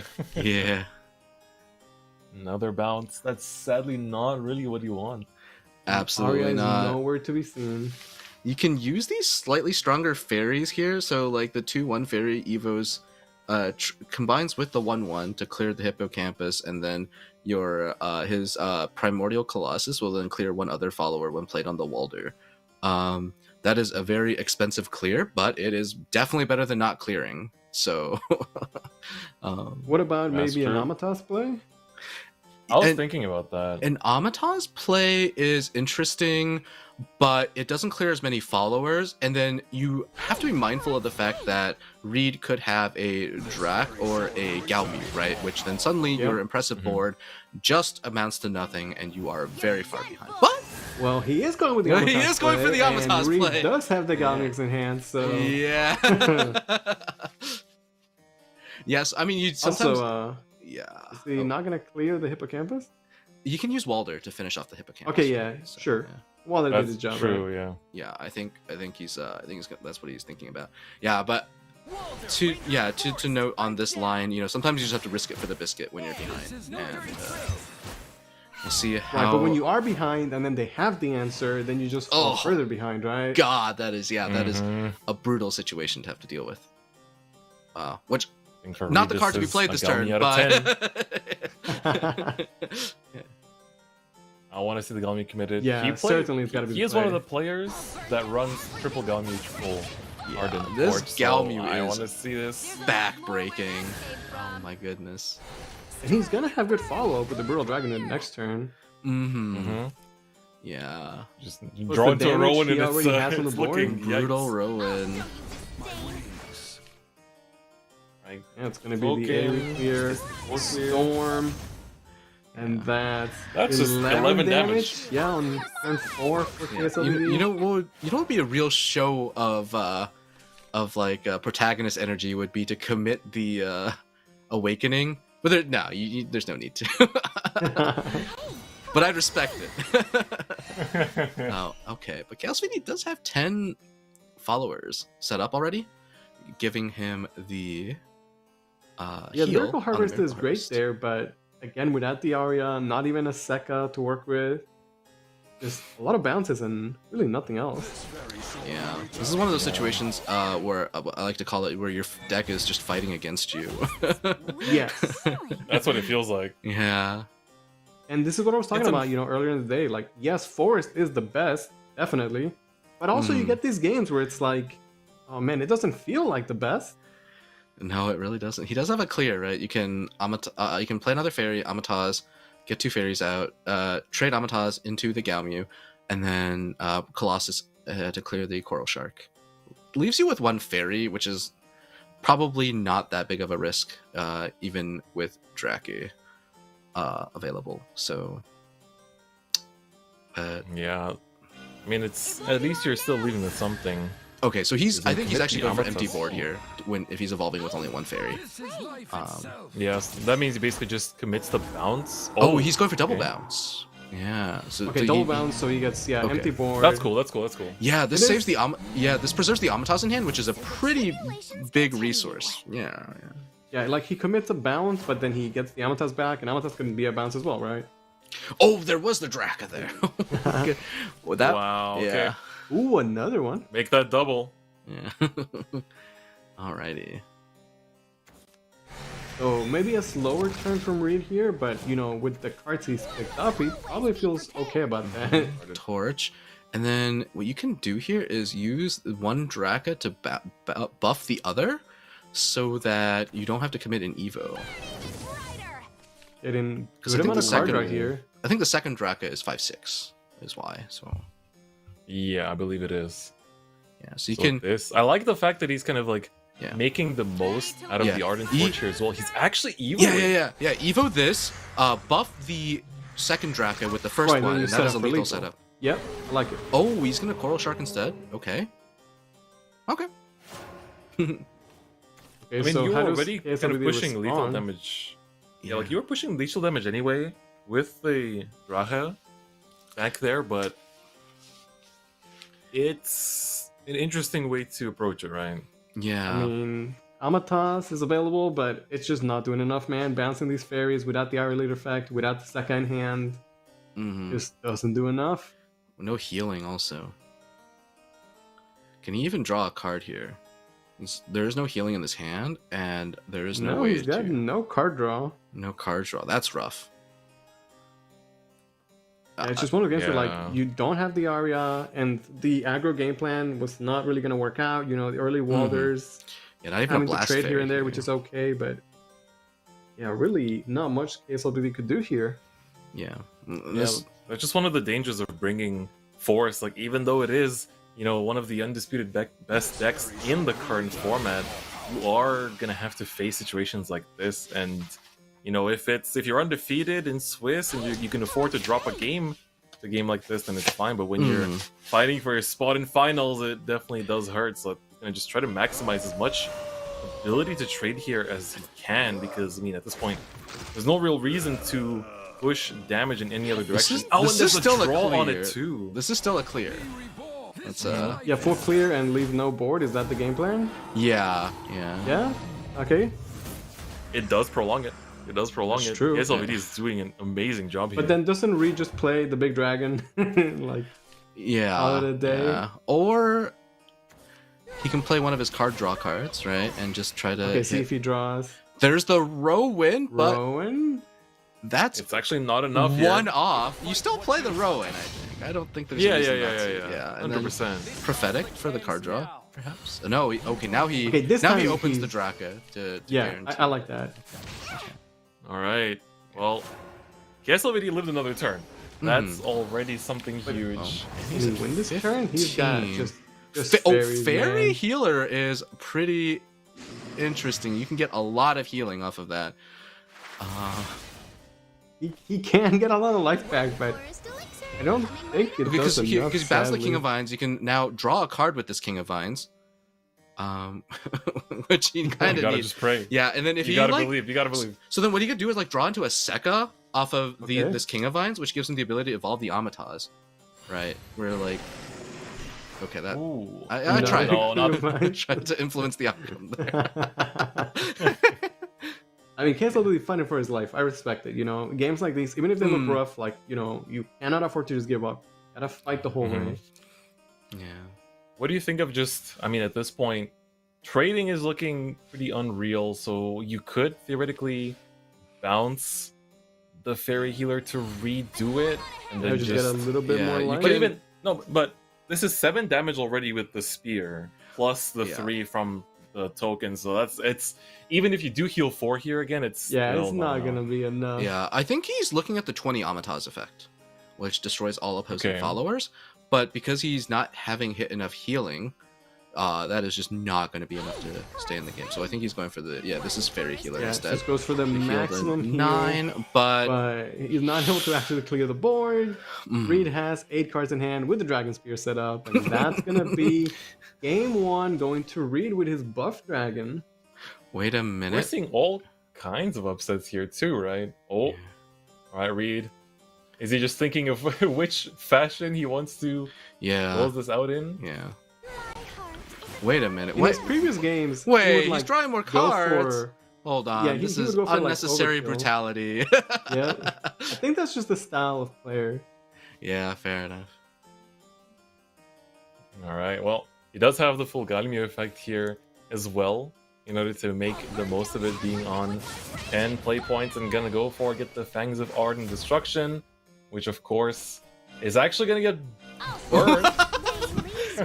Actually gets I'm milled talking Alright, about alright. sending a message, and Reed Yep. is gonna take game number 1. with a huge All sigh right. of relief. He's like, "Ooh, got that one through." 'Cause, It's so many That- ways to win the game there. yeah, that matchup can be really tough if the forest player has like an Arya and then maybe like a Slugger, or even honestly Arya plus Amataz is usually just game winning for the forest deck in these kinds of situations. So And just like Yeah. that, Reed just needs one more win to move on to the finals against Buttercup. Against Kslvd, who has been undefeated this weekend. Did not take a loss in Swiss. So far undefeated in day 2 as well. It's funny how the top 4 so far has been pacing out like that, right? You had the undefeated veterans Yep. versus, you know, the basically SVO top 8 newcomers, and we saw how that went on the other side of the bracket. And now for Kslvd, this is not exactly the starting hand you want to be looking at. this is But same goes for Reed. Like he's close. this Reed is close. He just needs a 1-drop. This is a playable hand for the forest side, but what you'd really like is a Carnivorous Blossom. The reasoning for that is if you can snipe a Yearlung with your Blast Fairy. Like, Blast Fairy is an MVP card. Well, and we see the Blossom, right? So if you can snipe that Yearlung, what that allows you to do is deny an Evo, and that slows down the Haven deck by a lot. Wow. A lot of bounces. Yeah, that seems like a Yeah. pretty playable start for Kslvd. Yeah. He's definitely going to have plays for the early game. What would be a sweet mind game here from Kslvd is to not crack this Blossom. Okay. Ooh. But yeah, it's too that's going too advanced because that Yeah. baits out this Yearlung, right? And yeah, so Reed now respects the 2 fairies in hand for the Blast Fairy and is just gonna. I like show- that. yeah. I like that. But I think It's with, not only that, but also like having the direct follow-up over the Yearlung and knowing that you're not risking it. yeah, high roll with up the in Evo. unicorn in hand, exactly. I think it's a safer turn 3 because in the end, like, what's a better turn 3 option than that? Mm-hmm. Now, do you commit the bounce here on the Blast Fairy? I think what you do is, pass, and the reason is that you should be thinking about your lung, and the only thing that you might do is play 1 fairy. I don't think it's ever play a bounce here because that makes your hand size really awkward, and you're already going second. I think it's also like the fact that knowing Ward Haven empty board, they don't have a way to contest anything until much later. So it's Yeah. actually, I think committing the fairy here is really safe. Yeah. Because you know it's gonna stick around. Yeah, the fairy also, yeah, you still have a clear for Yearlung pony or unicorn here. I don't know, I like to call it a pony. And yeah, because the fairy adds the +1 damage from the the blast fairy is 3 damage, right? And then yeah, so and getting the fairy out of your hand is important if you plan on top decking Arya and playing her. So is it Phantom Bloom, the blast fairy, so you can also trade over the 1/2 ward, a full Absolutely. board clear. Yep. Yeah, pretty solid early game like from it. Kslvd. I like it. Yeah. Now he got past the early game, but I'm still not seeing that Arya anywhere. Yeah, we've seen this before, right? Where it's like, oh, we can fight the early game boards really well, and especially in this matchup that is very vital, right? Maybe more so than others. It's super important to be able to contest, but we need to see that Arya, we need to see that ability to close out. I'm gonna play a little bit of devil's advocate and say that Amataz is even more valuable than Arya at this point. Like, I think this game is playable for Kslvd without Arya, by virtue of the fact that he has a blast fairy, and if he can spend the whole game protecting that blast fairy, there's the Amataz. And there's the Did you Amataz, summon him? yeah. Did you just call him into existence? I do my best. Well, let's see if Kslvd can prove you right then, because as you're saying, he doesn't have Arya, but he does have the Amataz, and just how far can this one Amataz go? Yeah, I want to see him, you know, optimize his lines around making the best use out of this blast fairy and Amataz that he has, because if he ever leaves this blast fairy vulnerable, I think Reed is going to be like, I am sniping her out. I don't care how big your other followers are. This blast fairy is the biggest thorn in my side. Yeah, she's been answering every board, and she will continue to do so, right? Because again, here you have a nice value trade. You have the blast fairy to take out the other target, and you can still actually get instant face damage too. So right now, I think if you're Reed, the blast fairy is by far way more annoying than a turn 4 Arya even. Yeah, and So does that mean that the bounce will be committed here to protect the blast fairy? I don't think so, Has to be. because it's too expensive to No? commit the bounce. Yeah, because if you win fairy the blast fairy, you go to 9 cards in hand, which is a wisp as well, and that means you have to commit a wisp out of your hand. So I think as great as the blast fairy is for Kslvd, he should actually just drop another fairy. Yeah, and that's going to be the play just to advance his game plan. Evo in the blast fairy though. Yeah. This lets him get extra face damage. I don't like it. That is interesting. That's gonna make her an even more enticing target to take out, which, you know, I would that's the main reason I would not Evo her, is to make my opponent like give my opponent a harder time, like, you know, justifying spending a lot of resources just to take out a single blast fairy. Yeah, that's fair. That's fair. Yeah. The Marion is pretty good here though. You get a pretty good clear. Yeah, I would have liked. Not everything though. I think I would have liked evoing the fairy instead of the blast fairy on that note. But yeah, this is gonna be a full clear for all the relevant cards on Kslvd side of the board. So at this point, is the Amataz going to be good enough? Because now you don't have Phantom Bloom, you don't have the Blast Fairies, so you're literally just bouncing like basic fairies. Yeah, he's gonna need like a card that, you know, does something with the Amataz. Eventually, right? Now that the blast fairy is like a Sekka or something. Sekka with this Amataz would be good enough. And yeah, this is definitely painful. In terms I'm just saying, of, Arya would have been insane here. Arya's insane every turn, as long as you have an Evo point. Yeah. Okay, so yeah, he basically only has Amataz to play with, so that'll make the Amataz play. I'm curious how he trades here. Because the 1/2 is actually more annoying to get rid of, but the 3/1 is obviously stronger. I would actually want to get rid of the 1/2. And that is specifically to deny an extra Evo for Jupiter, right? Because Reed has evolved a year long, has performed an manual Evo on the Paladin, and has the 2 triggered Evos. So that means the 5th Evo is that 5th Evo for Jupiter is the 1/2 ward in play. Yeah, and that's such a massive he sees that. difference in the turn 6 for Reed, right? Where you start open up with that Jupiter or not. Very well played from Kslvd then. He's seeing the lines, he's able to adapt. And right now, I think things are slowly starting to turn back onto Reed's side here too, because Jupiter's not active. As you said, that was play around. Hard Plume does trade, but it's not exactly the way you wanted this turn to go when you started it.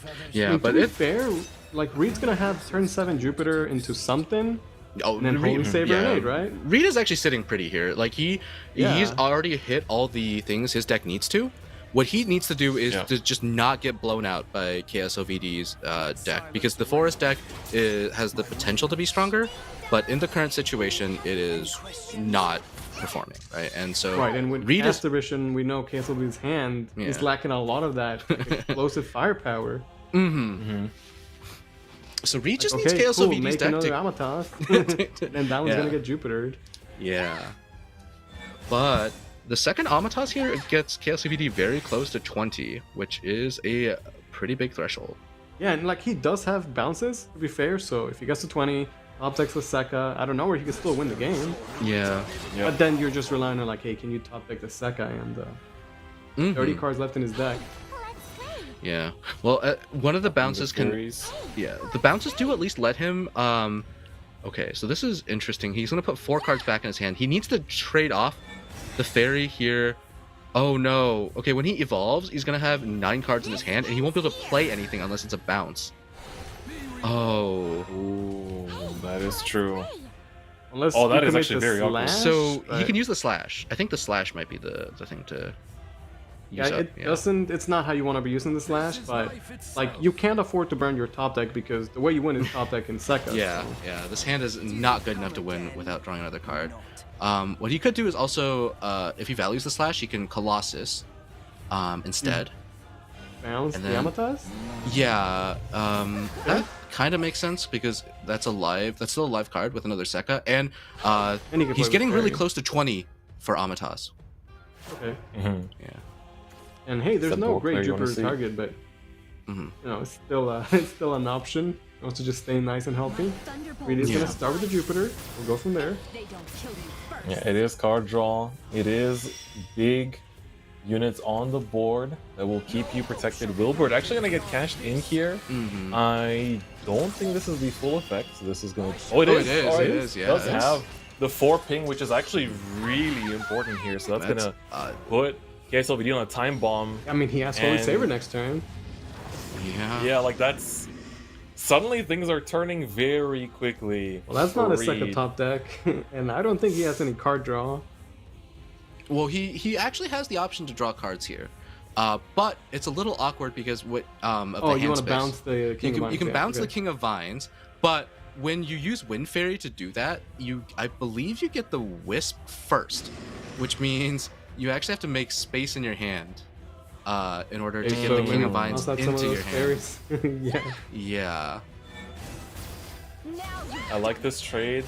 Taking out the Jupiter is probably the most important target right now, and he does have ways to get around this, but KSLVD, it's just his hand is so awkward right now. Yeah.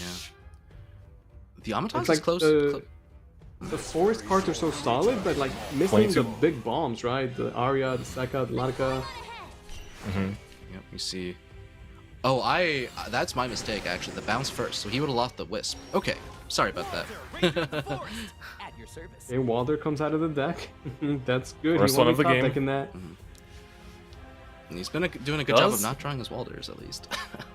Yeah. Yeah. Finding the healer is pretty cool too, because now you can actually bounce that back. You already have the board clear from Amatas live, and ooh, bouncing it again. I really like this. Yeah, he's. Okay, but he has to commit. Wisp is getting burned, but Burns both with basically. Yeah. At this point in the game, especially considering he has no Arya active and not playing Latika, the Wisps have pretty low value compared to. Yeah. Okay, that's Yeah. fair. this is still a Holy Saber turn. I feel like it is still gonna be. It's not gonna close out the game like it was originally meant to, but you can still develop such a powerful board that only gets stronger off of the Karmia there. So on top of that, you can go Karmia here, since she'll get evolved by Her Holiness's decree. And then that draws a card. You can go Pine, Groundskeeper. That's a pretty good card to draw. Mhm. Something playable for 1 play point. Her Holiness's Yup. decree. this is really clean. The only thing is how you actually want to trade here, because I- going for the yeah. power up. Okay. Yeah, the power up is definitely worth it. You kind of assume that your Yeah. board is going to get cleared because if it doesn't, you win. So All right. And I mean, Swing he's gonna 8. have good follow-up because after that, he still kept the Jupiter too. Yeah, Yeah. That's true. and you know, with Her Holiness's decree protection shield, Sekka Evo cannot clear these followers. So You're right. So that would have been the one time where the top deck would have been not as hot. Fairy healer but he's very can do some work. We Yeah. keep drawing with the King of Vines forever and ever. he's gonna try to find another Kslvd needs to find another Amatas to clear this board, I believe. He's been like Okay, doing so- work with like the one, right? I told you guys the Amatas was gonna be good, but It did put it like that. Like, it's doing something. oh, there's the Arya. Too little, Oh, too no. late. And he is out of resources. He's just gonna have to play healing ladder with Heal these spam. fairy healers, but that is not it. Oh. Well, the Walder clears off one thing. He goes back up to Actually. 16. Wait, this might be enough to survive one more turn. But Reed should still have like decent follow-up. He See what needs to Jupiter draw off picks this up? Jupiter, but Yeah. the Jupiter cannot. With 7 play points after this, so there's not another Holy Saver. The Abdeal? Yeah. I guess you might You as just well. toss it out there, yeah. Right? Yeah. Just with leader effect, yeah. Yeah, and probably just Shiro as well. I think you just stick as many wards as you can. Just make it hard. Yeah, it's +1 damage. Yeah. Yeah, and then at that Actually, point you go for it. could Don't forget, leader effect is live, by the way. Evo Mhm. something just for stats, yeah. Yep. That's quite a bit of damage. And also, Maybe it's gonna the get the only kind of- Groundskeeper for next turn for additional card draw. Yeah. The only scary thing is if an Amatas is found here, that's you know. The draw for Do the we turn. too? Oh. So we go Man. back to bounce. Wait, no, now you can't bounce. That's a the- big bust Actually, no, for you you, can though. still bounce the King of Vines, yeah. You can still bounce the King of Vines, and that's what Yeah. he's gonna lead off with here with this. Yeah. I mean, because this hand isn't cutting it, so you gotta just go digging. Yep. Yeah. Get back in there. The I Fairy think- Healer's been doing so much work this match. Yeah, I Yeah, think Blast Fairy too. this may not be a King of Vines battle. I think KSLVD is trying to figure out how he has to use his bounces, because his bounces are all pretty expensive, right? They're all 2 play point Yeah. bounces. So instead of just trying to dig for cards in his deck, he's actually trying to make use of the resources that he has in hand. Use the Blast Fairy to clear the board. Mm-hmm. We're back to square one. This is how the game started. That's how the game is gonna end. Yeah. Right back to the Blast Fairy. I'm Doing worried quite a bit that- of work. I'm worried that he might have attacked with the King of Vines a little prematurely, because the Elemental Slash could have made the King of Vines attack stronger. But he's already committed the attack from the King of Vines, so that is kind of like a wasted attack. Does get a good amount of heal, at least a little bit of heal. But this is still a full Wait. clear, I think. With the slash, yeah, that is. a Yeah, full with the clear. slash it is. Man, Kslvd And is somehow stats. staying in the game. Yeah. And now And he's got Reed stats is on Oh, on and board. he's going into the crazy. rage position. And 2 cards off the respect it. top. Temple Healer's another 2 cards. What do you have? And he So many has play the points. leader Holy effect. Saber! Yeah, Holy Holy Saber! Saber! Oh, okay, and that is gonna close the game out. Oh, Well, my that's a goodness. pretty Wow. good top deck. Reed should be taking the game here. Gonna still try and see what else he can find off the top. The Reed signature, and of course, with that, get the last buff and swing in for 8 damage. 2-0 victory for Reed. But honestly, with that last turn, I generally thought KSLVD might have had it and would have been able to make the run back. Yeah. Very well played from Reed. He's going to advance to the finals. That's really impressive. Like, this is not the lineup that I expected to see in finals. For honestly, for both both sides. players in here, right? This is very, very impressive. And I think that KSLVD had to basically, like, we've seen players time and time again. I feel like every time Forest is top of the meta, we have these situations where every time SVO rolls around, we have to see these players just play out of the worst hands Yeah. possible. You know, it's just, no matter what the trump card of the Forest archetype has been throughout these last couple of years, it's always just been, it's not going to come, so what can you do, right? How are you going to play out this situation? even if your opponent can have everything they want for their artifact, right? And I think I just want to give props to KSLVD because at that last moment, I genuinely thought that that could have been the comeback, right? Because there was just no gas in the opponent's hand, and you just happened to actually find a way to get more gas and find the lethal point. So it was really, really close. Like, you gotta give some respect for how close KSLVD managed to take it. Yeah, Kslvd played that game really well. He had, again, those awkward hands, but he made those fairies work. He takes his first loss of the weekend, but unfortunately for Kslvd, that loss is going to eliminate him. Yeah, Unfortunately. yeah. I mean, you can take 8 match wins in a row, but you take that one loss and you're out of there. But he's gonna go home with, first tournament after a year on break from the game. He goes home with a top 4. That is a hefty purse. I think it was like 1250, right? And yeah, I mean, it's an impressive showing. I had the opportunity to sort of sit around with him as he practiced, and we went over a lot of his lines, and I think like just seeing that improvement, a little bragging on my part, but seeing him just pick up these decks, like kind of like a fish to water is really cool. I think that's the analogy. Yeah. I hope Yeah, you guys have absolutely. enjoyed the tournament so far. We are going to take a small break before our finals, but you guys want to stay tuned. We have Buttercup going up against Reed in the finals. We'll be right back.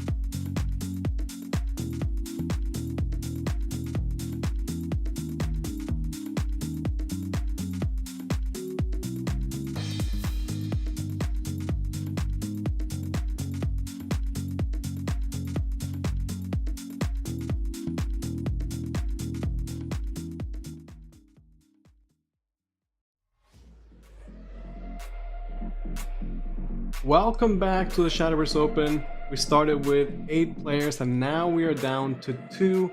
We need to find out who's going to be the champion of this month. We're going to have Buttercup, a newcomer to the scene, going up against Reed. They've both been very impressive, but only one can be the champion. Yeah, and we were talking during the break about, what is gonna be the ban pick here, especially on Buttercup's side, because Wims, I feel like Wims has had his time in the spotlight already this weekend because I want to see you can more of see. I want to see more of it too, but when you've got, it's almost like $1,000 difference in pricing, right? Yeah. And the flair, like the bragging rights on the line. I don't know if I want to leave it to the whims of fate, Luis, if you were playing against someone with whims, would you want to see more of it? No, I would be terrified of it. I'd be so scared of that. There we go. That's probably, Like as a spectator, as a commentator, it's very exciting, and I'd love to see it. Playing against it, oh, I'd be terrified. Yeah. Especially when you got Forrest in the lineup, it's pretty scary, right? Both these players, they match in having Sekka Forest. There's no Latika in either of these lists, even though we had 3 of the participants, I think, that did bring those kind of lists, but Sally didn't come out on top. And then both players are also bringing Dragon, but the Dragon lists are very different here because one list has full-on Galmu package, the other one doesn't have it at all. And then, of course, where they differ, Wims versus Ward, right? Those are the 2 decks that I was like, wow, like no Shadow in the finals. That's another surprising factor, considering that half of the players in the top 8 did bring Shadow, right? Now let's take a look at the bracket. You guys can see a recap of how we got here. We started the day with 8 players, like I said. We had Osap take it over Payne, Buttercup take it over Miss Shadow, then Buttercup took it over Osap, and that lands Buttercup in the final. Yep, that is right. So it's a beautiful run for Buttercup, but we can see Reed's side of the journey. He had to have the team kill against Rudofer there, which was unfortunate, but it was a very entertaining set. And then, of course, we just saw the game against Kslvd, and it really felt like Kslvd could make the comeback there at the last minute, but fate was on Reed's side, and he was the one destined to go to finals here and face off against Buttercup and see who will become the champion of the Omen of Storms expansion. And the rune has not been banned. Yeah. Ooh. Yeah. Oh, wait, our graphics are switched around, right? Yeah, the names the are portraits, messed up, but sorry. it should be the everything else should be fine. But the matchup is there. Yeah, so I like that Buttercup anticipated that the rune might be left up, and he just got rid of the dragon, right? That's the matchup that you don't want to deal with Chaos Rune. When you're playing Chaos Rune, you're counting on your opponent's hand to get clunkier, but dragon, if they're hitting the ramp and they're playing so many expensive cards already, there's a good chance their hand does not get clunkier, and then you're in trouble. Yeah, and we talked a lot about Winds of Chaos, how good it has been, but, it's kind of wacky here and there. And what we talked about is that it's really meant to bully Forest specifically, and we haven't gotten to see that matchup, so we might get to see it here, and we'll see, exactly why Winds of Chaos is good pick for the meta, especially in a 3-deck 1-ban tournament, so you could take that Forest win. Yeah. I'm looking forward to it. Just the fact that we have Wims not banned in finals, like it's one thing to say, you're an SVO champion. It's another thing if you can say I won SVO through Wims, right? That's a statement in its own right. Yeah, my goodness, I hadn't even thought about that possibility, but yeah, that is insane. Maybe it's one of those things that'll get Whims of Chaos looked at for its effect on the game. Fingers crossed. I'm a little biased against the card, admittedly. The funny thing is that it's not just one player that brought it and happened to do well with it because he got super lucky or something, because Osap also played it and he also got very far. In fact, he was beaten by the other Winds of Chaos players, so I think that shows that it is a viable strategy for the meta, at least. Yep, absolutely. And like we've seen on the Japanese side, Winds of Chaos has been picked up, and a lot of people in the past, they were saying like, wow, it's crazy how this like force just gets completely shut down. And honestly speaking, we haven't really been able to show that to the Western region yet. So I want to see if that matchup does happen. Do you dare to queue Forest game 1 for the risk of Mhm. running into Fates? Let's find out, because I think the players are ready to get into our final match here. Okay, this is going to be so exciting. Whether Reed can continue the run, whether he can continue going through with this incredible lineup, the Ward Haven taking games left and right, or if Buttercup can actually have this beautiful finish with the Chaos Rune and run it down. I think it's going to be hype. It's going to be hype no matter what. Yeah, Reed has definitely impressed with his Ward Haven, showing that also it is a viable deck. It has been putting in work. And, I feel like it's going to do well, but I feel like it's the Forest that might let him down. We haven't seen Forest be too dominant today. We saw Kslvd really struggle with it, and he was making great plays staying alive. But it didn't seem like that powerhouse, unstoppable tier 1 deck at all.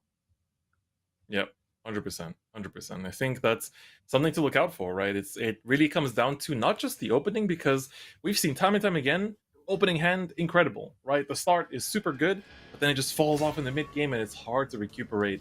And we're gonna see it.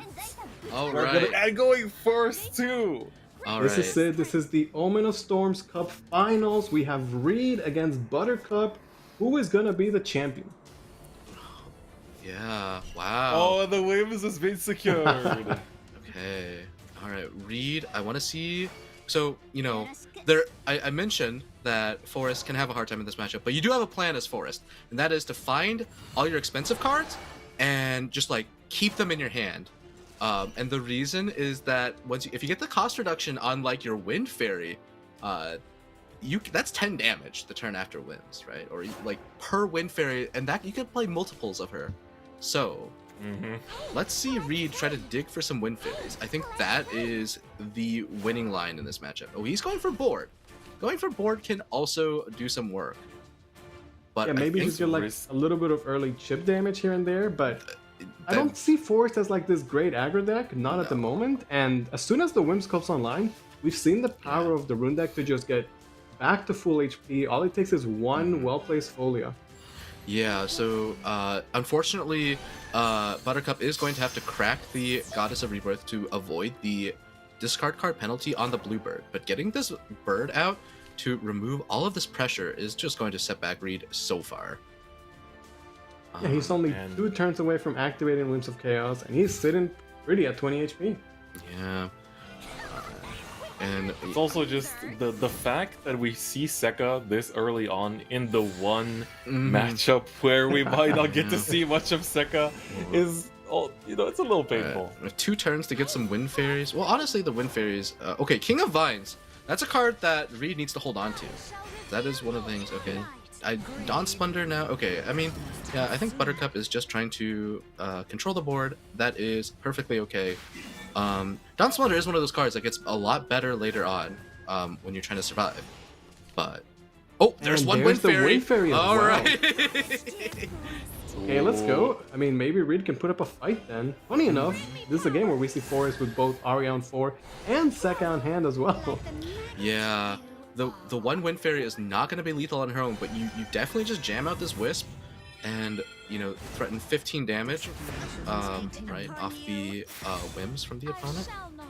And the tree was... This is turn 2 for the tree, so there is no fairy popping out. Alright, let's see it. Alright, Turn this 5. looks to be got Wims it. on Come 5. He's commit. doing Potentially it. good follow-up. All right, Wind Fairy Yep. goes down to 3. That's pretty good. That is pretty good. I think He's- maybe you hold that until it's gonna just end the game though. That's true. Especially in light of cards like Folia, but I think what I like is just getting the Wind Fairy in now, and then what you can do is bounce the Wind Fairy. And so Ooh, she goes okay. back to your hand, right? Because there's the Primordial Colossus Accelerate. Okay, let's see what the turn is for Buttercup. Ooh, Folia at 7 play Folia at points. That's 7. not what he wants to see. that is devastation. Wait You a can second. see it on his face. This is not what he wanted to see. Things are backfiring. Frame 1. Like if she was, 5-4, it would have been a great turn, but now Okay, we have the option to do... Okay, the Imagination in hand. means he has play if he survives another turn. Yeah, he just has to survive, right? Yeah, okay. What you this wings is actually super awkward though, because it's gonna increase his hand size up to 7 if he plays it. Yeah, but he can't be greedy. He has to fully clear. Yeah. But right, like that means he's gonna lose a card off the imagination realized, unless you know, he gets a nice cost reduction. Yeah. Yeah. So I mean, that's fingers what the deck crossed, is, right? Yeah. Oh, Wind Fairy is not below 6 now, I believe. Yep.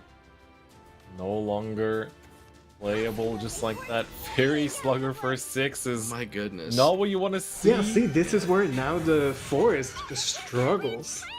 Absolutely. And Buttercup he just needs one great turn. Like, that really should be all it takes. Yeah. That's a nice clear though. You do get some ping damage and bring yourself closer and closer to just that one good turn. It just Getting comes down to blessed by this. the whims. Buttercup turn 7. Will the whims bless his hand? Let's see it. Let's see it. Oh, 9 how? play points, How? Folia, How? and Imagination? Okay, he can at least play the freshly drawn Folia. At That least, might but- be good enough to survive. It probably is. Probably to keep Yeah. him alive, and then he can try again next turn, right? He's getting kind of unlucky though, for sure. This is definitely unlucky, but you know, he did choose to play this deck.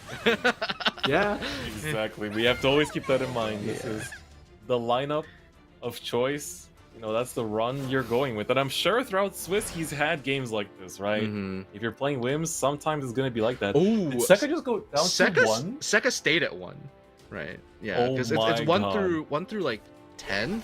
So Yeah. yeah. That's pretty big. That is very This an big, I Amata's would turn then?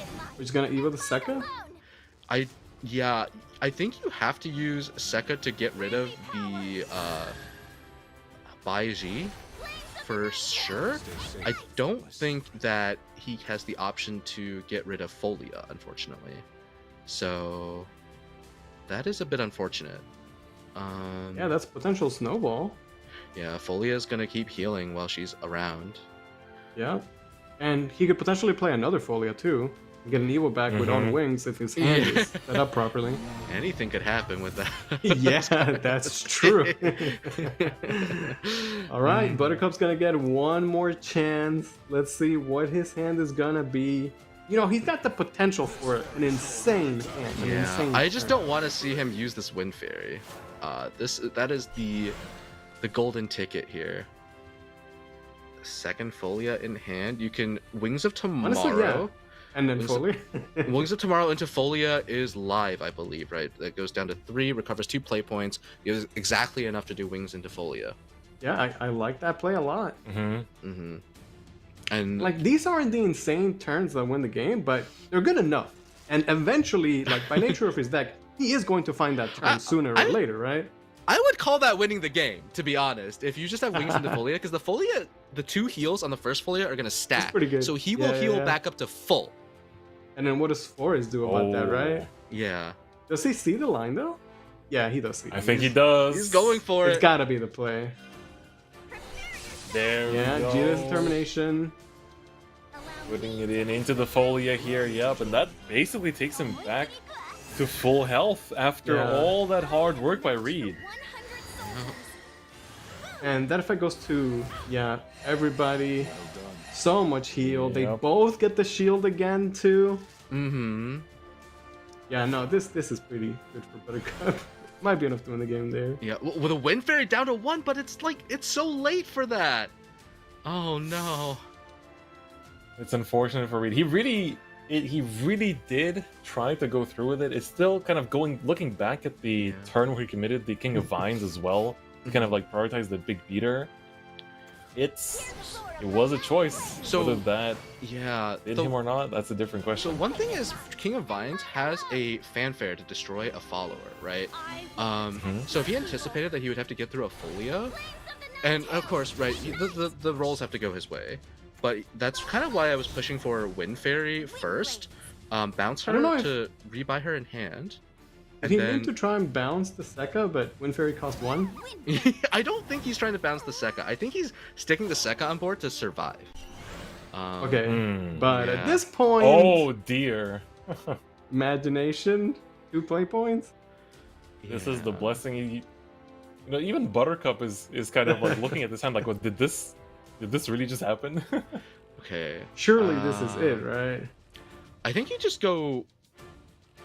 I wonder. Yeah, imagination's okay, but honestly, I might just go Wings and Frost Golem, and that is like, I don't think you're ever losing with that. That's true, right? Especially Three against a deck cards. like Forest. No matter what they pick up, they're not getting through that. Yeah, plus you're gonna get the heal from the Folias anyway, right? Yeah. Okay, he's gonna imagine. Oh, the Goblin Assault. Right, that's one of the few ways you can get through some extra things on the board. But Wings does not push damage here. Because both of these Folias are already evolved. Yep, you can't Yeah. evolve twice, not yet anyway. Okay,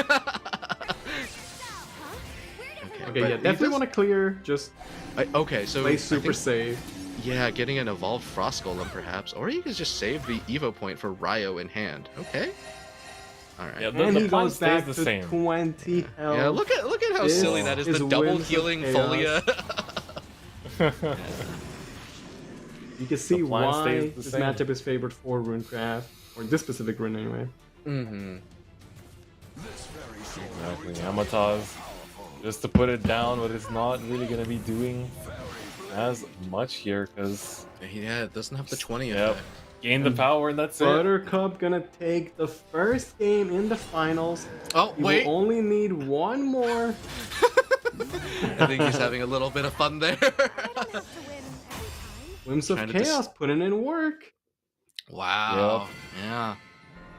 He's one step closer to being able to say it. He's one game away from being able to claim to not only be the Omen of Storms champion, but having done it with Whims of Chaos of all decks on top of that. Like, this is just incredible to see how, just how difficult this matchup is for Reed. Like, he, I think, had a good start, especially because Buttercup's, like, the first couple of rolls really weren't in his favor, but now it's time for the run back, and we're gonna see, the switch on Reed's side, but Buttercup starting. If we see an Oracle in this opening hand, Oh, we do. my goodness. I like Alright, the but switch that's- from Reed. That hand is no slouch from Reed, right? He has 1 into 2. That's pretty good. that's Yeah, Reed has wanna been, see, right? getting those wins with the Ward Haven. Oh. It feels like it's been his deck, and you don't want to go out without getting to play Oh, that. now that is a spectacular hand. Now he's got the Groundskeeper into Xeno. Wow. They both have pretty good hands. Yeah, they really do. All right, Xeno into Xeno. It could be Xeno into. I mean, if Oh, I'll read- another Oracle? Wait, is that Wait too a many Oracles? minute. Do you commit? He's This like, you is- can see his face. He's thinking about it. The true power of the Dragoncraft class. Oh. Yeah, it could be worth committing just to have that rock whale just come down the next turn. And because an early Honestly. prophetic dragon, right? We saw this. Like that can be really hard to deal with for Ward Haven. Right, but this one has not been buffed at all, so... Well, he's going for the Oracle. Yeah, I think you Gonna be just lean Oracle into next the turn. double oracle. I respect it. If you're a dragon player and you're not playing all your oracles when you can, forget about it. Alright, well, Buttercup, he's got a lot of play points. What's he gonna do with them? Yeah. Oh. Well, when you ramp a lot, getting some card draw is definitely what you want to do afterwards. So, this is a good chance for him to play the Awakening, or to just get the whale out of the hand.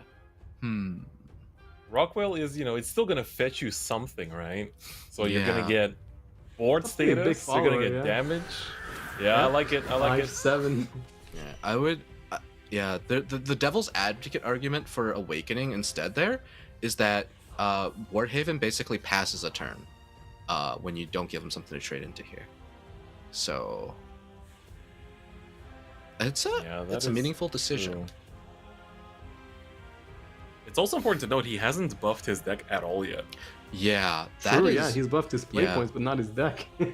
Yeah, so maybe he can go drag. You see, and I think that's tough because this drag in hand is an AoE clear, which he might need, but you really want to get 2 buffs before you start drawing cards. So Looks like he's doing some math, trying to figure it out.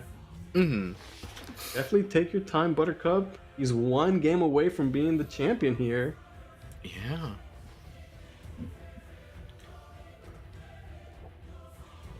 He's just gonna hold the resources. Okay. Yeah, playing it a little safe. Alright, so you trade in the 3 wards here, and then I believe what you can do here is Hard Plume Warrior. It's Hard Plume, right? Yeah, Hard Plume Warrior, double trade Run into it the in. Rock Whale, and then you can yep. play the last Groundskeeper. That is a lot of ward followers destroyed for Reed, which Yeah, definitely very wouldn't- quickly. Yeah. Yeah, And- pretty and then solid. he has the Really good for Wilbur. Reed. Wow. That's an amazing pickup. Amazing pickup.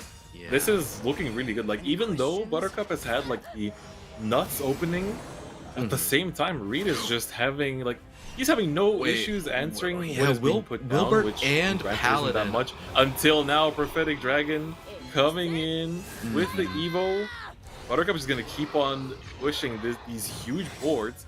Again, the buffs on the deck are still non-existent, but even now, this isn't necessarily that difficult to answer for Reed either, right? You can just Yeah. burn one of your Wilbirds. I then would. just I want to do trade. Paladin into Shiro here. Yes. That also Yeah. works. Yeah, the Because that also dragon gets gets a you lot your of stats on the evos. board, but it doesn't draw cards, it doesn't buff your deck. So I don't know if that was the play. Yeah. I get where he's coming from because I think depending on the hand, especially if Reed didn't have ways to answer, right? You know, if he didn't have things like the Wilbert, you know, if he didn't have the the Evos, that it would be a lot harder to answer. But I think here, Reed sees that he's got the Shiro with the low cost, and he can essentially just commit to that. And it looks like he's gonna be Oh, okay. He's going to trade off this thing, right? The and then Cavalier, and then play the Shiro. Shiro here for 1. Okay, that is interesting. So Pretty he's actually good. preserving all of his 10 wards destroyed options in hand instead of committing a Paladin. Okay, but he's still one Evo short, I believe, with that bonus Evo. But he drew the Carmia off the top, which gives him the ability to get that bonus Evo to get 5 Evos activated. Then Buttercup finally starts to buff his deck, but now it's like turn 6? And his deck It's also only has really plus awkward. 1? What's also pretty awkward is that, like, here, if you do go for a Drach, like, you essentially have to hard Evo to get the board clear, and you don't get the ping to face, which just feels like, Yeah. it's gonna get traded off no matter what, / cleared.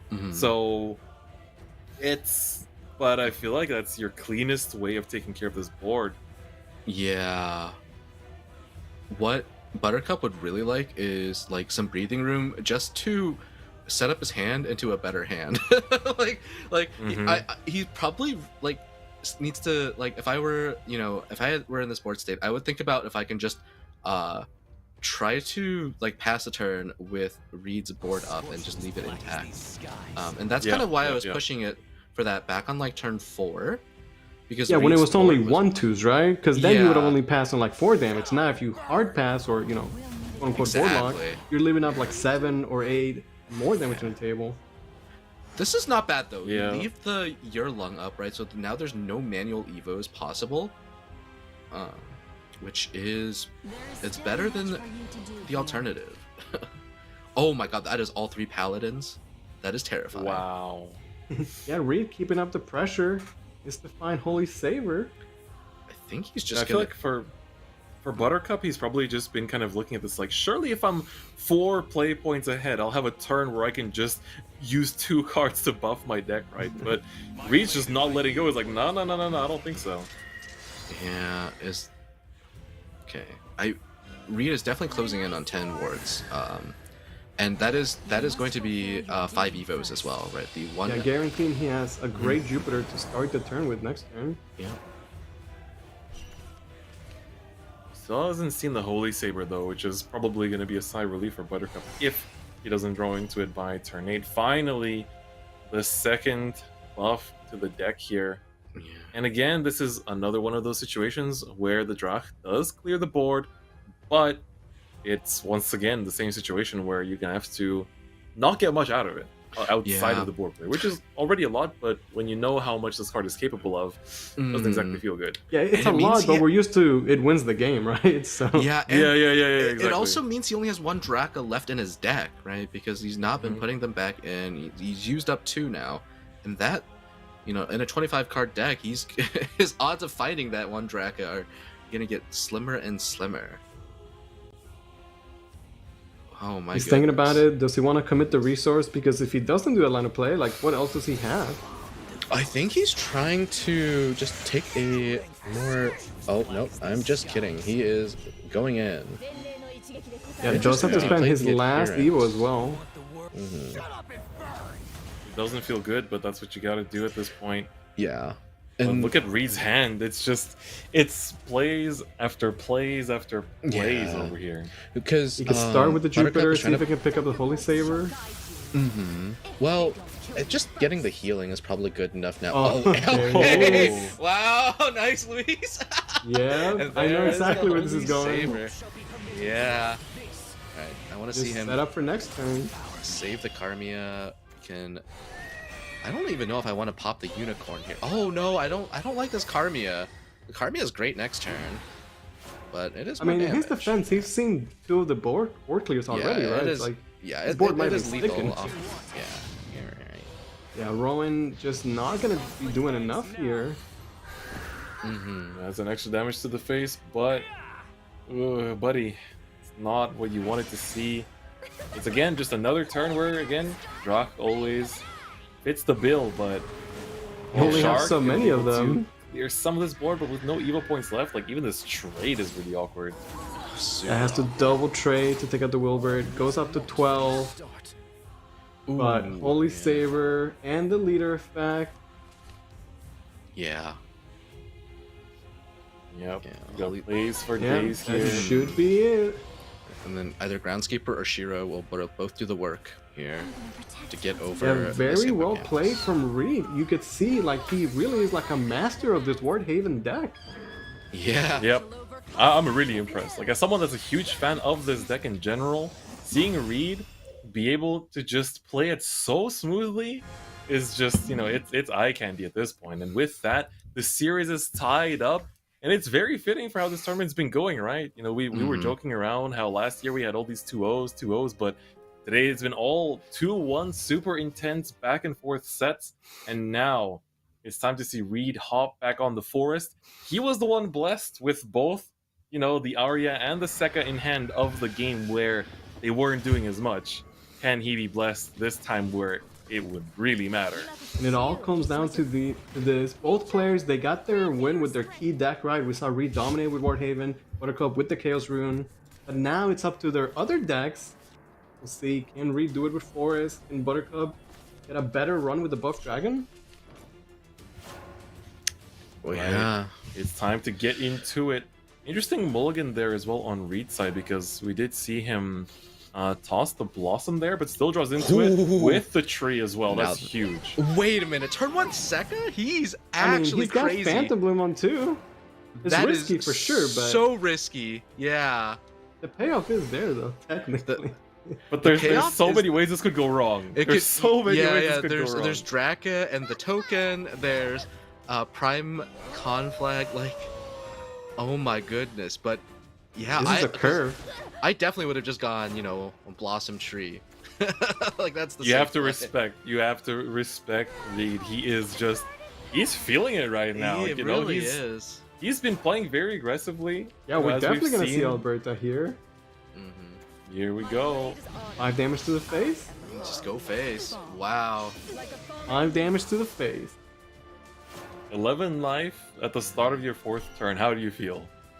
Scared. And Yeah. you, because if someone commits this hard to aggro, I'm starting to wonder like how nice. What is their game has hand, to right? be. Yeah, exactly. Because like Forest can win this game by playing like a control fashion, right? So now I want to see Reed play Blast Fairy, probably bounce, and then Yeah, it's a clear. yeah. Three of Wonders? Yeah, then tree, right? No, I think you actually go carnivorous, and then one of the fairies that invokes a Walder and gets your Alberta out. Okay, at that point, do you evil the Walder's face? Oh, yeah, I think you should so, evil right? the Walder for more stats Yeah. on board. Yeah, just commit to the Wow. everything. I love this play from Reed. Oh my Let's god. go. If you're gonna be bold, commit to the strategy. Mm-hmm. Reed's like, hey, I got a meeting in 5 minutes. We gotta wrap this up right now. Yeah. Wow, so This much is- pressure. Look at Buttercup. I don't think he expected this. No, when you queue up 10-second force, you're like, all right, we're gonna have some time to ramp. I can take my time. But Reed's like, nah, I know this matchup. It's like I know what I'm doing. Now, the Wind Dragon is gonna go a long way here. That heal is absolutely crucial right now. Mm-hmm. Oh yeah. Oh, and Buttercup feels the pressure. He's taking a value trade on a fairy token. I think he has to. Yeah, very likely. But Reed, you've used up a lot of your resources. But he has that Amataz in hand, all right? That card is very strong. I don't think I can extol his versions enough. Definitely an Amata's turn. I want to see Reed just lean in to not bothering with his brutal dragon you, and I think you that's ignore it. Oh, he's He's okay. gonna do it. No, this is a partial ignore. I think he's gonna Blast Fairy and Amataz to trade the difference. Probably. Okay, I mean that works. Yeah. It's a little risky to ignore it because if you leave up Brutal Rowan with this, like a second Brutal with Rowan with this Brutal Dragon you, I think you might just lose. Yeah, I think this Yeah, plays that's true. fine. And I like that he's Yeah. gotten the Alberta Oh! value every Wait, turn. this isn't Brutal Rowan, but it's pretty Double- good. Yeah, this is strong. Double Ardor. Actually, yeah. On top. Why not push back some damage, right? Mm-hmm. That's true. That's Like, true. if you can't play defensive, then you might as well try and win the race. Yeah, the best defense is a good offense. Yeah. Let's go. There's gonna be so much damage coming out this turn for Buttercup. Yeah. It's a full. It's a clear. It's a full It's clear and 9 bonus damage to the damage. face. I like it. I like it. Buttercup's making it Wow, back. this game is so close. Yeah. Don't blink, ladies and gentlemen. It might be over before you even know it. Wind Fairy. Oh, wait, does Reed have a way to guarantee a lethal here? He can invoke a Walder out of his deck. He's one off? Assuming yeah, he has Walder, a Walder Evil left. plus Alberta is 1 off, right? Yeah. Oh no. Oh, this is so scary. Can you go You only for have so much Carnivorous? time, too. I know the clock is ticking. Yeah. And he can't actually afford to go for Carnivorous Bloom. Well, that's Caster Vision, but he has no healing. Zach had 14, by the way, so he was pretty close to 20. At least getting there. Mm-hmm. You If forced to he use Sekka to leaves- clear? If he leaves an empty board, next turn it's over. The whale Absolutely over. goes face. The spell goes Oh face. man, look at Buttercup. You know he's sweating. He's I like, love how much his expression has changed. he's right? like, At the please, start, please no Phantom Bloom. Yeah. we saw in top 8 he was so calm and collected, but I feel like with every game, Yeah. it's just been There, evolving. there's so many cards that can win the game for Reed here, right? But Reed just happens to have none of them. There's the Phantom Bloom. There's Okay, an Elemental Alberta. Slash. Yeah. Yeah, has to Trade trade. for the first Has to time. And Trade. now, will Buttercup Oh. find a way to close the game out? Oh, the Phantom Bloom. Oh, Another the second Rowan? Rowan? Wait a second. Is this enough? It's I- not even. It's not guaranteed, is it? It's not guaranteed, but I think Oh! you play for Oh, that wait. chance. That Yes. is. Now it is guaranteed, right? Now it is. He even has the follower Yeah. in hand. There we go. He gets to commit the spell Buttercup. You can see the hope in his eyes. And as he Buttercup- lands the done it! damage. Buttercup is gonna be the Omen of Storms champion, taking a 2-1 over Reed in a fantastic final. Oh my god. Wow. He looks like he just finished a sprint. Look at him. That game was so close. He That's Yeah. incredible.